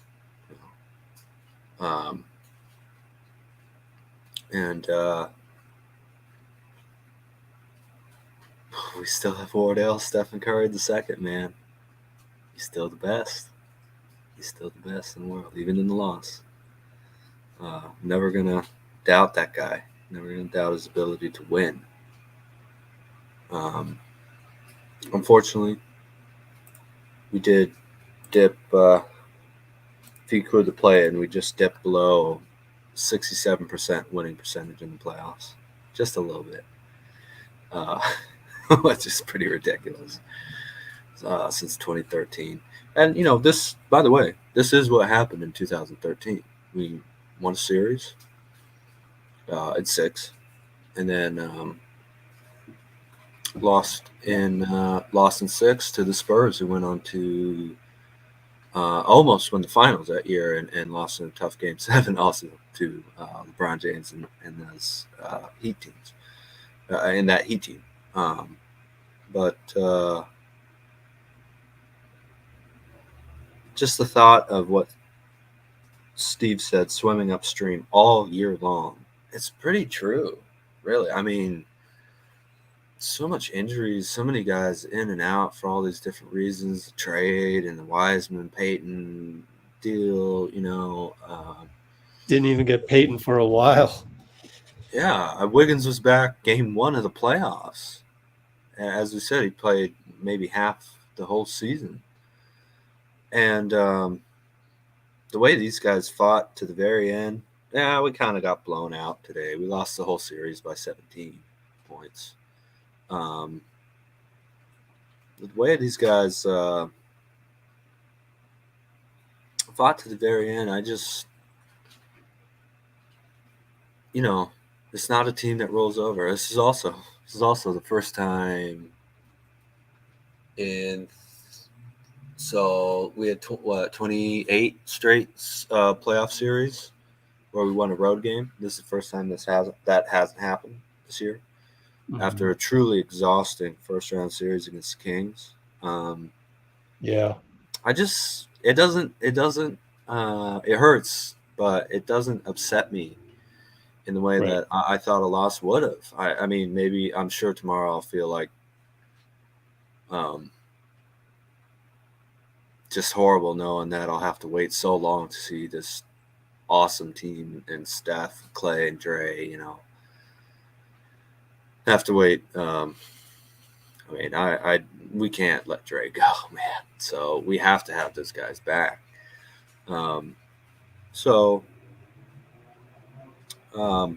It's too bad that I'll have to wait because that'll be a whole different moment, right?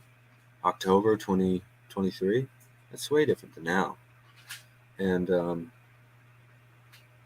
okay. Yeah, late September.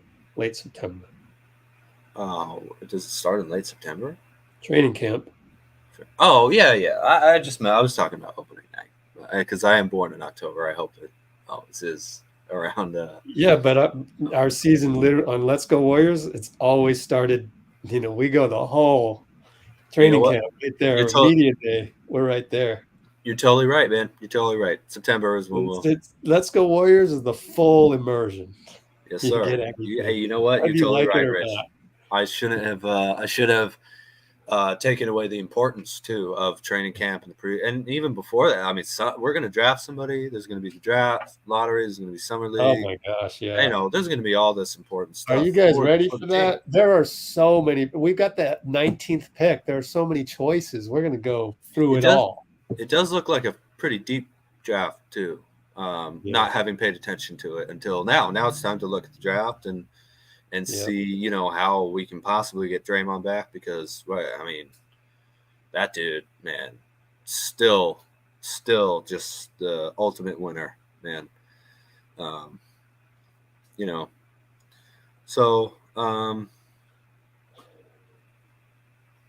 Yeah, it's too bad, but I've always said we don't ever lose to scrubs.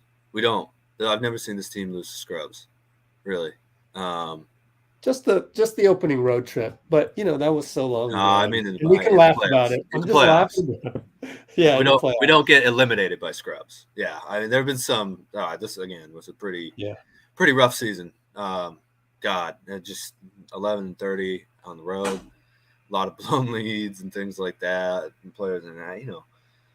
Pretty nightmarish season, really. And did it ever feel that way? No, because we've got awesome leaders who I can't imagine what Klay's going to come back looking like. This is going to nod him all off season, and he's going to be back, man. I'm sure of that. He's going to be back with a vengeance, I think. It was too bad. It was too bad that we got the game down to 4 points today, and it's too bad that we were able to take advantage. But obviously, it's not going to be everybody. That's just probably the truth.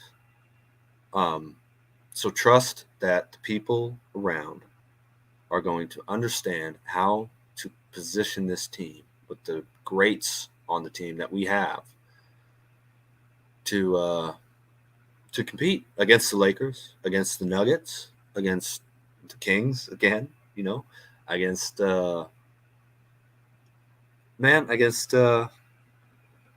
whatever the best teams in the league are, against the Sixers, Celtics, Heat, all those teams. So his villain arc, Jordan Poole's villain arc, is going to be epic. I like that. Yeah, we'll get trolled, and also, to be fair, it's a little harder for a coach to tell a team that just won the title last year, and most of the players are the same. Things that need to change in it for it to really feel it. And coming off a loss in the second round, now, hey, that's that's the point where like, well, we need to get back there. You know, there's that motivation, there's that energy again of trying to figure it out again. Not being able to say, well, we won it last year. Well, we're defending champs. Well, that's gone. We're not, you know, I mean, we're the defending champs until someone wins it, but you know, we're not going to be again this year. But next year, look, this is just a good organization, man. They know. Got about. I trust that they know what they're doing. I'd say 65 seconds. Let's see. All right. I got to do the thumbnail from Draymond. Oh, okay. I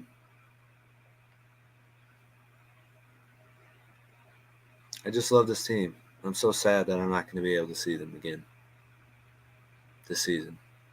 It's really a shame. Yeah. But we gave it everything we possibly had.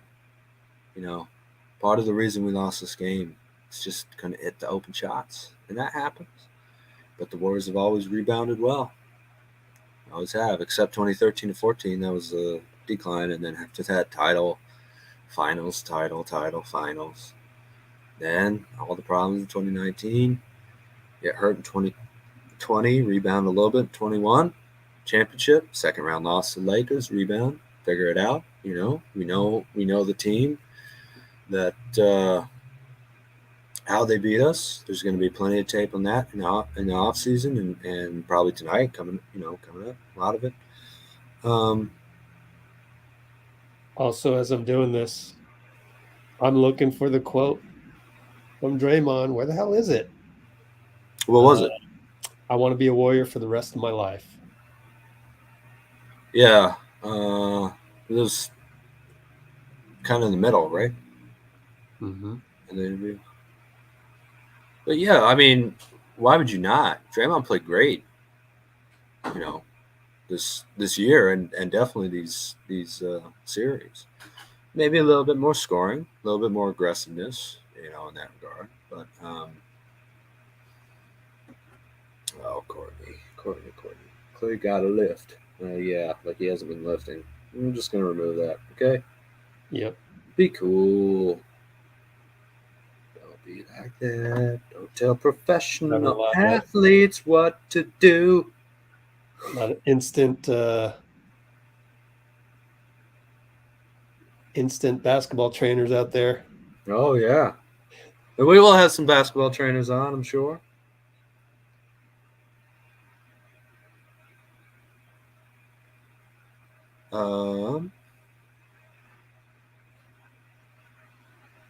Ryan.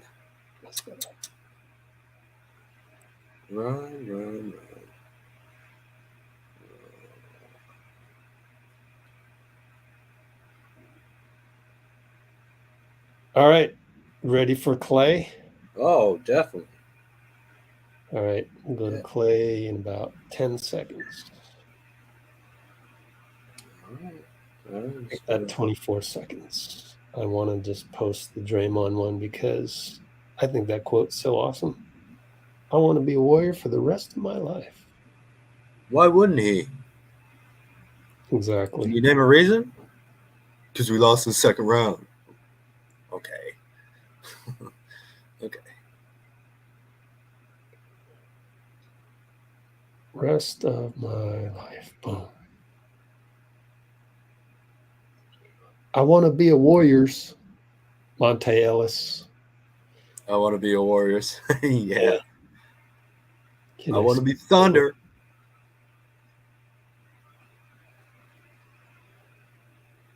All right. Hold on a sec. All right, 10 more seconds. Hold on. Every time I think I'm ready to go, something comes up. Can't wait to hear what Klay has to say. Just shut a lot of these haters up, man. Bad Bunny was at the game. Who? Bad Bunny. Oh, Bad Bunny. Musician? Mm-hmm. Oh, okay. Hold on a sec. Sorry, guys.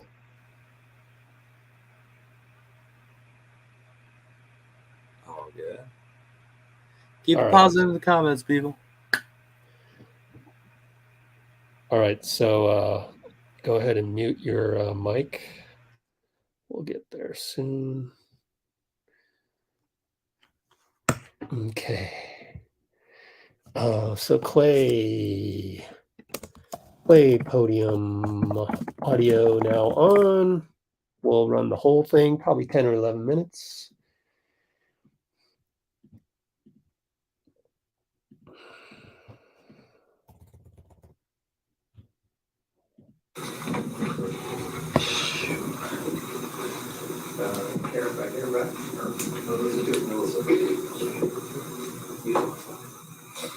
Hey Clay, Steve Kerr said that he still believes this team has championship potential. Draymond Green said he wants to return and wants to ride out with the same guys he rode in with.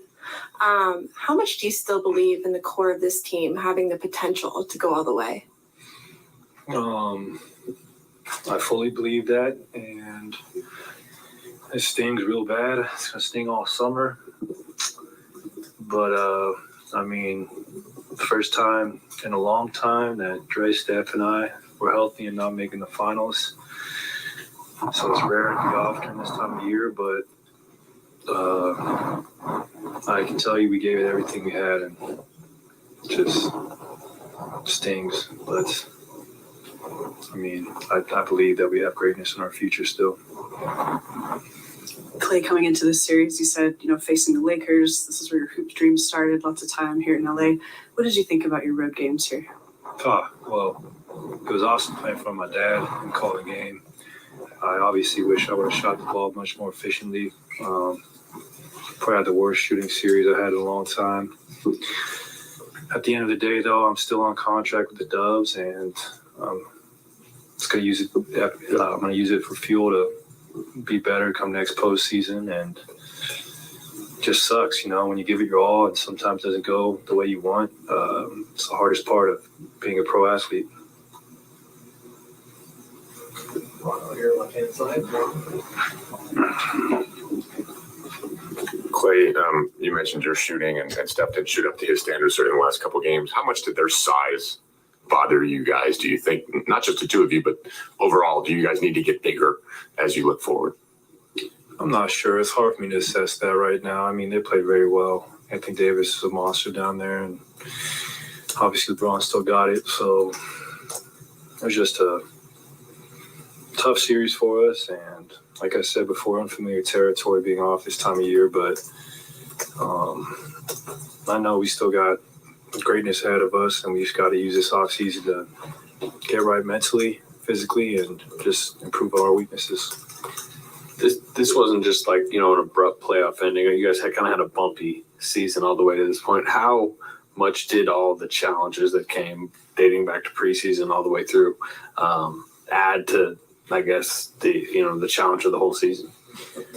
I mean, well, it definitely wasn't smooth sailing. And even for myself, I had a tough start to the year. Couldn't buy a bucket. Kind of ended the year on the same note. Pretty ironic, but I'm going to continue to work hard. And we did have a rocky season. I mean, it wasn't what we're accustomed to as far as, 67 wins, 73, mid-50s. Played for the 6th seed. We still gave ourselves a fighting chance. But I want to go to battle with any other guys. So I'm proud of everybody on this team. I'm real proud of Andrew Wiggins. I mean, he played with pretty much a broken rib tonight. Show what he's about. And we would not, be here without him. So just a tough one, man. Klay, obviously this game's really important for you. Did you feel like here in LA, did you feel like you were pressing at all just in this building being here, or was it just shots weren't falling? I don't think I was pressing. I just think shots didn't fall. Even tonight, I got so many great looks. That's why it hurts, especially early. Got a lot of wide open looks. I don't know if that's fatigue, mental fatigue when I was shooting it short, but it's not the end of the road for me. I still know I have, greatness ahead of me. This was the first full season in 3 years I've had to make it through, start to finish healthy. So that's positive, and I know I'm going to come back even better next year. Hi, Clay. This wasn't a sweep. You guys won 2 games, and even you dominated some games. Can you explain the fluctuating scores? I can't. I mean, it's just hoops. Teams make adjustments. Certain guys step up. We just didn't have it tonight. Klay, obviously, fall short. How do you get better just generally as a team to get back to where you've been? And how much are you looking for these young players? Do they have to kind of fill larger roles next season? Well, you come to camp next year in the best shape you possibly can. You come with a fresh mind and the goal of winning a championship. And then as far as our young guys, it's a huge summer for them, just like it is our vets, maintaining our physical health. For them, it's just about improving their game. I mean, that's for all young players in the NBA, it's about adding something every offseason. So we're going to be dependent on them. And that's just the natural progression of team basketball. It's just strength in numbers. Certain guys got to step up. Nice. Thanks, Clay. Appreciate that. We're done in here. Wow, that was shorter than I thought. Let's see. So what? 6 minutes, 5 minutes? Yeah, not even 5.5 minutes. But that's the advantage of getting onto the podium last. Quite frankly, it is. A lot of the writers are gotta go submit their report, gotta submit their article for the newspaper. They have deadlines, so sometimes it's good to be last to the podium.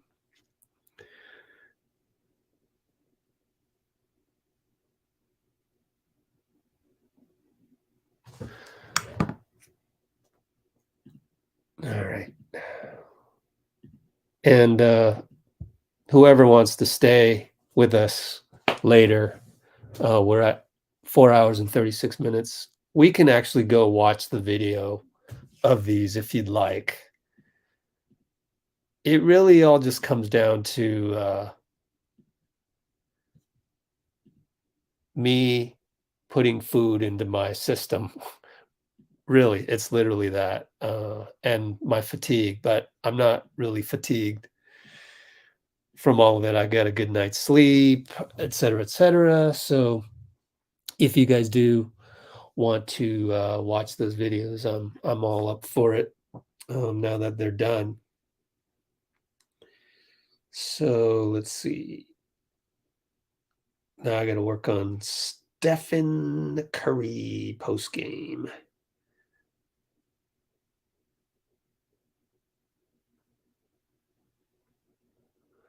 Too bad. I wish they could have Wiggins up there.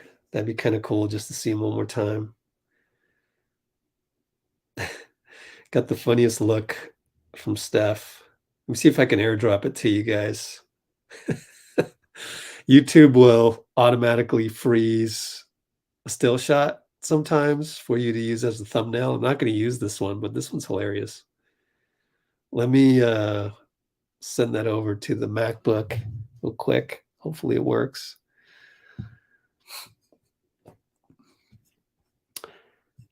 Let's keep it going. Sent. All right. So let me just, first of all, change the thumbnail to something else.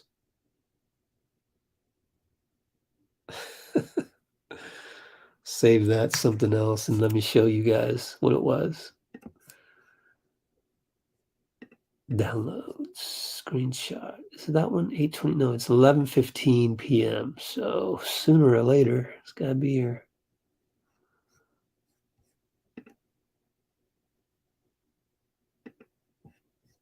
Really? New Finder window. Golly. There it is. No, that's not it. That's the Donte got fouled by AD at halftime one. I don't even know the name of this. Did it not work?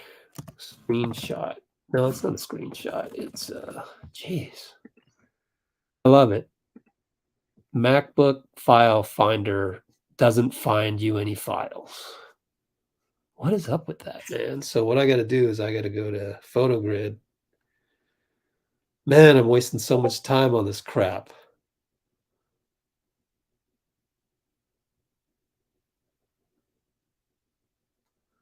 Come on, man. Airdrop it, you fool. Technology working horribly.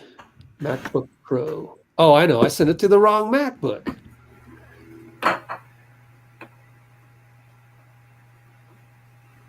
Got anything for us after hearing Klay? Yeah, he was really stunned by that, obviously. Yeah. So it's all just motivation Kept now. shaking his head looking at the box score, actually. Kept what? Shaking his head. Yeah, I bet. I mean, he's I've such a been there. great. Not that we had box scores after recreational league or tournament games, but man, I know the feeling when it's like, man, I play that crap. But It's actually, he played pretty well towards the end of it. Here's Steph. Check out this. Current mood. Yeah, well, I don't know what I don't know what else Steph Curry could have done. Once they realized no one else was making shots, the fact that dude was still able to put up 32 and everybody was all around him. I mean, yeah, it's just crazy. It's just crazy. Well, the first thing that popped in my head is, man, we got to find someone who's able to draw free throws. that's Yeah, an important thing for the team now. It just has to be. I think Steve's going to have to. I really do hope somebody presses him on it. Let's go through the whole Kuminga thing, because I think Kuminga is a deployable piece if he can develop and, contribute very well the whole season consistently. So explain why it was difficult to get him in at certain spots and this and that and what you could have done better. And, but I get it. And if anybody has any qualms with that, all you got to do is got to kind of look at my guy John Dickinson, Shady John of 95.7. If you go search his thing for Kuminga, Shady John Dickinson Kuminga, I'm sure there's some good things in there that you can right here. I've been clear on Kuminga. He got his chances, was the worst player in that series. Kerr went away from him, rightfully so. I still think on paper, getting a shot would have been on the table, but his pouting made Kerr reluctant. So I think he's had the best takes on the whole Kuminga situation. Yeah. So well, that speech Steph gave was partly about Kuminga being upset and try to remind him, like, look, man, you're 20. This is your second year in the league. The speech he gave before game. Yeah, if you're worried about minutes or whatever, after game 6, before game 7. That's right. That's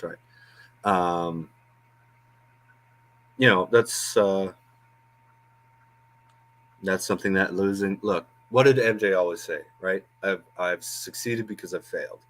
Losing has taught me as much as, if not more, as winning. It's paraphrasing it, but that's basically, what he was talking about. What do you mean? What happened to me? Oh yeah, he didn't get to play. I think, other than garbage time in these games, and even in garbage time, he looked good. He was in rhythm.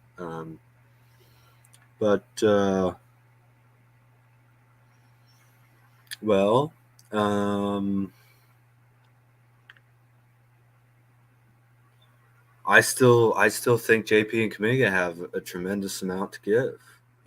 This is the first time that they've ever. Well, this is the first time Kuminga's ever not won a championship. It's strange enough to say, but it's true.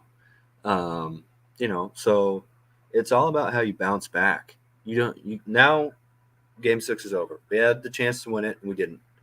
What are you going to do now? That's it. you don't move on immediately after a tough loss, but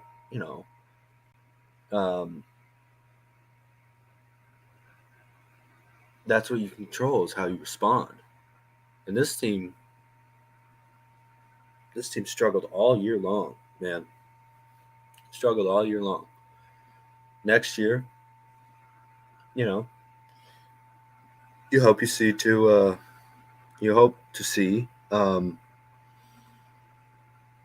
kind of response that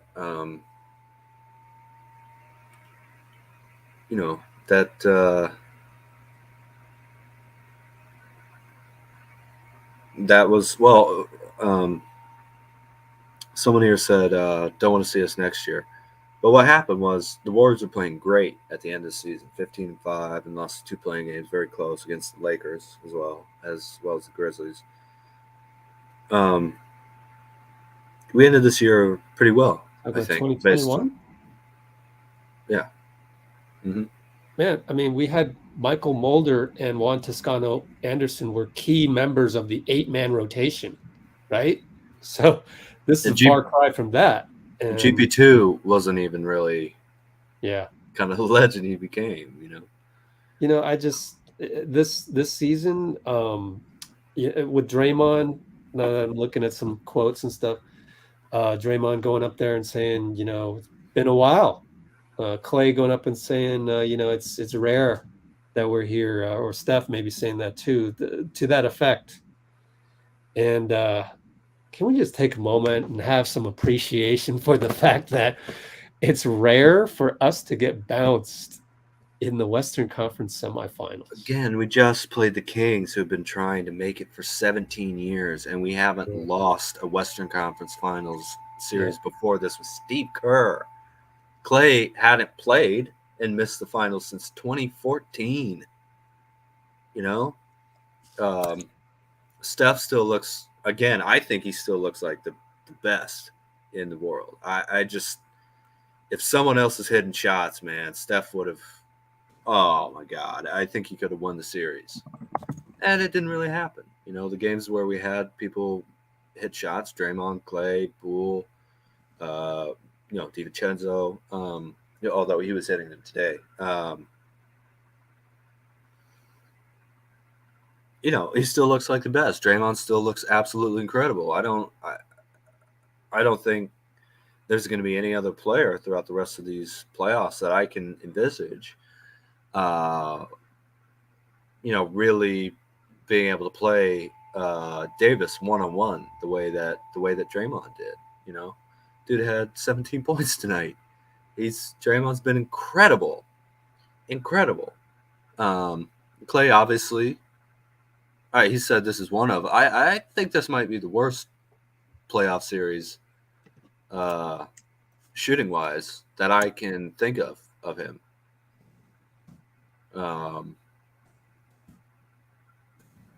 Poole, just rough. When Steph was out, he played really well, led us to some wins, but it's been a rough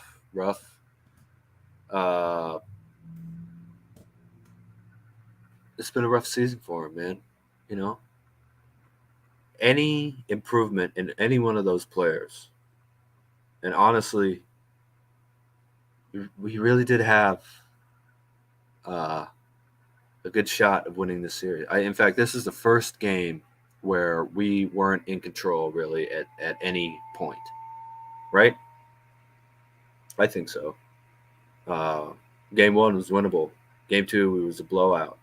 Game 3 was a meltdown emotionally, but we had a real strong lead, 40-29. Game 4 was a close game where we just made little mistake after little mistake. Game 5 was basically a blowout win. This is the first game where this team didn't really have much of a shot at winning the one game most of the night. It got it down to 4, but, didn't have a lead, wasn't in control at any point of the game. This is the first time, and we lost it,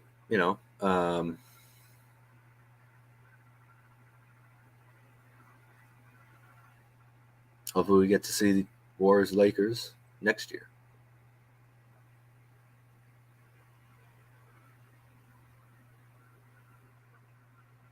Thank you, Sister Agnes.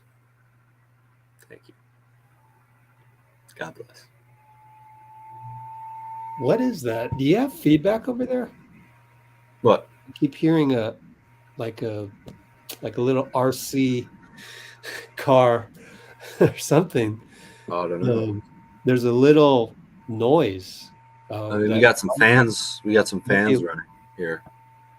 Oh, might be a little feedback on your end. I'm not sure. I don't think I have anything over here. Is that better? I don't know. A whooping sound going up. Yeah. Is there a way to lower your volume anyway? Someone said last live stream that you were way louder than I was, and sometimes that can. I'm not. It's better now, I think. Yeah. Oh, Whatever okay. you did. I just replugged my headphones back in, so maybe it was. That Maybe might it be was with the. Nope, there it is again. Can you hear that? No. Huh. Sorry. It could be your headphones.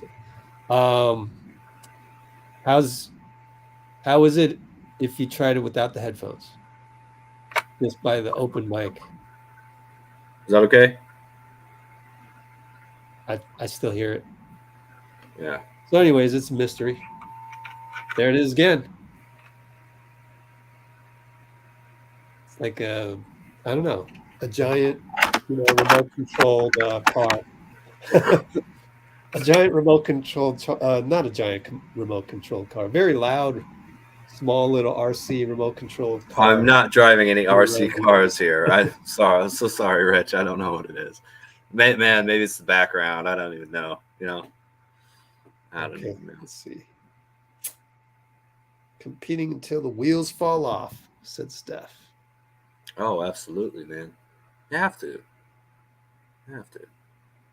I haven't cried yet. Wanted to be a Warrior forever. Blasian says he's going to get a Draymond Green jersey at Chase Center. Yeah. Well, and everybody, let me know if you let's just throw a poll up.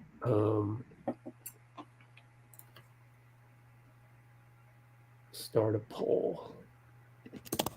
What video would you like to see first?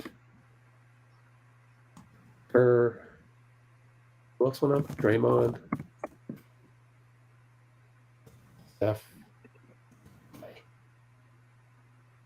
So we'll throw that up there for a little bit, and then I'll finish this up.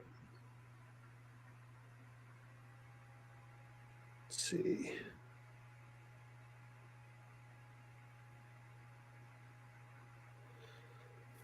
Hard truth.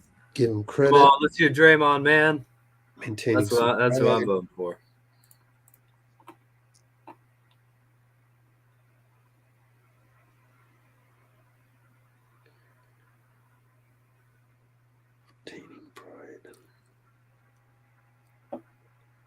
Oh, don't stop adopting corgis. Look, we were putting our faith in a dog. Oh, that was so close. That's not the dog's fault. Also got 5 straight, right? So let's not be cruel to corgis. The Warriors could have played better. Like, come on. Blasian also vote for Draymond. Yes, sir. I mean, he had a real positive press conference. Seems like I'd like to see his face.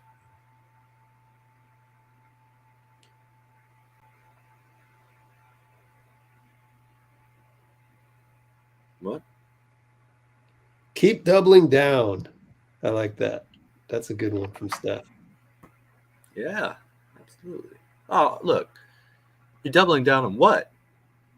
On the core and the DNA. Why? Exactly. Because they've won. They've done it. They've done it time and time again.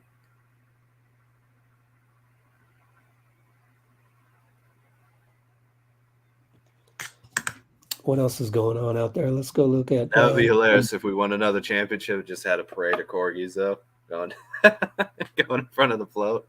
That'd be pretty funny. And man, doesn't Steph seem like? Well, never mind. We'll just see. That's pretty cool. Kendra Andrews retweeting her sister out there. Oh yeah. What Malika covers what a family, man.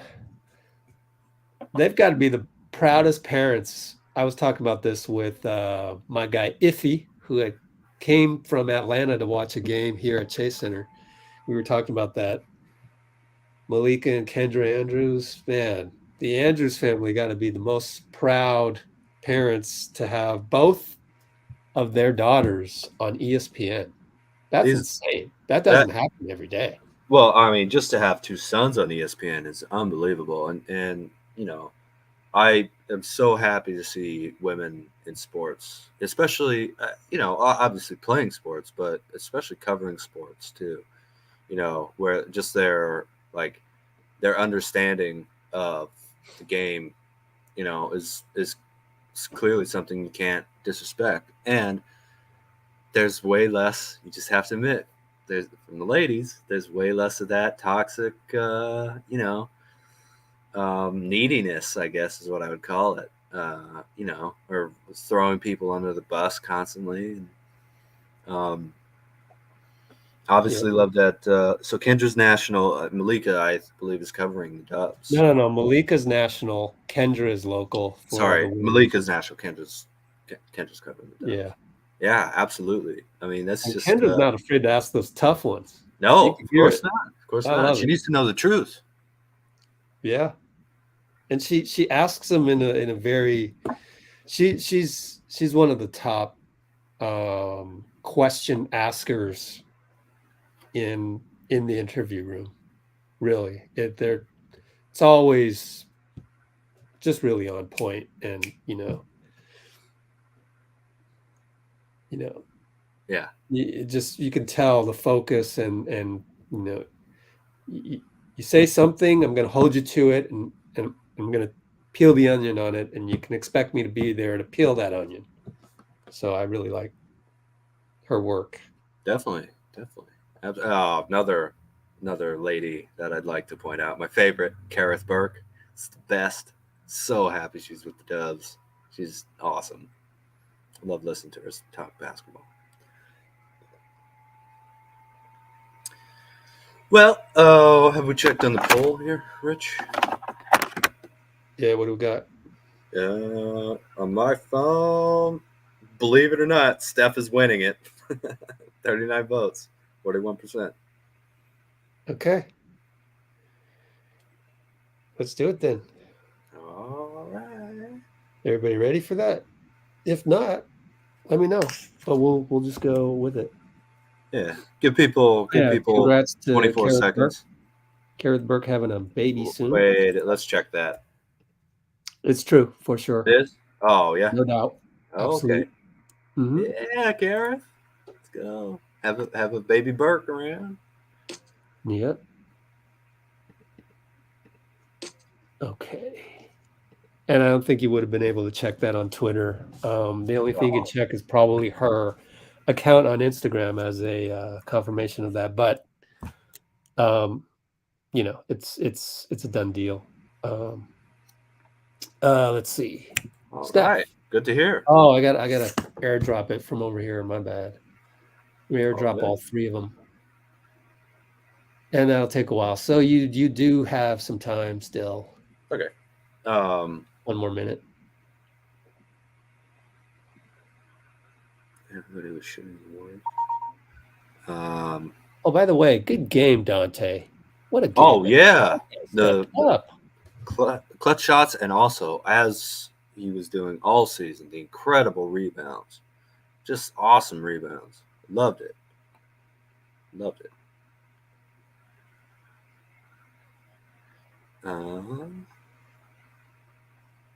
Bruce asks, he's asking about championship DNA wearing out. No, I don't. I think if championship DNA had worn out this season, we probably would have lost in 5 to the Kings.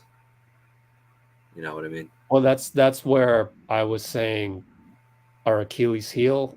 I was meaning that the Lakers, the way they're made up, especially with LeBron and AD, but then all the pieces around them, Mhm. it makes it a little bit harder for that championship DNA to come out.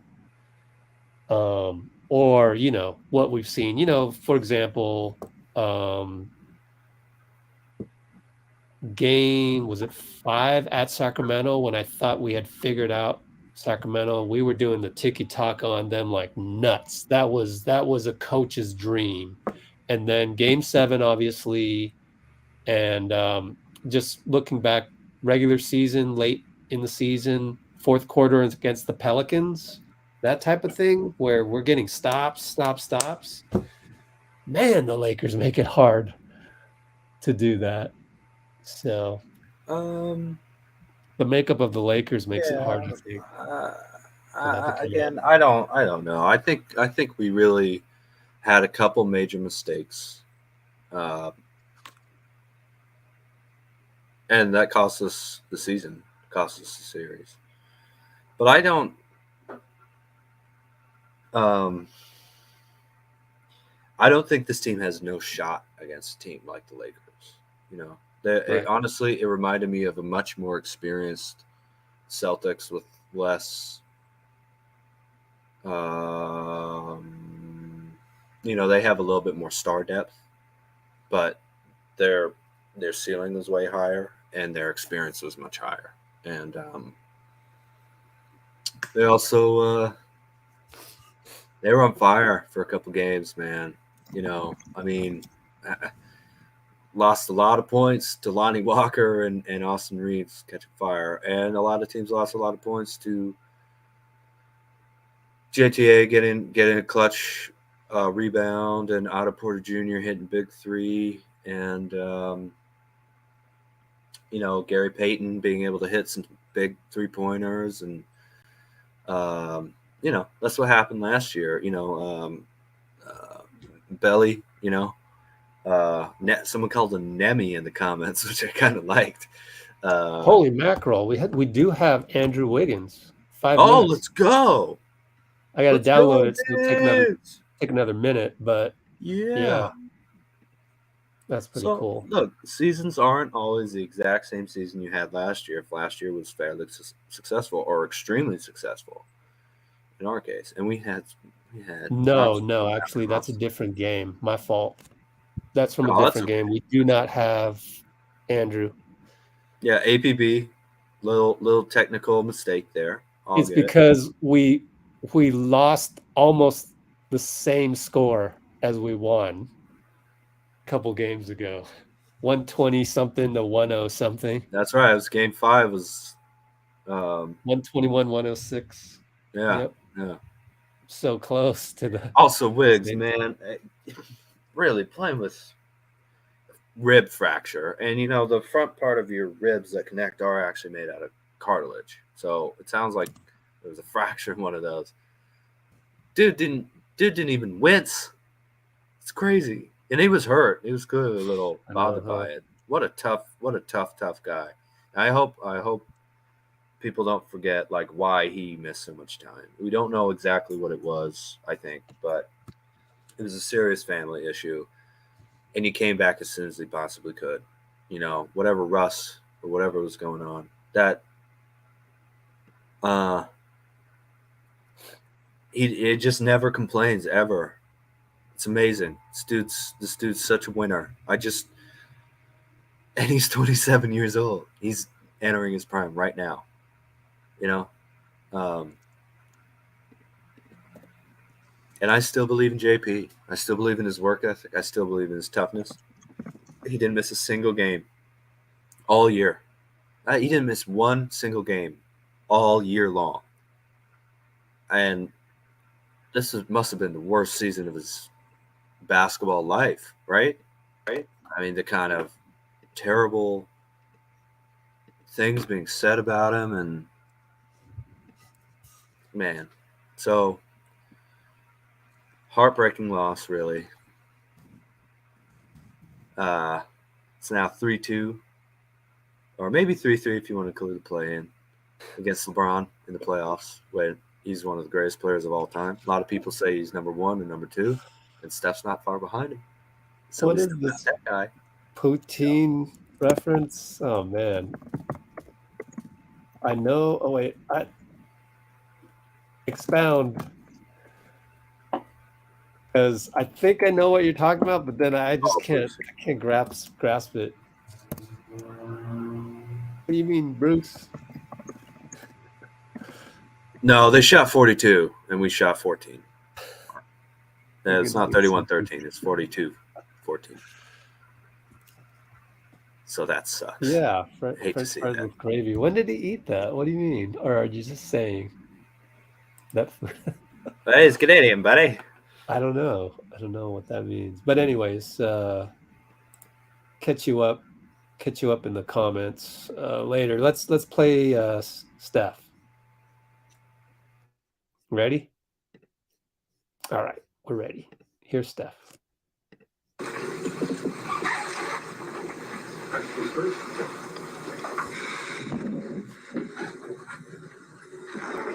Steph, this is definitely the first time you've gone out this early. Just what the emotion was in that locker room moments after this, just seeing the end of the season. I mean, you're disappointed and kind of shell shocked that it's over. You pour so much into every season, but coming off of last year, trying to defend and give ourselves a chance to keep advancing. It's a tough way for the season to end. Like you said, it's unfamiliar territory, but proud of the fight that we had, and the Lakers played amazing all series, played to their strengths, and obviously that led to them getting out of this series and moving on. So got to give them credit. They played great basketball, and for us, just an opportunity to kind of take stock of where we're at, keep the confidence that we can, come back and be back at this stage next year. So we're kind of in between disappointment, but still, maintaining some pride about how we played this year. Steph, Steve said that he thought you guys were maxed out, and Draymond said he thought that you were maxed out. Did you feel that way? And if so, when did you maybe feel that? Did you feel that during this, did you have a feeling that this wasn't a championship team during the season? I mean, we lost, so it's like a hard truth at the end of the journey. It's not anything you allow yourself to. No competitor believes that until you're proven that you're not a championship team, and that's what getting beat in a playoff series means. Basketball is over for this year, so felt it in the fourth quarter with about 7 minutes left. Just really never heard that from us before in terms of trying to make sense of losing a series like we did, unless it's been in a final. So got to accept it, move on, and try to be better next year. Yeah, I know it's still fresh, but how do you view the bigger picture, the future, the decisions that need to be made this summer, and some of the Draymond, Bob, and some of the situations that need to be resolved? We'll all collectively kind of handle those in the right time. I think obviously start at the top and working down in terms of trying to put together the best team possible next year, making sure all the pieces fit and understanding how we can retool to put ourselves in a position to be a legit championship contender, because for us that's all we're worried about, and that includes Bob, that includes DG, other decisions that we got to make, but at the end of the day that'll settle itself over the course of the next couple of months. Steph, I know it didn't end the way that you wanted it to, but coming into the series, I think Draymond said something to the effect of, well, they have a GOAT, referring to LeBron James, and so do we, referring to you. And a lot of us weren't sure if we'd get to see this battle between you and LeBron again, going through it again, playing in these games again, the moment you all shared on the court. And can you just reflect on that, on this stage, on what this rivalry has sort of meant to basketball over the last couple of years? I mean, it's just a battle every time, and I know there are a lot of different narratives within each of the series that we've had, and different teams and teammates and all the above. But it's just great basketball, great competition. Understanding who LeBron is and who he's been his entire career, and the accolades and the championships he's won and the records that he has. Like, he's an amazing basketball player, and he brings the best out of you. And you have to be your best if you're gonna try to beat him. And I think he feels vice versa. And so you love those experiences. Somebody's got to win, and it's part of the nature of what we're dealing with. But there's so much respect and, again, appreciation for the battles and the experiences and the back and forth, because it's basketball at the highest level, and that's all you can ask for. Ron, left-hand side.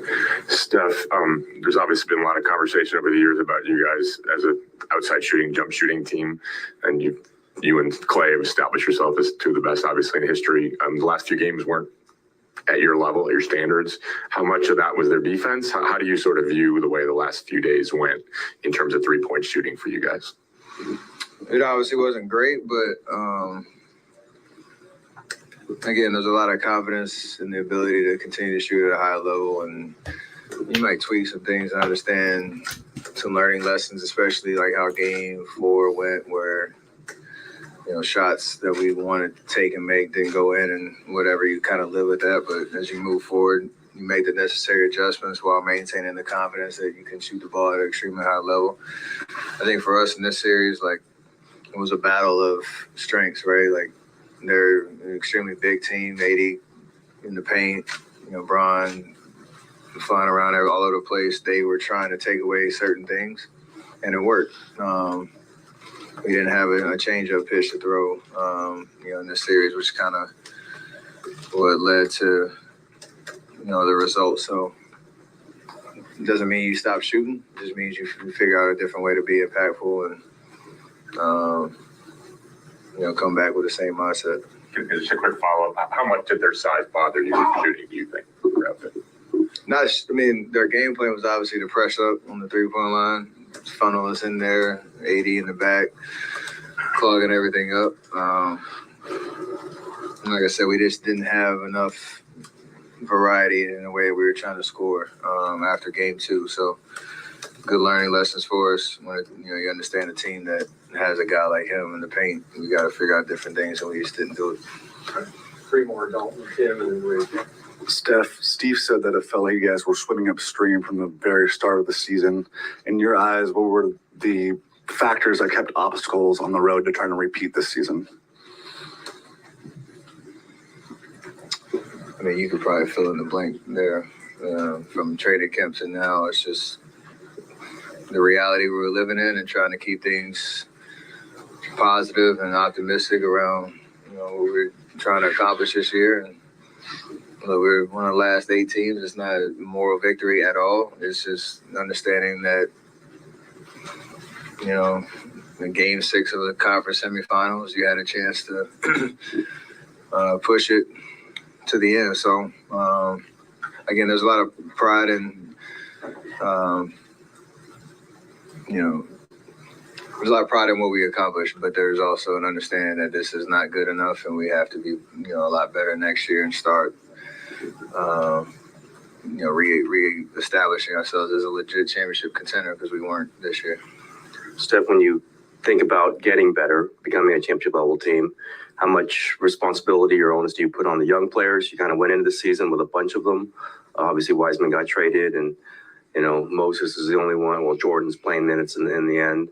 How much do you expect from them next season, and how much is there? And was it disappointing not to see them get more time or produce more in these playoffs? There's a lot in there. I think, everybody's going to get better. Everybody's going to take the next steps. Everybody's going to learn the lessons that you learned this year and try to put them into use next year. I don't know what the opportunity is going to be. I don't know what the roster will look like. I don't know, sitting here right now, what, opening night is going to look like in terms of who's going to be asked to do what. But I have a lot of confidence in everybody being able to take advantage of the summer. Add to your skill set, add to your mental preparation for the year, and the list of guys that kind of fall in that bucket. Be ready to take those next steps, because that's the journey of your career that you're always on. So it's just hard to say specifics right now about what it'll look like, because this league is crazy and things can change really quickly. Last one, Rachel. Steph, Draymond was just expressing the confidence he has in you, him and Klay as a core, and what you guys can do in the future. What is it for you knowing those two guys, and if you do stay together through the next couple of years, what does that make you feel like you could do? No matter how different it looks, I think we understand each other, what we all bring to the table, the trust that,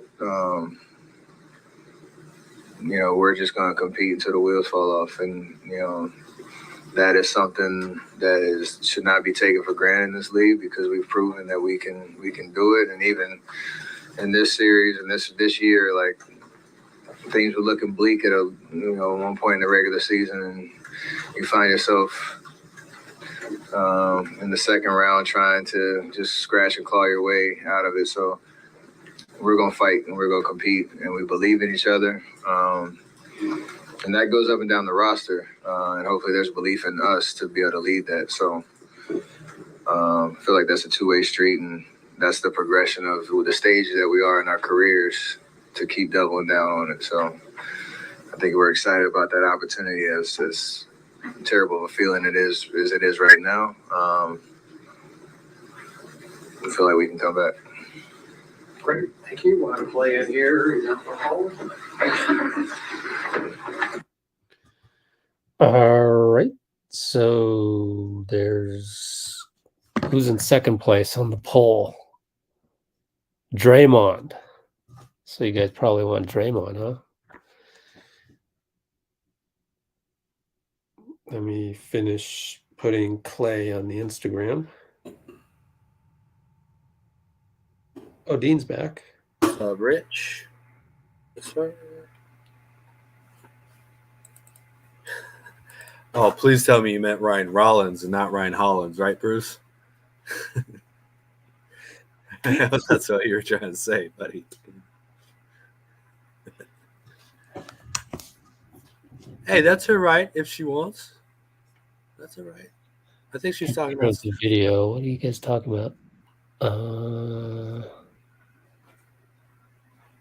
He's gorgeous. Who's gorgeous? Andre's son? What? Let's see. What else are we talking about? Oh, yeah. She's talking about Wardell. Come on now. Oh, I don't think Andre would have made much of a difference. I think he would have defensively. Well, it's more that he was a comfort blanket. I hate using that term, but a stabilizing force, I guess, out there, where just his defense is incredible. Or his defense is incredible. Maybe yes. say was. Oh, Yeah. I still got to airdrop the other ones. Whoops, it's gonna take a while. It took about 3 minutes to airdrop last time. Well, this is all about how we get better, how we get Steph to be able to overcome even this. Got to say some legendary stuff that I've seen since the 21 play-in. Obviously, Steph and LeBron again, Grizzlies again, and then the MVP Jokic. Whoop that trick, Grizzlies. Luka Magic. The incredible Celtics. It was an incredible defensive team. And then the Kings and this Lakers series, and we went 5-6. I mean, okay, cool. All right,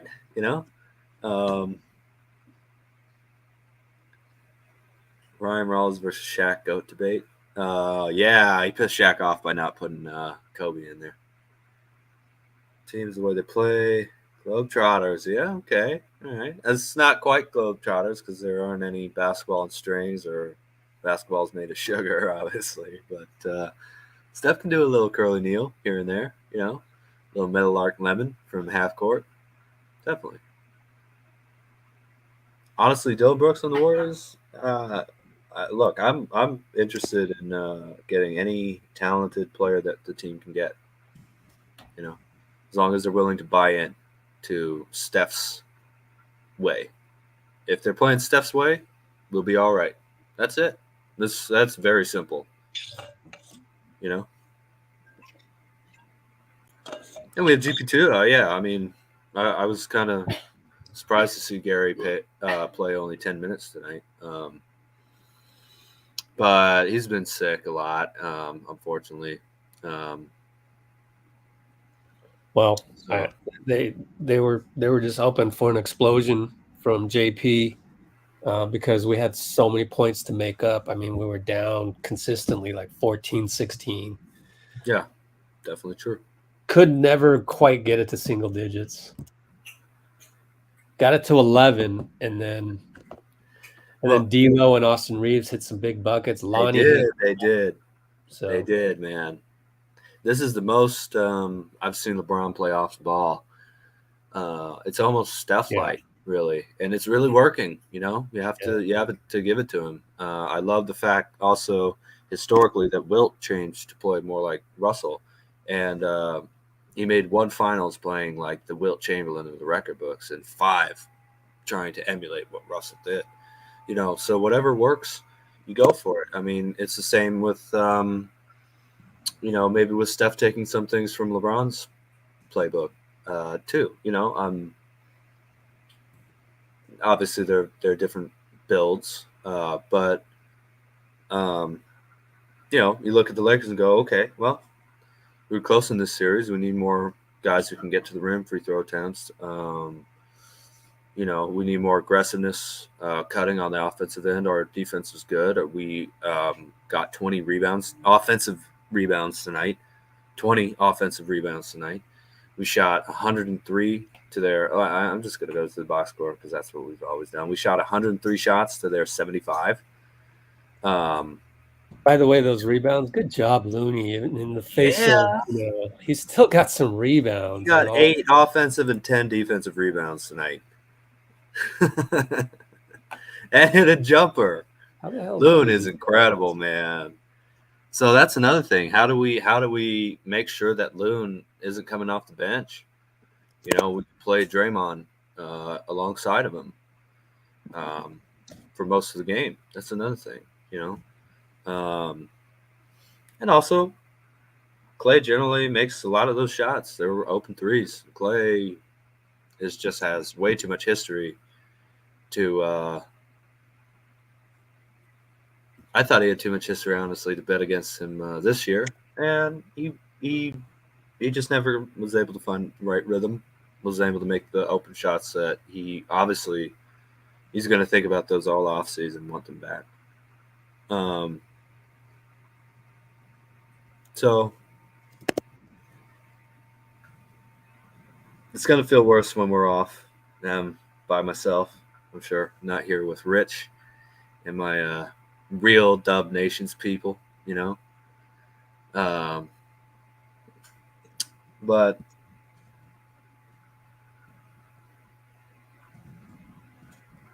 it's not the worst end to the season, you know. It's a rough season. Didn't look like a championship contender a lot of this season. And we lost to a team that does look like a championship contender. Okay. Yeah. Suddenly, yeah.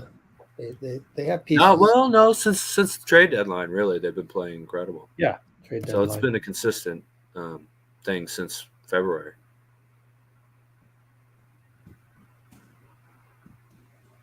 We do need to figure out those leaks, definitely. Looney possibly adding a long range shot that could pay some dividends.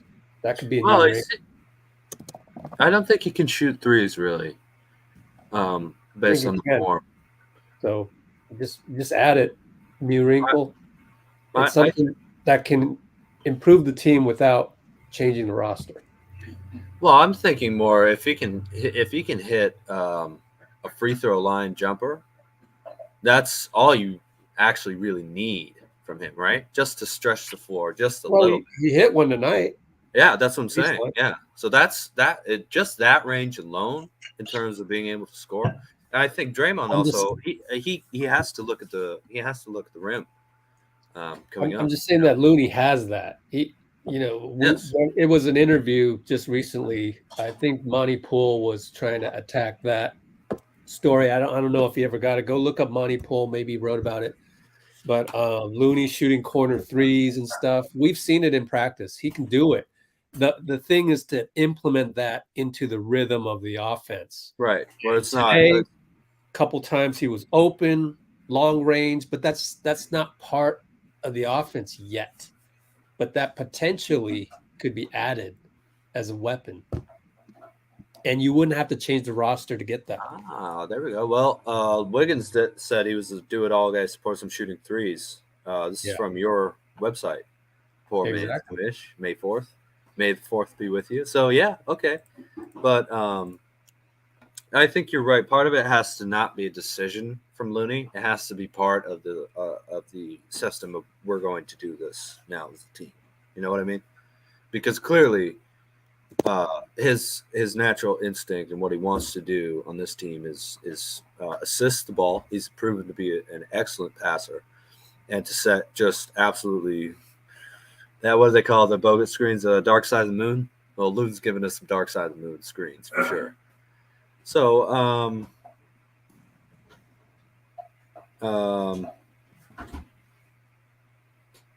yeah, I mean, I think Loon and Draymond can both be more impactful scorers than we've seen them be, in part simply because, like, if they're not guarding you on the perimeter, they're not going to guard you one-on-one right near the rim, right? And those guys can score around the rim. I really believe they can. They can hit some short jumpers easily. Draymond obviously pretty good from the corner three. Loon, if he's able to do it in the past, if he can add a three, I mean, he's going to get expensive at some point. And I hope that happens. So, yeah, we got a lot of talent on this team, man. We got a lot of talent. And I think it's quite possible that you see the team come back looking fairly similar and just trying to have a better start to the season. If nothing else than simply what we saw of JK, JP, some of these guys. It's just not they just didn't have the best run for these last. How long has it been since the King Series? 2 weeks? Something like that. Every other day, I guess it's 12 days. A long time ago. Yeah. It's not. It's like 12 days, something like that, right? Maybe 13, 14. Yeah, take your L gracefully, still gold-blooded. I love it. Real Cali G. That's what a real Cali G would say, right? Yeah. We can take it on the chin. We can take it right on the chin. And that's okay. You won. We lost. It's not going to break us, though. Yeah, I don't think that.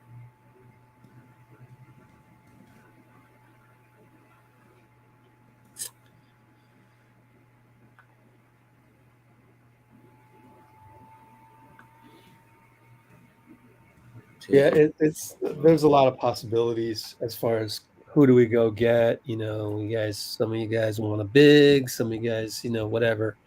I think we gotta wait. For things to happen first. Like figure out what we're doing with Draymond. Figure out if Bob's going to be our GM during this off season. Yeah.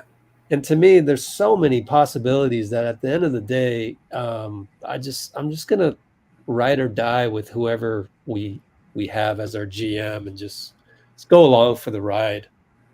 rather than kind of try and predict we should steer the ship that way or grab that guy or, I think it's a little early to really drop names and stuff, even though it's something you feel like you want to do. So just give it some time. Please, at least sleep on it. Just sleep on it. It's rough. Look, the other thing is, I know people, even Draymond, anything that comes out of Draymond's mouth is probably gospel in terms of basketball. But I mean, Let's Go Warriors has always been just kind of along for the ride, and I learned a lot this season. And when you're learning stuff, how can you look back at it as it was like the example I said at the beginning of this when I was at the Olympics thing, the community Olympics event, and I got to run the 100. Well, actually, it was more than 100 meters. I don't know, 220 or 440. And then, well, before that, my dad had to yell at the organizer to get me in. All this roller coaster type stuff. I run it. I find out that I hate running, so I've never been a track and field guy. But I had to go through that to learn that, and so life is just experiences. I know basketball is more quantifiable, wins and losses and things like that. But that's why I do the behind the scenes video. I'm going to do one for tonight and, go look for the clip of Bad Bunny because, so there are things beyond just wins and losses that we should be grateful for. I mean, what other sport, can you do that in, not to throw soccer under the bus, but can you do that with behind the scenes video of Manchester United, of the people in the crowd? Maybe you can. I don't know anything about them, or some other sport, baseball. But it's so easy to do with basketball. It's so easy to do with these NBA stars, for sure. Exactly. We have such a unique sport in front of us, and so there's a lot of things to enjoy from it, and that's why I look back. This season wasn't good or bad for me. It was just another season. I think it's Amy's birthday. Is that right? You put her comment up, most recent one? Wish for more chips for team, more Warriors, solid followers will participate in Let's Go Warriors, and more subscribers too. Yeah, thanks. Well, we're starting off next season right. It's May 13th. It's the beginning of the next push, man. You mourn until midnight, and then you move on. It's past midnight. Easy to do with soccer as well. Okay, so there's it's stuff all over the place. International audience, especially for the Premier League or La Liga or Bundesliga, whatever. Cool. Cholo learned something. So happy birthday, Amy. Absolutely, Amy. All right. What she said is true. That's my birthday wish too in October. All right. So second place on the poll was to watch Draymond, with Klay and Steve Kerr tied for fourth. Interestingly enough. Third. They're tied. Third. Sorry, tied for third. Don't say that, Bruce. Basketball is good, the best sport in the world. I mean, come on now. Come on. Warriors took 103 shots. Soccer's like 2-1. Let's go. Yeah, I'm with you on that one. It's my American bias, I guess, coming out. All right. So I love you, though, Bruce. You're the man.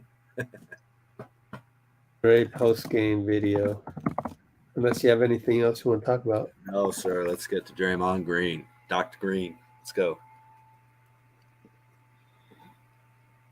All right, here he is. Draymond, Steve just said when he was looking around the locker room to come in here, he could just feel and see the fatigue and disappointment on your guys' face. Those are the two words he used. Would you agree that those are the overwhelming feelings right now, I guess? Definitely disappointed. And I think, just don't know how to feel. It's been a long time since we finished in May. So just trying to process the feelings and, move forward. But, anytime you don't win a championship, it's a disappointment. For us, a franchise who prides ourselves on trying to hang banners, But at the end of the day, they were the better team this series, and you got to give them their credit. They did the things that it took to win the series. So tip your hat to them, but it's definitely disappointing to be done now. This wasn't just like kind of an abrupt, stunning playoff defeat. You guys obviously had a pretty bumpy season the whole way. When you look back, bigger picture at the season, just, where did it kind of get off the tracks, do you think? I think there were several things that went wrong throughout the course of the season. And also just things that you can't prepare for. Like, it's hard to prepare for the things that happened in the beginning of the season and then bounce back from that. But we did. It's hard to prepare for all the injuries that we dealt with throughout the season for, missing Wiggs, for the time that we missed Wiggs and, all the things that's going on. And saying that, there's no excuses. Shit happens throughout every season. And,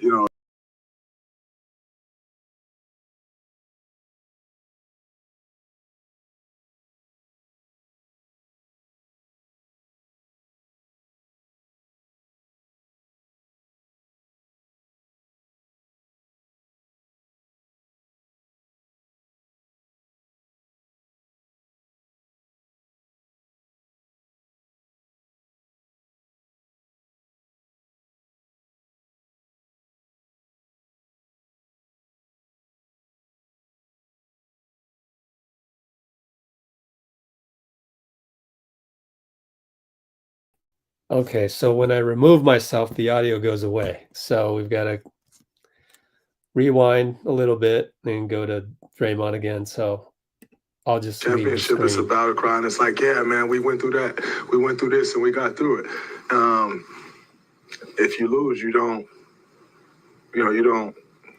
go back and blame all of those things and say, oh, man, this is the reason we lost. No, every season is made up of events. Some are great, some are not. I think for this team, more of the events that aren't so great were so public. And, that's not something that you normally deal with. And so the world knows, the tough times that this team's had. But there's tough times, in every season. Winning a championship, there are tough times. I remember David West said something some years back, and everybody's like, whoa, like, it's every year. Like, it's things going on, and you band together and you try to work around them. And I think, for the most part, we try to do that. We fell short, and, that happens. But overall, we're not done yet. It was lost this year. We'll be back next year. On that point, Draymond, to hear you say, like, we're not done yet. Steve explained that you and Steph and Klay have a lot of years left together, if you want those. Do you feel the clock ticking a little bit? I think the clock is ticking on all of our lives. Like everyone in here, we all have an expiration date. And so I think the clock is ticking on all of us. As far as basketball goes, 100% is ticking. And that's on every man in this league, every woman that works. That's everybody. And so, yeah, the clock is ticking. I think, when you have so much success, then people start, like, they really put you on that clock, like they put you up against the clock.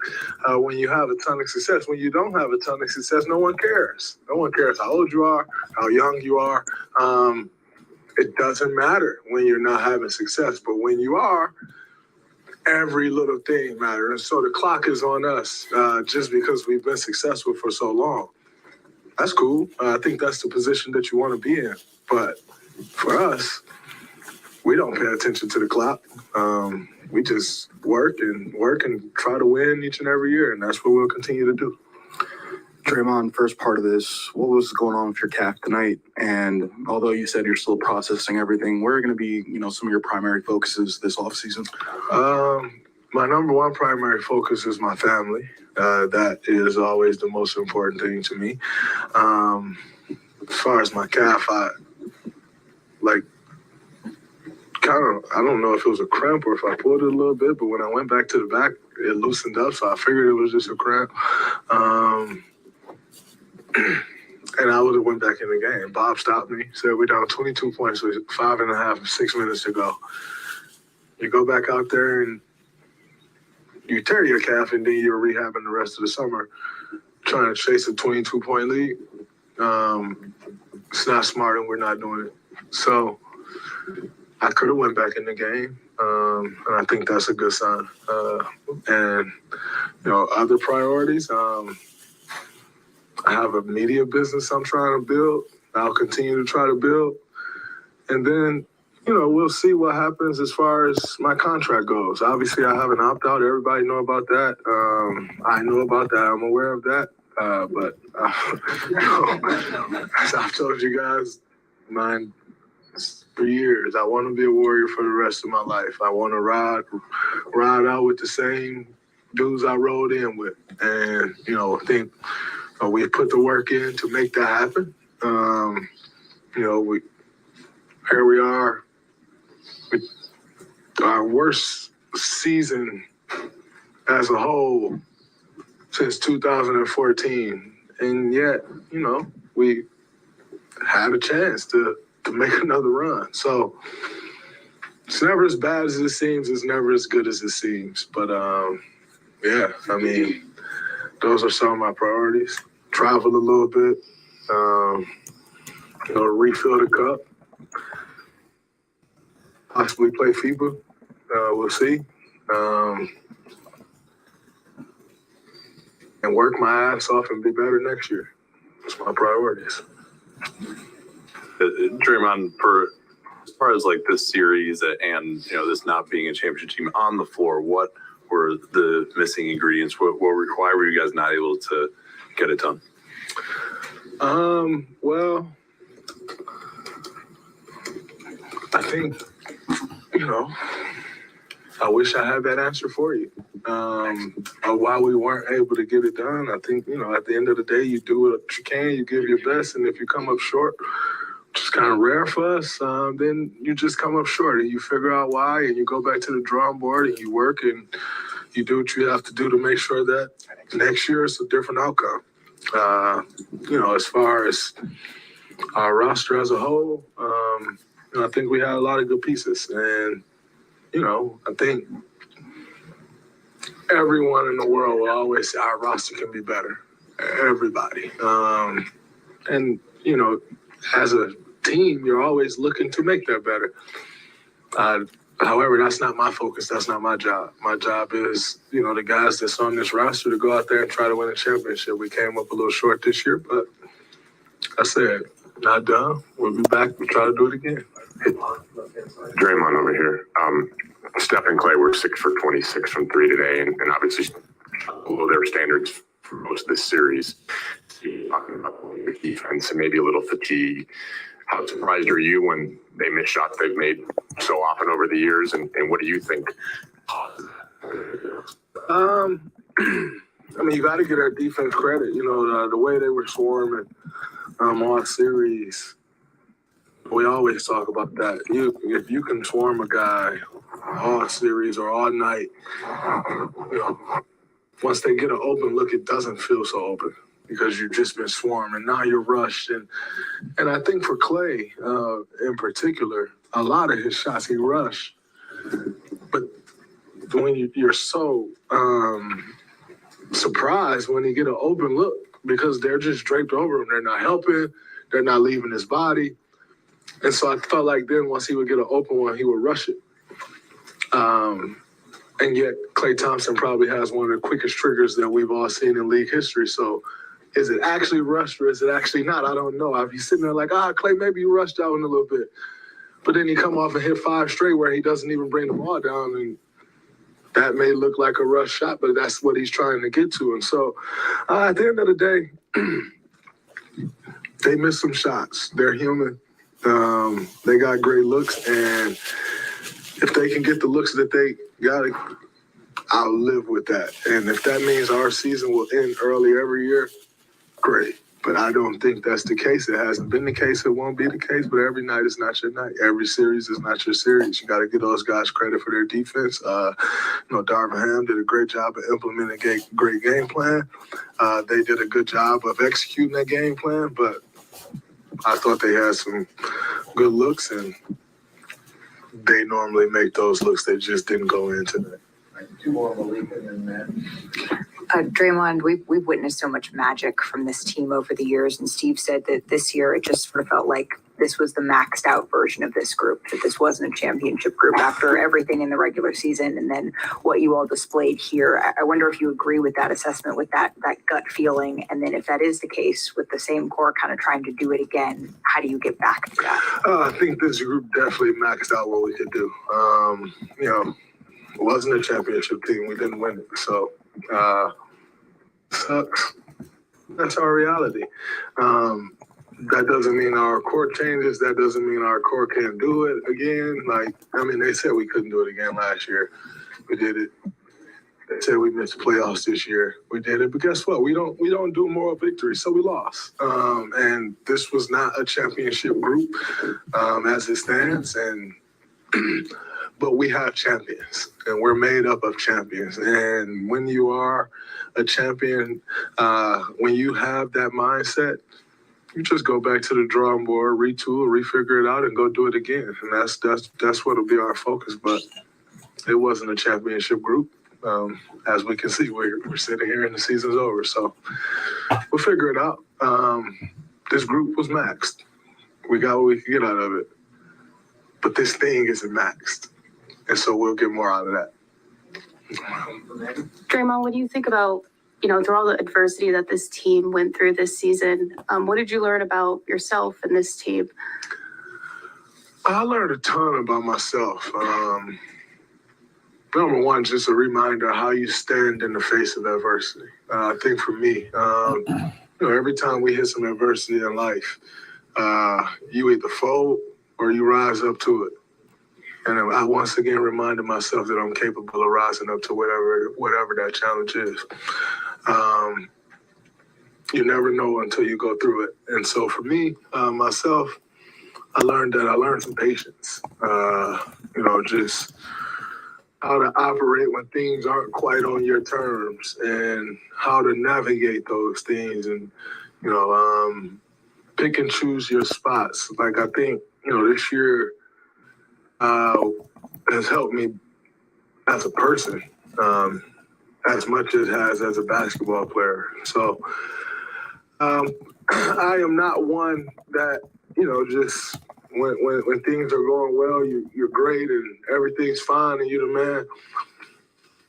When things aren't so great, that's when you make yourself. And I feel like for me, that's always my focus is, when your back's against the wall, everybody's against you, things are going wrong, how are you going to stand up to that? Are you still going to stand on those same principles you've been standing on? Is you going to still stand on the same business you've been standing on?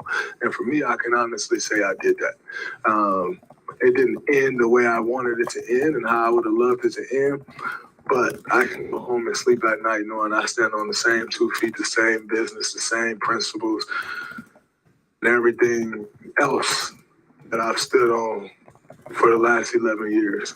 And I can live with that. And, continue to try to get better as a person, as a basketball player. That's my goal. That's who I am. That's what I've done. I'll continue to do that. Great. Thank you. Looks like Steph and Klay are both. All right, so we're starting to talk about salary cap again, and I'm telling you, let's not go down this road yet.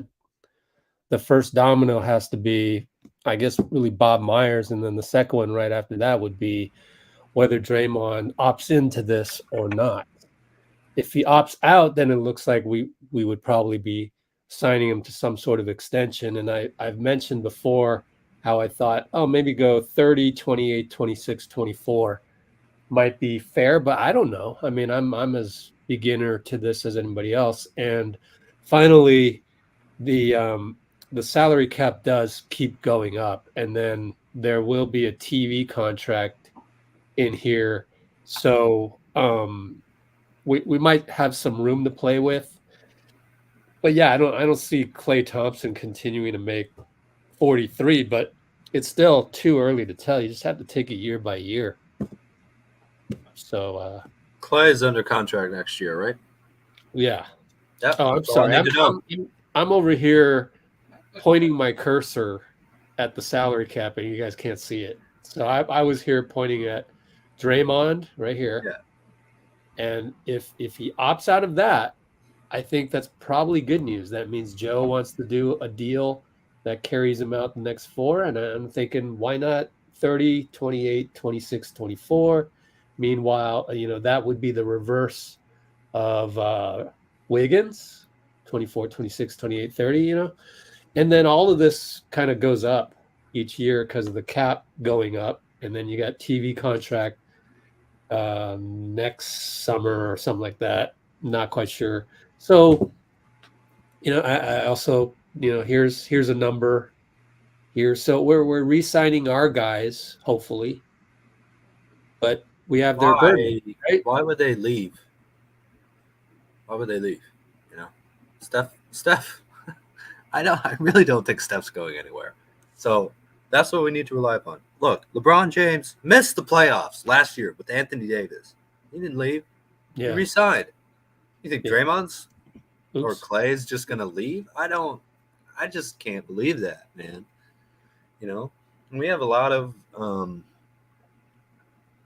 obviously Moody, showed out. We have to in a rough day, we have to point out that Moses Moody these playoffs was, came to what's the phrase, kick ass and chew bubblegum, and he was all out of bubblegum, man. He was playing incredible. Moody's great.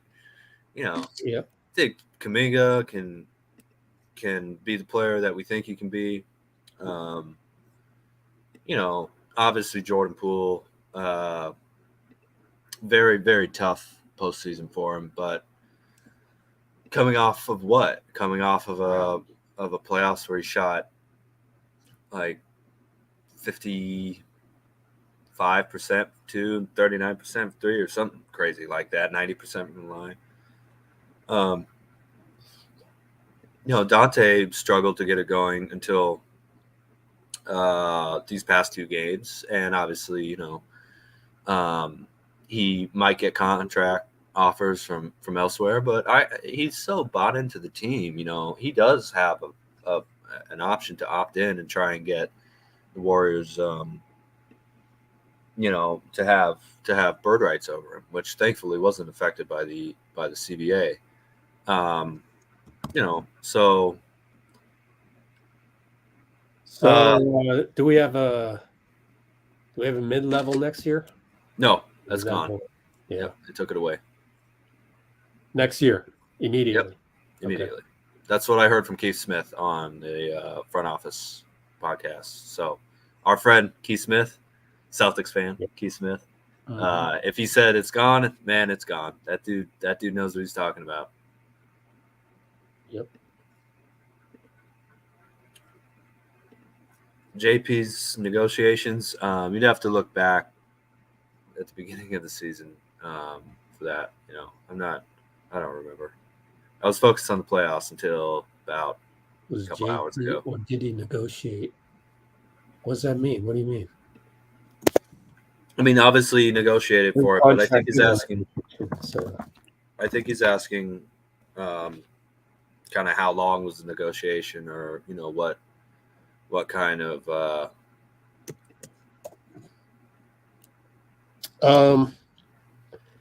I mean, Tyler Hero was paid by Miami, this amount. So a couple weeks. It was a couple weeks before. JP before had to be close to that amount, and there's nothing really else to talk about. Like Tyler Hero, who hasn't really played in the playoffs, right? Yeah. So I don't know, how long the negotiations took or whatever, but it doesn't matter because Tyler Hero set the market price. It's just like I give the example, real estate, at least in America. If the house 3 houses down goes for $2 million, guess how much my house is worth? $2 million. Literally, that's how much you go, so that's the beauty of real estate. Yeah. Always appreciating. It's the same thing in any other market. If a comparable, it's the Well- same thing in .com and Silicon Valley. If a startup gets 10 million Series A, another similar startup, and they try to make it as similar as possible, something close to that, going to be 10 million. So that's how it works. Let's see. Thank what you, else we got? Baniwas. You didn't think we were just going to leave, did you? We're still here, man. Let's go. Oh, the whole thing about maxing out. See, I think we could have played better. So I think our maximum was still a little bit better, at least than tonight. But Well, it's it's maxing out, not the roster. I think maybe as much as the circumstances of the season, and all the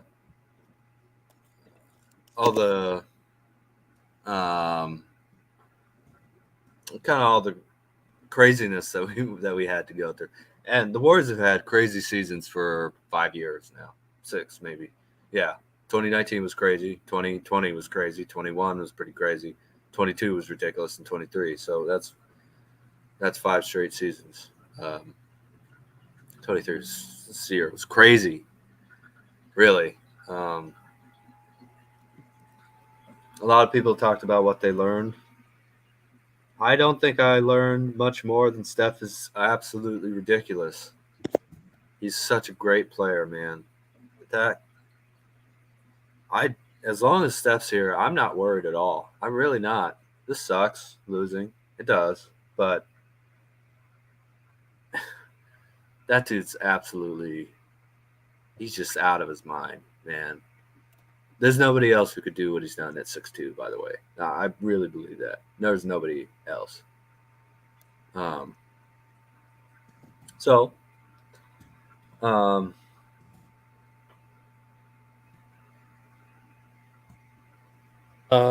sounds like Draymond,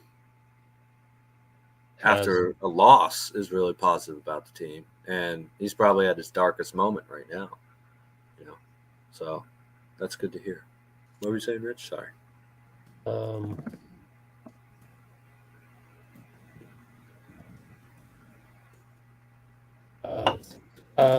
JP. Back to JP. So 556 mark. Poole Sotolo saying all the haters are saying JP's not worth 140 million. He got his contract got to his head. I think I think that's the higher IQ take out of that is that it's very hard to play well and successfully in this rotation. So you've got to mesh well with Steph, Klay, Dre, Looney, and you got to play. You got to be a two-way player, and Wiggs. I forgot. You got to be a two-way player to really make an impact. And I hope one of the things that we see in training camp is a more dedicated, improved defensive player from Jordan Poole. Oh man, he's got all the tools, doesn't he? I think offensively, he does have all the tools, and figuring out when to use each one. Yeah, I'm not worried about that at all. But no. I mean defensively. I mean he's got a pretty good vertical, good wingspan, extreme quickness. Well, his lateral movement sucks, but he could work on that. That's effort. I can't believe that's not just effort though, because I see what he can do on the offense. Part of it's effort, for sure. Everything is effort. He's also on his heels all the time. He's never playing defense on his toes, and that's a minor adjustment. That if JP can get back to basically where he was last in 21 and 22, where he was excellent for this team, and was a vital piece to us going at 15-5 run, to being close in the play-in, to going to 18-2 start to last season, to hitting clutch shots after clutch shot in the playoffs, starting in front of Steph, and really being a great player to helping this team win a lot of regular season games when Steph was out.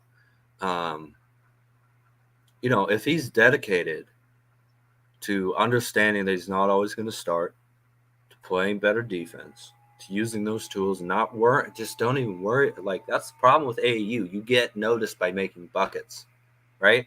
But that's not how you win. You win by playing team defense. You win by using his incredible passing ability. There's a lot higher level that JP can get to. And not to go on too long, Rich, but one final point about, well, it's not worth 140. He hasn't gotten any of that money yet. It's hard psychologically saying, well, they're paying me to be they're paying me to be a $30 million or $28 million a year player, and I'm making 3.9. It's just hard, you know? So once that money starts coming in, well, I mean, now you really kind of. I mean, it doesn't even deserve attention. Anytime somebody says, "Oh, the money's getting to his head," you're not. If you're a I'm not competitive saying the basketball money's getting player, to his head. if you're a competitive basketball player, that's the last thing you're thinking about. You're trying to execute game plan and remember the game plan, which, I mean, Jordan has trouble with the defensive side of it. And the other major thing that I want to say about that is that on the Warriors, you really have to play that specific role perfectly. Why? Because we don't have a 6'8" beast named LeBron that's going to be a Hall of Famer behind you to erase mistakes. We have Draymond Green, but at the end of the day, he's also 6'6". We don't have that big presence like Anthony Davis. So on our squad, you have to execute those roles on defense perfectly, and a lot of times that's reading the defense, communicating with who's behind you. And this season point of attack was awful. So keep the guy in front of you and things like that. And it's just hard. I mean, the guys who are good point of attack defenders are, guys that we really trust, that are veterans like Donte, who's had, by the way, 4 years at Villanova, won 2 championships. Gary Payton, 30 years old by now, So this JP's bar is super high. It's hard to cross that. So for people to simply go, oh, the contract's in his head, he's not worth 140 million. No, it's because, and the same thing goes with JK and to a degree Moody. This is a difficult team to play on because you have to execute all these things right and then do it on offense as well. So that's what I want to make sure people understand. When you hear that, oh, he's the contract's getting to his head. No, what's getting to his head is figuring out how to execute this game plan, which is not the easiest because you have to communicate. Yeah, I just want to point out too that age-wise, this is Steph's, for his age. If Jordan, if you're projecting, this is 2012 for Steph Curry. You know what I mean? Like, Jordan, if he is somewhat similar in that track, would have won a championship in 2011. That's really, really young. And these kind of guys who are able to have the offensive production that Jordan Poole was able to have are worth money, okay? He is able to be an incredible offensive player. Regardless of what this one postseason run says, Jordan has the ability to really be a whole engine for an offense. And if he's patient and if he cares about winning the way I think he does, and if he has the work ethic that everybody says he has, which I believe all of that, he's not going to stop. He'll keep developing, and he's going to figure out a way to make his career in the NBA as a winner. I really believe that. everything that has gone wrong in the court, what he's like in responding to it, for the most part, has shown me that he's,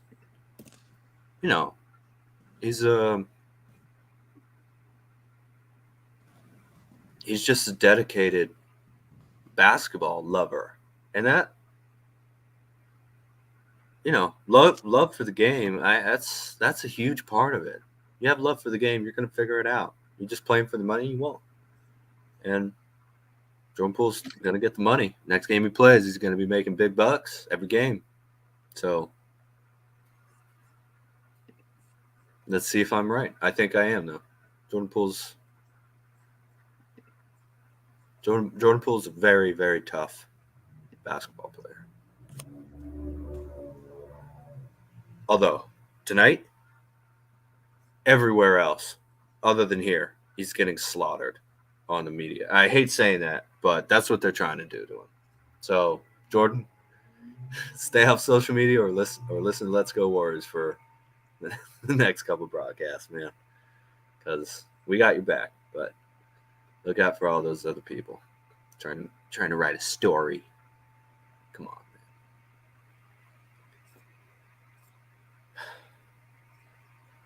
Let me see if Klay surpassed Steve. Wow, you guys don't want to hear Klay. Steve has more votes than Klay. Let's see. Oh, excited for PBJ. Yeah, that's good excitement. Also, don't forget the number 19 pick should be pretty exciting. This is a deep draft, so it's going to get exciting. I think it's pretty good. What's going on here? What, like Magic?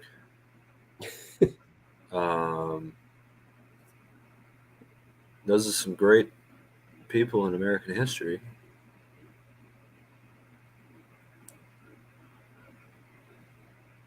Maybe it's Brandon Katz turning over a new leaf. Well, at least it's more positive. Yeah, for sure. Duke Wellington, Bill Russell, James Baldwin. Allen Iverson's better than MJ. Oh, now. Come on, like Magic. No. We were waiting for the one. Yeah. You're so close. You're 3-0.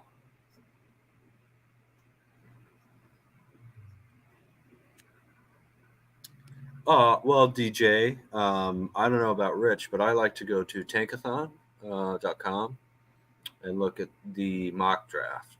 They got, and you can also do sim lottery. Yeah, they're pretty good. They're pretty good at that stuff.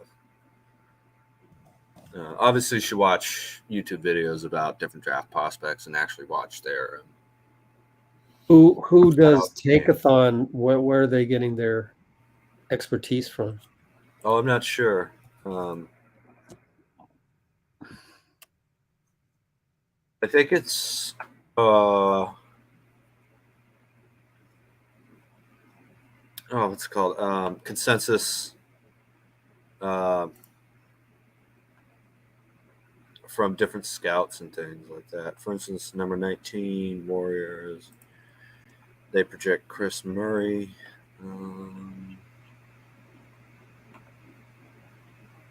Trying to find out where they're getting the info from, but it's pretty well known amongst different draft people as a fairly. I hear them mention Tankathon quite a bit. People I respect, like the guy from ESPN who went to go on to be a scout for the Hawks. I can't remember his name, but he was really good. Mike Schmitz. Mike Schmitz, yeah, that's it exactly. Now you're good, Rich, man. Yeah, everything I get wrong, you get right. It's unbelievable. Yes, Mike Schmitz. He is really good, I think. Maybe other people disagree, but Brown have dropped a nugget for you. Rich, what is it? Yeah, I saw it already. Oh, okay. I appreciate it. Don't get me wrong, but us going off on that tangent I don't feel is fair to Jordan Poole right now. So I'm not going to go down that road, but I do appreciate it. I didn't delete it, so anybody that wants to read it can read it. I'm going to wait until I know who my GM is, and then we'll go from there. Oh, I hope it's Bob, man. Bob's good. Bob is good at this job, and he wants to test free agency or whatever and come out with what the free market will pay him, then fine. But if the GM on whatever, July 1st, right? That's when you can start making moves. If our GM on July 1st wants to do some trades, then go right ahead. I'm just gonna sit back. I'm just not the judging type. I just want to go along for the ride. I think actually you can make trades when your season ends, and also you probably need to have the GM situation fixed by the draft, which is in June. Yeah, that's pretty important to figure that out before the draft. Definitely. Yeah. We don't need to talk about the draft though. There's so many possibilities. Yeah. There'll be a time we'll do a draft live stream or something and get our draft. We have a draft guy. He's Eric at NBAdraft.net. He's a contributor there. Oh, great. And I kind of like those guys better in terms of like, I mean, it's not that easy to get Keith Smith here for CBA stuff, right? If we can, we're in high demand. So find guys that are experts that aren't in high demand yet. Try to go that route. So we can get him on here. So that'd be great. We've had absolutely. We've had Mac on here, man. Doc. I mean, I'm forgetting his name, but I'll find it. But he's with Babcock, Matt Babcock. He's pretty good at draft stuff as well. Wonder who they got on there. We've worked with them, and they've been really, really good in the past. I think they're now working with The Athletic or something. I forget. NBA draft. Oh, Basketball News, I think it was. But anyway, we'll get to that. There's time. End of June. 2 players named Kobe. Yeah, that's about right. 2000s. Yeah. 2002. Yeah. Also, love Brian B. I don't know if this is true or not, but he said smooth waters never made a good sailor. Klay Thompson. I like it. I love it. It's very true. Yeah. Pressure makes diamonds. Iron sharpens iron. And we saw that this series. Look, this is a great team. It's LeBron and AD and a bunch of amazing role players, honestly. D-Lo and Ham's a good coach. It's Lakers, historic organization, great crowd. Sucks. But, okay. We'll figure out a way to bounce back. I'm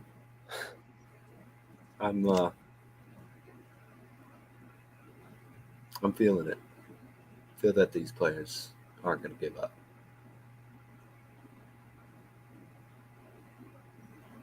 Okay. Oh, way over 6 hours, by the way. Oh, wow. Crazy. Yeah. What do you guys want to talk about next? We could go Steve Kerr post-game. We could go Klay post-game. At least vote for Klay a little bit more. Come on, man. That's Klay Thompson. Hope there's some more votes for him. Anthony Davis, Austin Reeves, Russell Westbrook, Darvin Ham. They didn't have LeBron go to the podium. They'll get him tomorrow. They'll get him tomorrow, though, or the next day at practice, though. And actually, tip your hat one more time to the Lakers, the importance of closing us out in 6 so they can get the needed rest. So they locked in like crazy. They locked in. I mean, the Nuggets only closed it out yesterday, so yeah. Mm-hmm. Yeah, definitely. That's what is that Sunday then? God, No, doesn't even matter.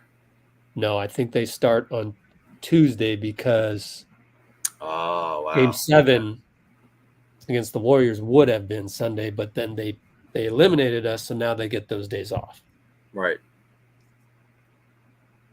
Down to 2 in the West.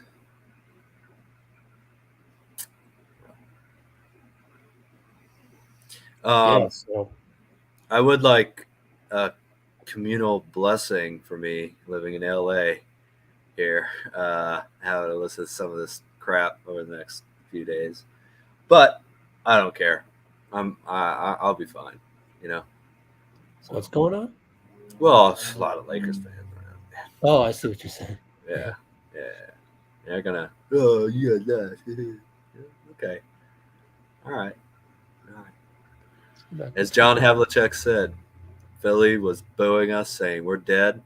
Well, we're only dead until next season. Yeah, let's talk about Lakers, Nuggets, and then also the East. Let's talk about that. So I can never root for the Lakers. I just can't. Kobe killed us back in the day, many a decades, and then before that it was Magic.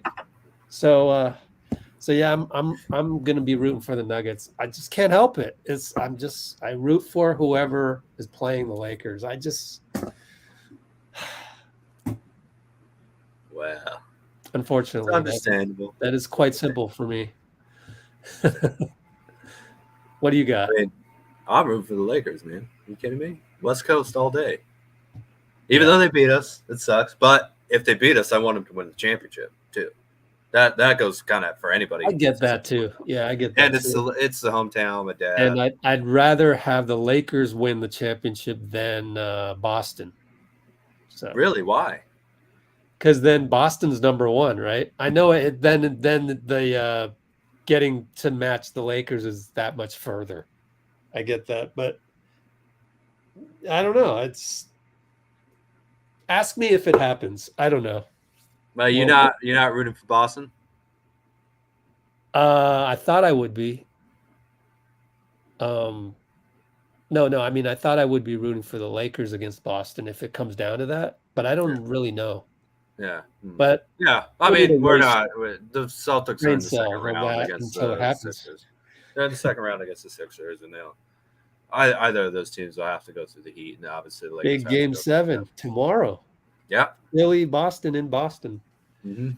And then Miami. Ooh, so I'm going to be rooting for Miami. Actually, they're my favorite franchise that's remaining. I will be rooting for Miami. I know it's going to be super difficult, but I think I'll end up rooting for them. I don't want to sound too much like Darth Vader here, but I'm rooting for the Lakers and Celtics. Yeah. I mean, that's not surprising. We know you well enough. Yeah. I got no surprises left anyway. Oh well. So what do you guys? Let's do another poll then. Let's end that poll. Let's do a quick one. Who are you rooting for? Lakers, Celtics. Not Celtics. Lakers, Nuggets. One thing at a time. Lakers or Nuggets? Sorry. Oh, I'm sure the Nuggets are going to win this poll, Rich. There's no doubt in my mind. Don't want Lakers. We're eyeing for that 18th banner. Yeah. Wait, so Celtics have how many banners? They have 17. The Lakers have 17 in the NBA and 1 from the NBL. Wow. So, wow. I thought Boston was up by 1, but I guess I'm wrong. Okay. No, the Lakers tied it in 2020. Yeah. I have no idea who I'm rooting for if it's Lakers, Celtics. I'd have no idea. Well, it's the team we beat last year in the finals, the team we lost to. I think now that they're even, because I thought Boston was ahead. That's why I was going to root for the Lakers. But now that they're tied, I guess they're tied. Mm-hmm. I think I would end up rooting for the Lakers just because they beat us. So mathematically, transitive property. You know, them beating us, Sorry. them beating us leaves open the possibility that mathematically we're number. It doesn't matter if 3. it's Lakers Celtics. We'd be number 3 anyway with 7. No, I mean, if you ranked all the teams of this season and how we did, if the Lakers beat the Celtics, or if the Lakers win the championship, yeah, there's an argument to be made that it could still be Lakers are ranked the best. I mean, it's totally subjective. And maybe the Nuggets were actually better than whoever comes out of the East, and then maybe we're right behind the Nuggets. So it's just kind of that psychological mind game to go. Oh, you want if we someone's were pretty good. Yeah. Well, I mean, I think we already proved that. The Kings were great, and the Lakers were great. We won in 7 against the Kings, and maybe kind of 5.5 really against the Lakers. But pushed them to Game 6. But again, if the Lakers win the championship, and especially if no team brings them to 6, then we didn't get blown out by 40 like the Grizzlies. Ooh. So, this would be nice to see, honestly. Joker versus Embiid. Wow, that would be fun to see. But I can't see myself rooting for the Sixers, especially against the Heat. I got to root for the Heat. I kind of like the Heat if the Sixers make it too. I like the Celtics. We played them, and I really appreciated them a lot.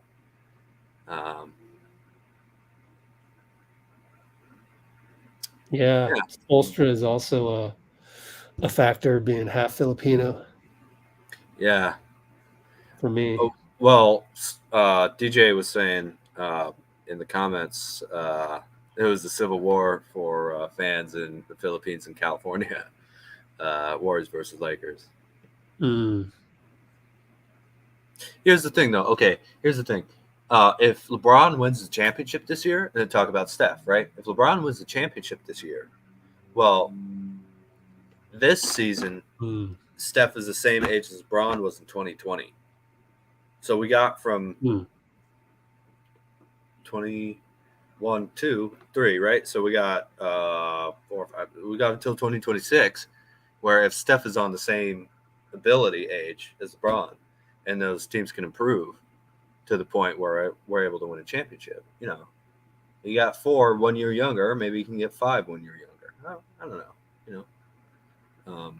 So it's not that bad. It kind of proves that the old guys, the old legends, can keep doing it. And I think Steph is obviously not as big as LeBron, but if LeBron can do it at age 38, I feel like Steph's on a similar level, and he can do it at 38. So that might be a good. Here's another sentimental reason to root for Jokic. All that talk, at least on Twitter, I saw when Jokic hasn't won anything, won the 2 MVPs. So if he were to win one, then that would shut up, half of the population on Warriors Twitter and NBA Twitter about the whole addiction to who wins this award or that award. Like, I don't really care who wins the MVP. Jokic is pretty darn good player. Him winning it would be shut all those people up. Yeah, I care if you win the MVP. I don't care if you don't win the MVP. You know what I mean? Like, winning an MVP is incredible. Steph did it twice in a row, and that was unbelievable, right? It was great. But you didn't win it, and it went to Russell Westbrook or James Harden, whatever, and, okay, well, I don't care that he didn't win it. Shaq won 1, Kobe won 1, Steve Nash won 2. So, whatever. Won the title. But I have to say, I do love Jokic. He's a great, great player, man. I just love the way that dude plays the game and is able to, figure it all out. Just on defense somewhat, and especially, obviously, on offense. And it's just unbelievable. Yeah, maybe Steph will play the 4-5. I mean, Ooh, Tom who Brady knows? is also on Under Armour, right? So, I could see Steph being able to score in the NBA with his shot, especially if you got someone else to take the defensive pressure off of him. Yeah, why not? And Klay says he wants to play to 40. Draymond, says year 15, but he did say in one of these Sacramento Kings games on the podcast, like, am I really going to give this up in 4 years? I love this. So who knows, man? Who knows?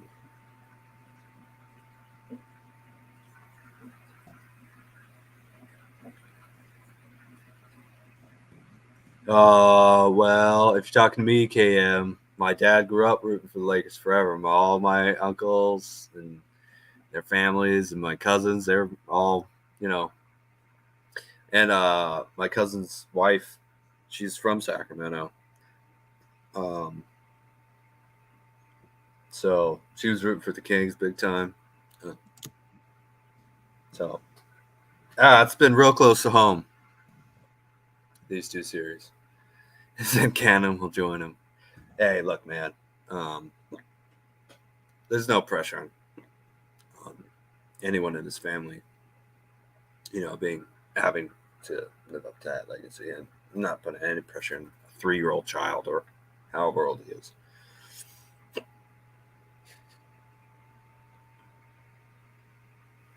So yeah, here's Mark Spears talk to Draymond exclusively after the game over there in the, I'll call it Bowels of Staples Center, which is actually, by the way, a pretty small arena. The access levels in the back and the locker room, as you remember when people were saying there was tension in the locker room after Jordan Poole's bad game.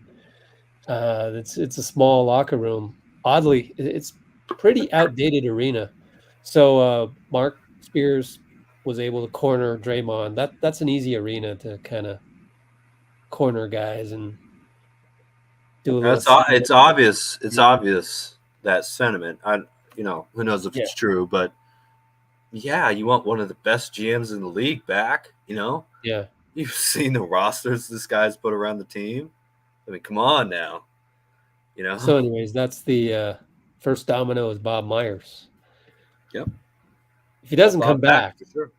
then we start worrying about Draymond. But one thing at a time. Wait a minute. It would help if Bob Myers came back. Draymond, though, that's on Steph, man. Yeah. You know what I mean? Well, I don't think Steph's leaving. So, you gonna leave your dude? I don't know about that. It's just not who Draymond seems to be. As friendly as he is with a lot of players in the league, and he's interviewed De'Aaron Fox, Jason Tatum, obviously loves LeBron James, and yet I've seen that dude go all out against all those guys. So you don't ever have to defend Steph in a game if you don't play against him. Steph never has to be defended by you if you're on the same team. So yeah. Oh, on this is a Brazilian player that we were looking at early in the season, Rich. Oh, Gui Santos. Gui Santos, yes. I think he'll be in Summer League, man. I think he'll have a shot.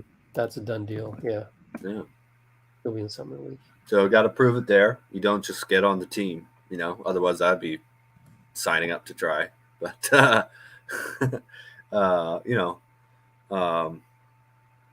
prove it in Summer League, and hey, you never know what happens, man.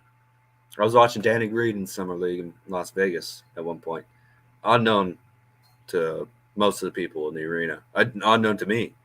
Well, maybe not most, but unknown to a lot of people. This guy's pretty good. He's had a nice long career, So, you never know what can happen.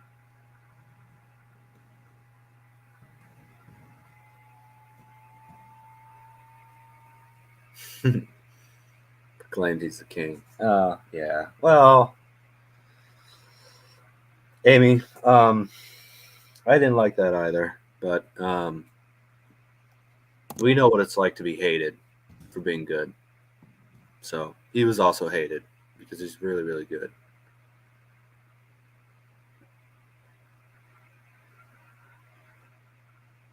Well, it's understandable, Sando. It's understandable. But we're all Warriors fans, man. You know what I mean? So, okay, Parth.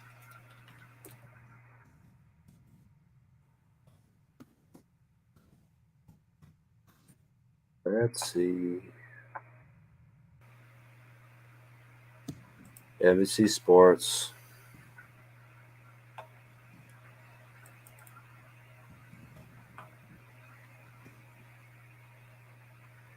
What's going on? Talking about Kuminga.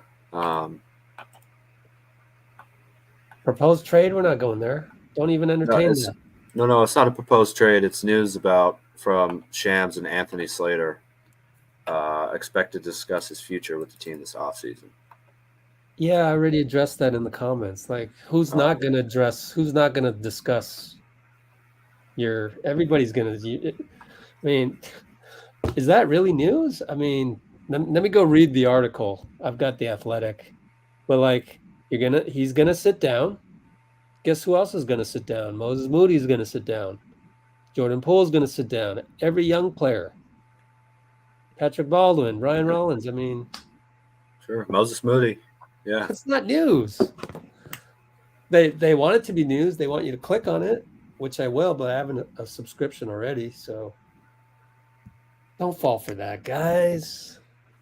All right, but I give you a 10% chance that there's a nugget in here, so let me read it. Well, it's just Slater and Shams who made it reasonable to look into, to me at least.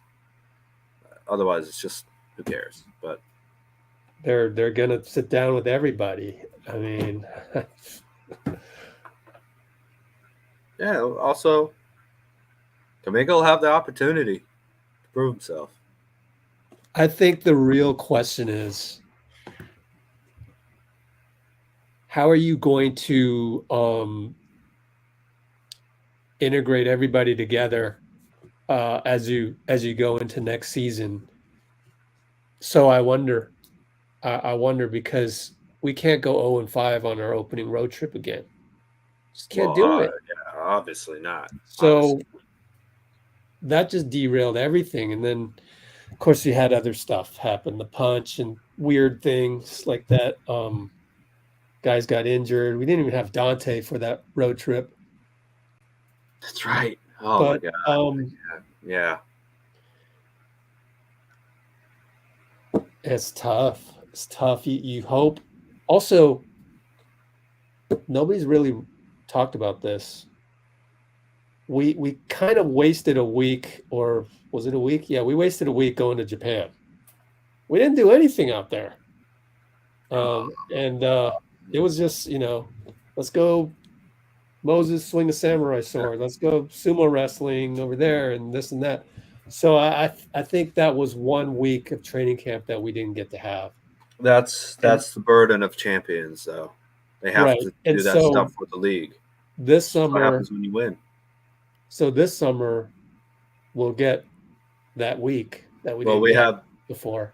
More than half of May. And now we know what to work on. All of July, all of August, basically for the main players, and most of September to rest rather than, May and June. Yeah, well, all of May and most of June, having to play. So,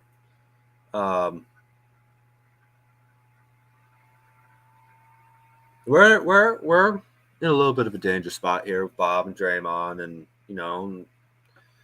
the vibe, but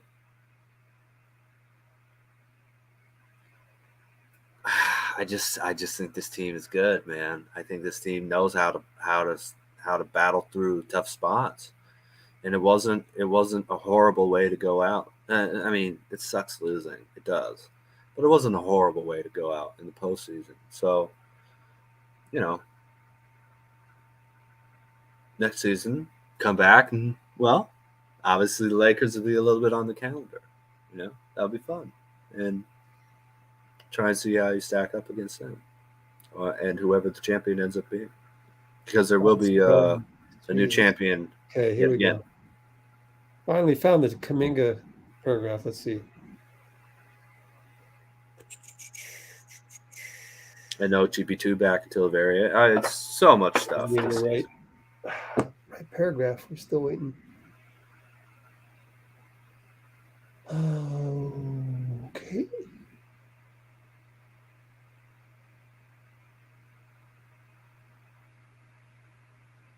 It will be very The difficult. Warriors and Kuminga's representatives are expected to discuss his future this offseason, league sources say.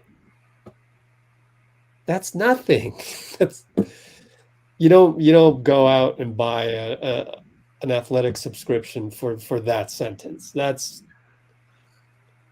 I think Twitter is blowing this up a lot more than it ought to be blown up in terms of retweeting it and all that. Well, I mean, so league sources say that if Kuminga doesn't get a full-time role moving forward, the wording to this, let me just keep the wording the way it is. Golden State will need to decide whether Kuminga will receive a full-time role moving forward. And if not, league sources say the number 7 pick of the NBA draft 2021 will want to be somewhere he can play more. Yeah. And I think, again, that's sort of non-news. Like, who out of these, who doesn't want to play more? Moody wants to play more. Everybody wants to play more. So I think it's just going to have to be a meeting with whoever the GM is, Bob, yeah, Steve, and Steve's going to have to explain himself. Steve didn't play Kuminga and he's going to have to explain himself. And there's also the fact that, as I mentioned before, John Dickinson did a pretty good job on Twitter of explaining the most probable reasons why Kuminga fell out of the rotation in the playoffs. So some of this is on Kuminga too. And so it's going to have to be a situation where they come together once again, hash it out. Probably be good to have Steph in the meeting as well. Sure. So they've got some time. Also, the team that drafts you can offer you way more money than any other team, too. You know what I mean?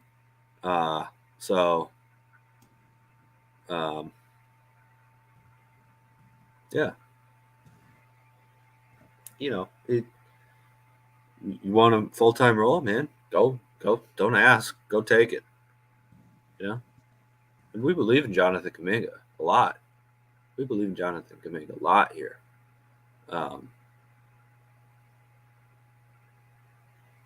It's all about next season now. I think if there was one thing you could go back and try now that you know what you know, I really do think that we deserve an explanation on that. It should come out of Kerr's mouth. I know right here is a great explanation, and even if everything John Dickinson has speculated here with reason takes here, I want to hear Steve say this then, and follow up from there. But then that also depends on somebody in the reporter crew wanting to write the article on that. But I do want to kind of hear how we could have integrated Jonathan better. And if part of that is, well, Jonathan needs to play better, then that's part of it. That's fine. But I do want to hear all sides to this. Yeah. Because he's got some raw talent in there that unfortunately we couldn't use. And it's obviously going to have to be a subtle thing no matter what, because you can't have Steve Kerr creating a negative. Well, he was clearly the worst player against the Kings, so I didn't play him. And he was pouting. Like, you can't say that, obviously, and you have to like. Also, there's a reason for this. We're going to build up your confidence. This part of John's tweet, I wasn't quite sure of, but his pouting. Do we know that there was pouting? Again, I think it's a Steph thing where, some minutes and whatever, Okay. It's just what it sounded like to me. Hey, man, one good thing. These young guys have now been through almost every situation. Obviously Kuminga losing in the playoffs now, but Jake P and Moody was obviously pretty ready for it. They're getting close to a full postseason experience as auxiliary pieces around the Trinity or the trio, or so the Trinity as Rich says.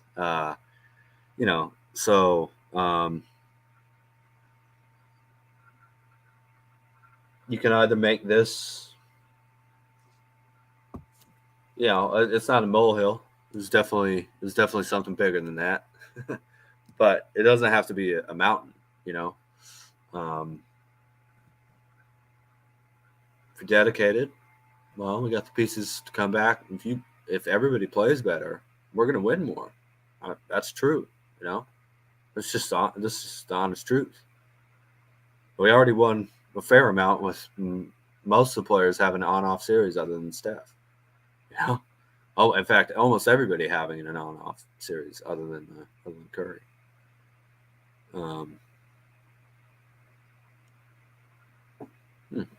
So, a lot of stuff that can't be addressed tonight. What can be addressed tonight is pain at the season ending, nostalgia for being able to watch the Warriors yet again, and prayers for next season to have Steph, Klay, Dre, and Kerr, and Bob, and everybody that we have grown to love and trust, and everybody plays really well. Just have the rhythm that was missing all season long.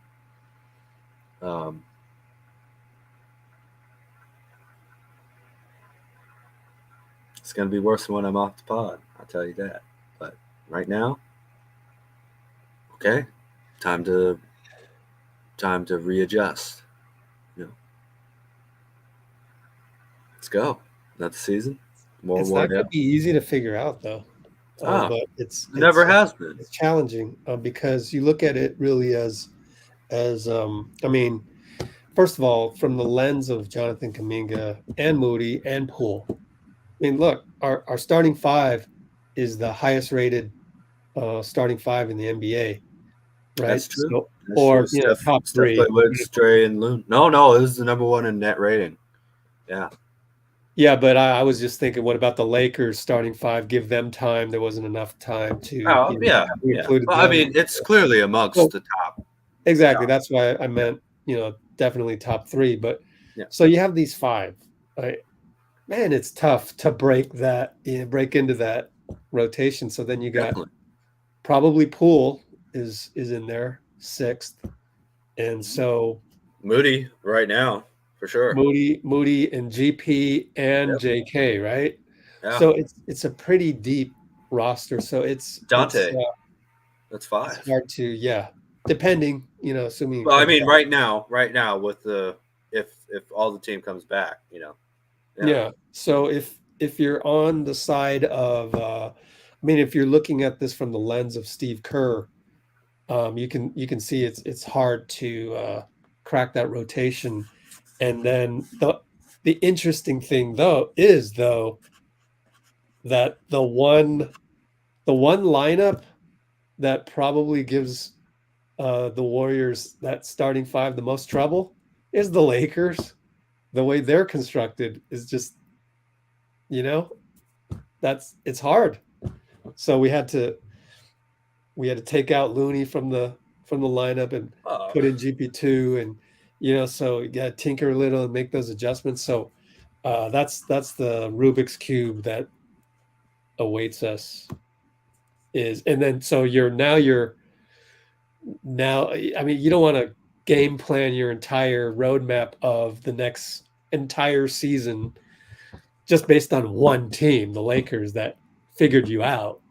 And then again, just like Monty Poole is saying here, Monty Poole's like, despite it all, if Klay just made some shots and Poole, we might have overcome that great defense right here. Yep.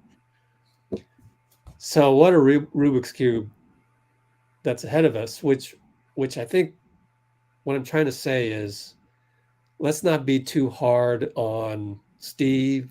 Let's not be too hard on Jonathan, because this is a very difficult problem to solve.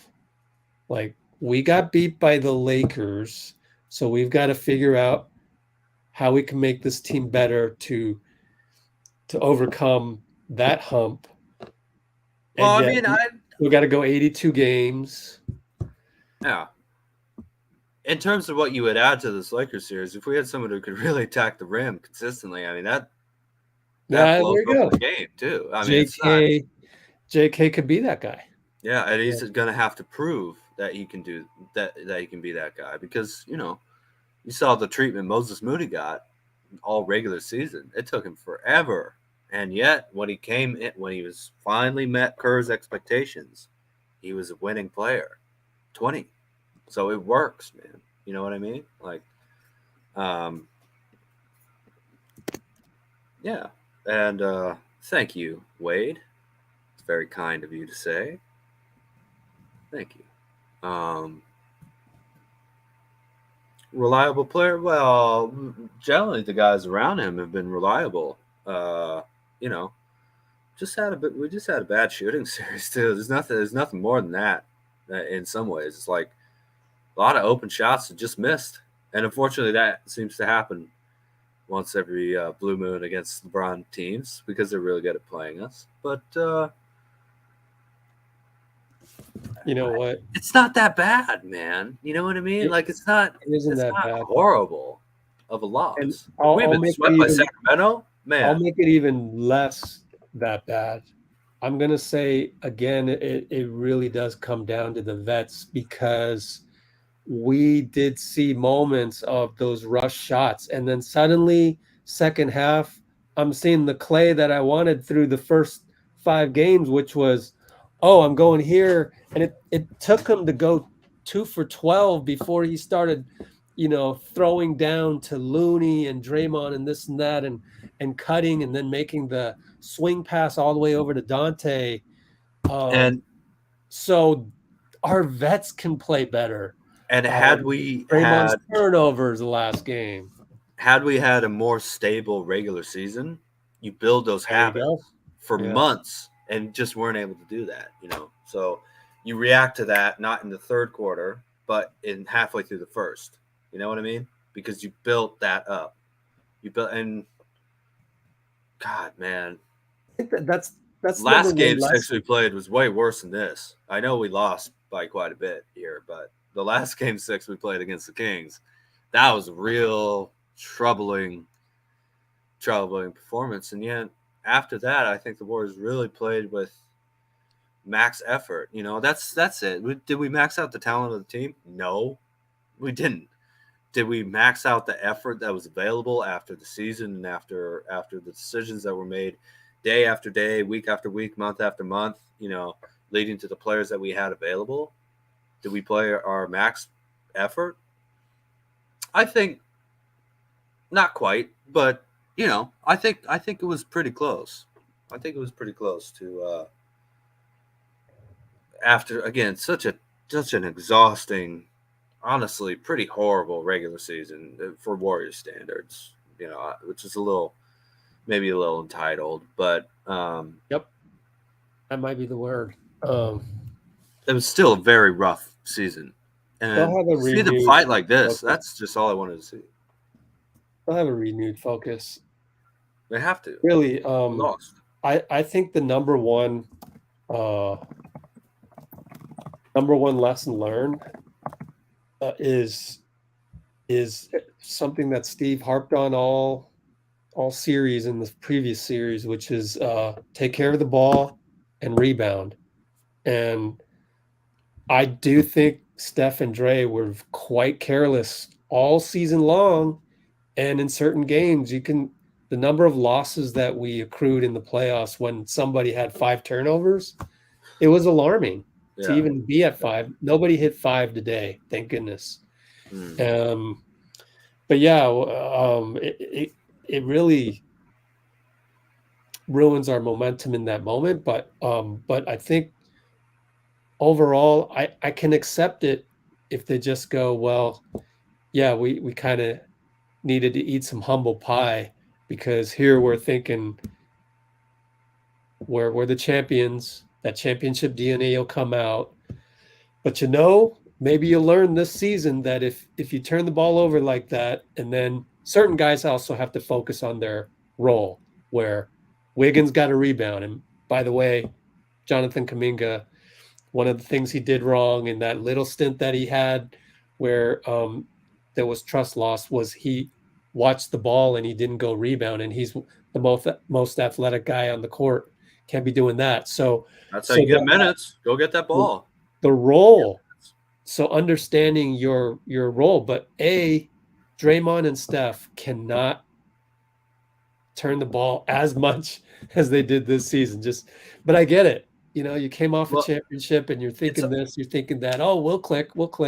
It's also they're going to turn it over when they have to do a lot, and there's not as much help as they were expecting. And that's not a critique, but it's true. It is true. So we didn't have the same energy we had all last season. I can tell you that. Watching this team going after loose balls, rebounds, boxing out, the defensive quickness and switching, and there's some magnetic, connective, live wire type energy that is in teams that win. And how many times it was a bobbled ball going all over the place, and it just happened to go to the Lakers? Because they have the energy. They have the juice, If you're juiceless, you're useless. Yeah. This is good humble pie to eat.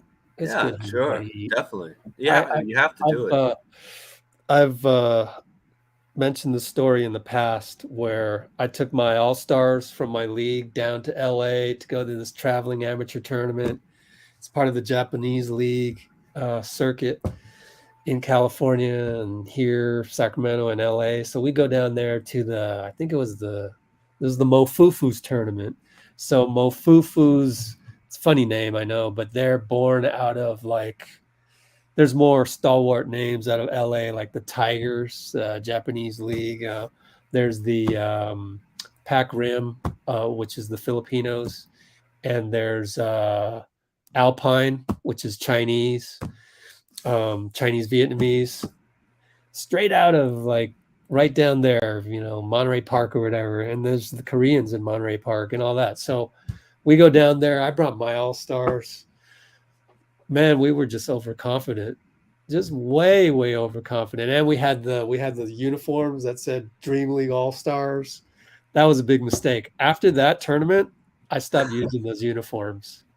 So, so I thought we had some of that this year, right? Remember, we go on that road trip and we keep going, why are these guys hitting all these threes on us?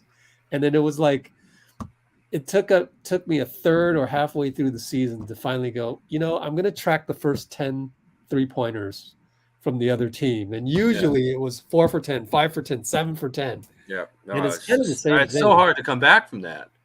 So maybe we just needed to eat some humble pie this year. Also, I have to say, everybody who played regular minutes, so that's excluding, in the playoffs, that's excluding obviously Baldwin and Lamb and Rollins, PBJ, and honestly, Iguodala. The only guy who didn't have a ring was J-Mike. You know what I mean? So Donte won in 21, joined the defending champs. Everybody else was a defending champ. Now you have all those champions who lost honorably, but also lost decisively this time. Coming back together with all that experience and fight, like, oh, now we're not just defending being on the mountain, right? It's hard defending being on the mountain, even though you have the upper ground. It's easy to get knocked off. But when you're trying to get back up there, that's when you have just the, I guess you have more fuel to drive you, right? You know what I mean? Because now you're back with the pack. You have to prove yourself again against the pack. I love the JTA energy. That's exactly right. JTA energy. Bench off the energy bench. was an issue this year. I mean, that dude is diving head first into concrete stairs in Boston in a regular season game. Yeah. So I'd love to find some more of that if there's any of it around, man. Yeah, that's kind of the, that's the part where, I mean, like Moody and Kuminga and Baldwin, and whoever else is down here. JaMychal's a true professional.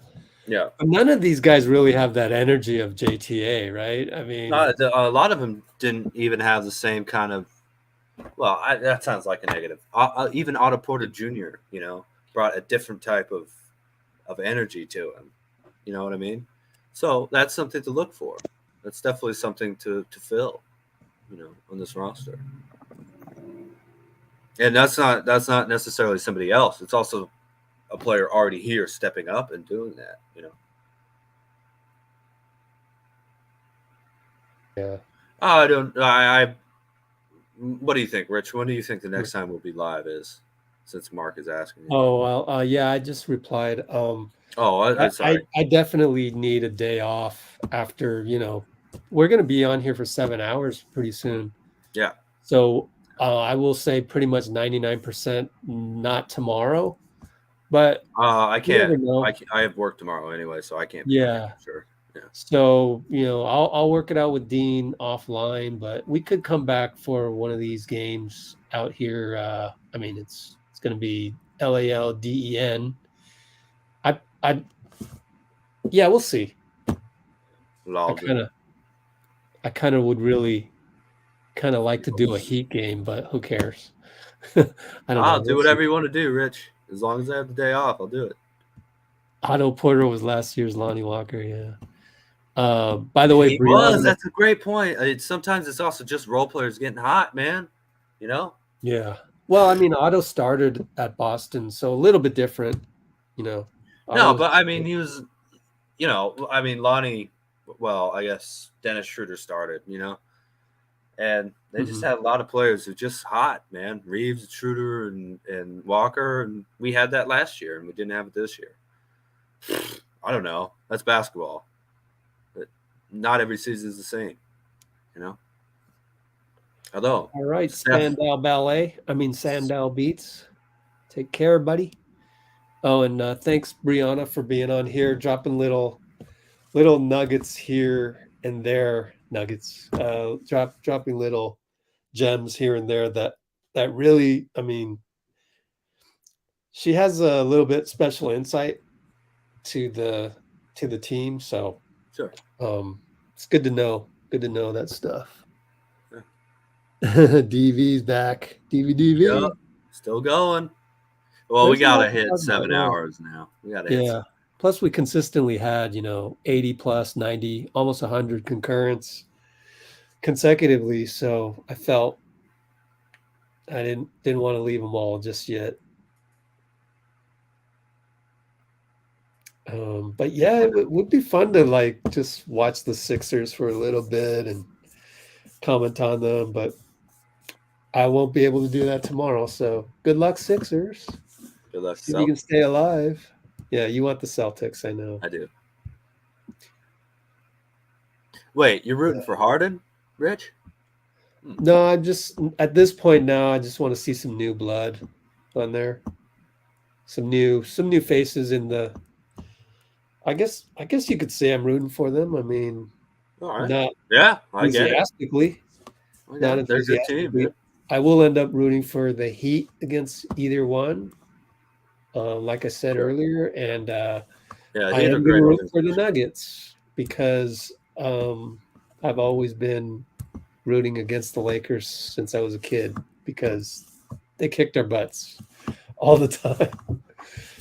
But then there's other people are rooting against LeBron in the comments, which is everyone has their own reasons. It's all fine. Oh, DVD. I'm sure Rich and I will be able to do more live streams before September. Oh yeah, like you got the we're draft. we're definitely. There's plenty of Warriors Here. stuff to keep coming. So let me explain. First of all, the draft, summer league, but then also I want to do recaps with certain friends, like say Monty Poole, etc. You know, and see how to integrate them with us next season at the same time. So make it up as we go. No doubt. Put that in there. Hold on. I'll answer you soon, Brianna. Ooh, cross 7 hours. Yes, sir. Nutso. Well, we had to, man. We had to. Yeah. For this team, come that's on what now. We do. How long were we on after Game 6? I think because we got blocked by YouTube because I was showing a little bit of the scoreboard. Game 6 finals. Yeah. Yeah. Well, So we did blocked by YouTube, as some of you know. Then we went to Twitch. So how long were we on Twitch? 5.5 hours on YouTube and 2.5 to 3 hours on Twitch. On Facebook, actually. Yeah. Yeah. Is what I was watching it on. And participating on. So I think that was about an 8-hour podcast, man. Getting kicked off YouTube when your team wins the championship. We were looking at all those. Oh, look at Wiggins and Poole. They're talking about you're gonna get a bag, and so we were replaying some of that. I think we were. Yeah. And I just remember, oh gosh, so and so's on live. Kuminga's live right now, so yeah, we go talk about that for a little bit. Watch it on Instagram. Oh, right here, Brianna mentioning, but it's also, they built this from the ground up. Yep. And so it's hard for a young guy to come in and really understand that, and really, it's tough, man. It's tough. It's good, but it's also tough. Good spot to be in. Good problem to have. The Rubik's Cube of the rotation next season. At least we have enough players to make it a problem, you know. Yeah. Thank you, Mario. Yep. Thank you, Super Mario. Yeah. Yeah, we talked about some of the who we're rooting for. Dean wants Lakers Celtics. I want Denver Miami. It's good that we both want the Never Warriors. thought I'd ever say that. Well, hey man. All right, Dean. Take care, buddy. Yes, sir. Super Mario. Keep checking in regularly. We'll be around. So, you got anything coming up now that no more Warriors games for a while? Honestly, no more Warriors games until Summer League. Really, we'll do that. I'm gonna go on vacation, but I'm bringing my laptop so that I can still stay plugged in and do a live stream in early July. So I forget the summer league schedule, but there'll be some games for us to cover, which is nuts. PBJ, baby. PBJ and Rollins. Guy Santos. Let's go. So that'll be fun to do. What do you got going on in the summer, Dean? Anything interesting? Not so much in the summer, I think. Go back to college in September, though. Oh my gosh! All right, man, I'm gonna lose you in September. Oh, man. no. I'll make sure to take the early classes and Really? and Okay. All right. make sure that I'm I able mean, to. it's all good. I'm not letting this go for anything. Jeffrey had to go to college. So did Rebecca, in a way. I can't live without being on the Let's Go Warriors podcast, man. Yeah, I know, right? It's good stuff, and thanks to you guys in the audience. That would be awesome, huh? Mountains for 4 games and South Beach for 3 games. That'd be fun, man. Yeah. Thanks, The Heat would go up there and be like, "Where's the air?" And the Nuggets would go down to South Beach and like, "Why is there water in the air?" I know, it's so humid. Oh, it's summer in Miami. Get me out of here. Not basketball wise, obviously, but well, Miami does always test the professionalism of every team too. So in reality, all NBA players love Miami. So I'm sure they'd be more than happy. I'm sure they don't love playing Jimmy Butler in the Heat, though. That's right. That's a nice cold, shower and a slap in the face after a night out. Man. Oh, no, Wake Me Up When September Ends by Green Day, not Make Me Sleep. You want to wake up when September ends, man. 4 a.m. in Barbados. Oh, let's go, Mr. Boyce. Yes, sir. Nice, man. Same nationality as who? Rihanna? No, she's right? Yeah, Rihanna's. I think she's from Barbados. Yeah. Oh man, Barbadan. I think it's the right feminine. We got someone from the home island. Is it an island? It is, right? Yes. Home island of Rihanna. That's beautiful, incredible. Beautiful. What's your population? It's not that much, right? It's like 300,000 or so. 300,000? Yeah. You, Mario, and Rihanna. 2 of 300,000. That's crazy. That's less than half the size of San Francisco. That's nuts. Well, yeah, hey, man. Mario, it's a very impactful island out there. Mario, go invite Rihanna onto the live stream. Thanks. Yeah. She's in London sometimes. I should have met her when I was out there. Like, come on, it's only 8 million people in London. That's pretty cool, man. Wait, did you say 300? How did you know that? You're a walking encyclopedia. Stop it already. When I need to look up something, forget Google, call up Dean. Dean. What's the square root? Please don't call me all day and night asking population numbers. I love it. I'll try and answer, but man. Mario is a rude boy. Oh boy, we're having fun in hour 7 here. All right, Mario, get some rest. Appreciate you. Yeah. Oh gosh, funny.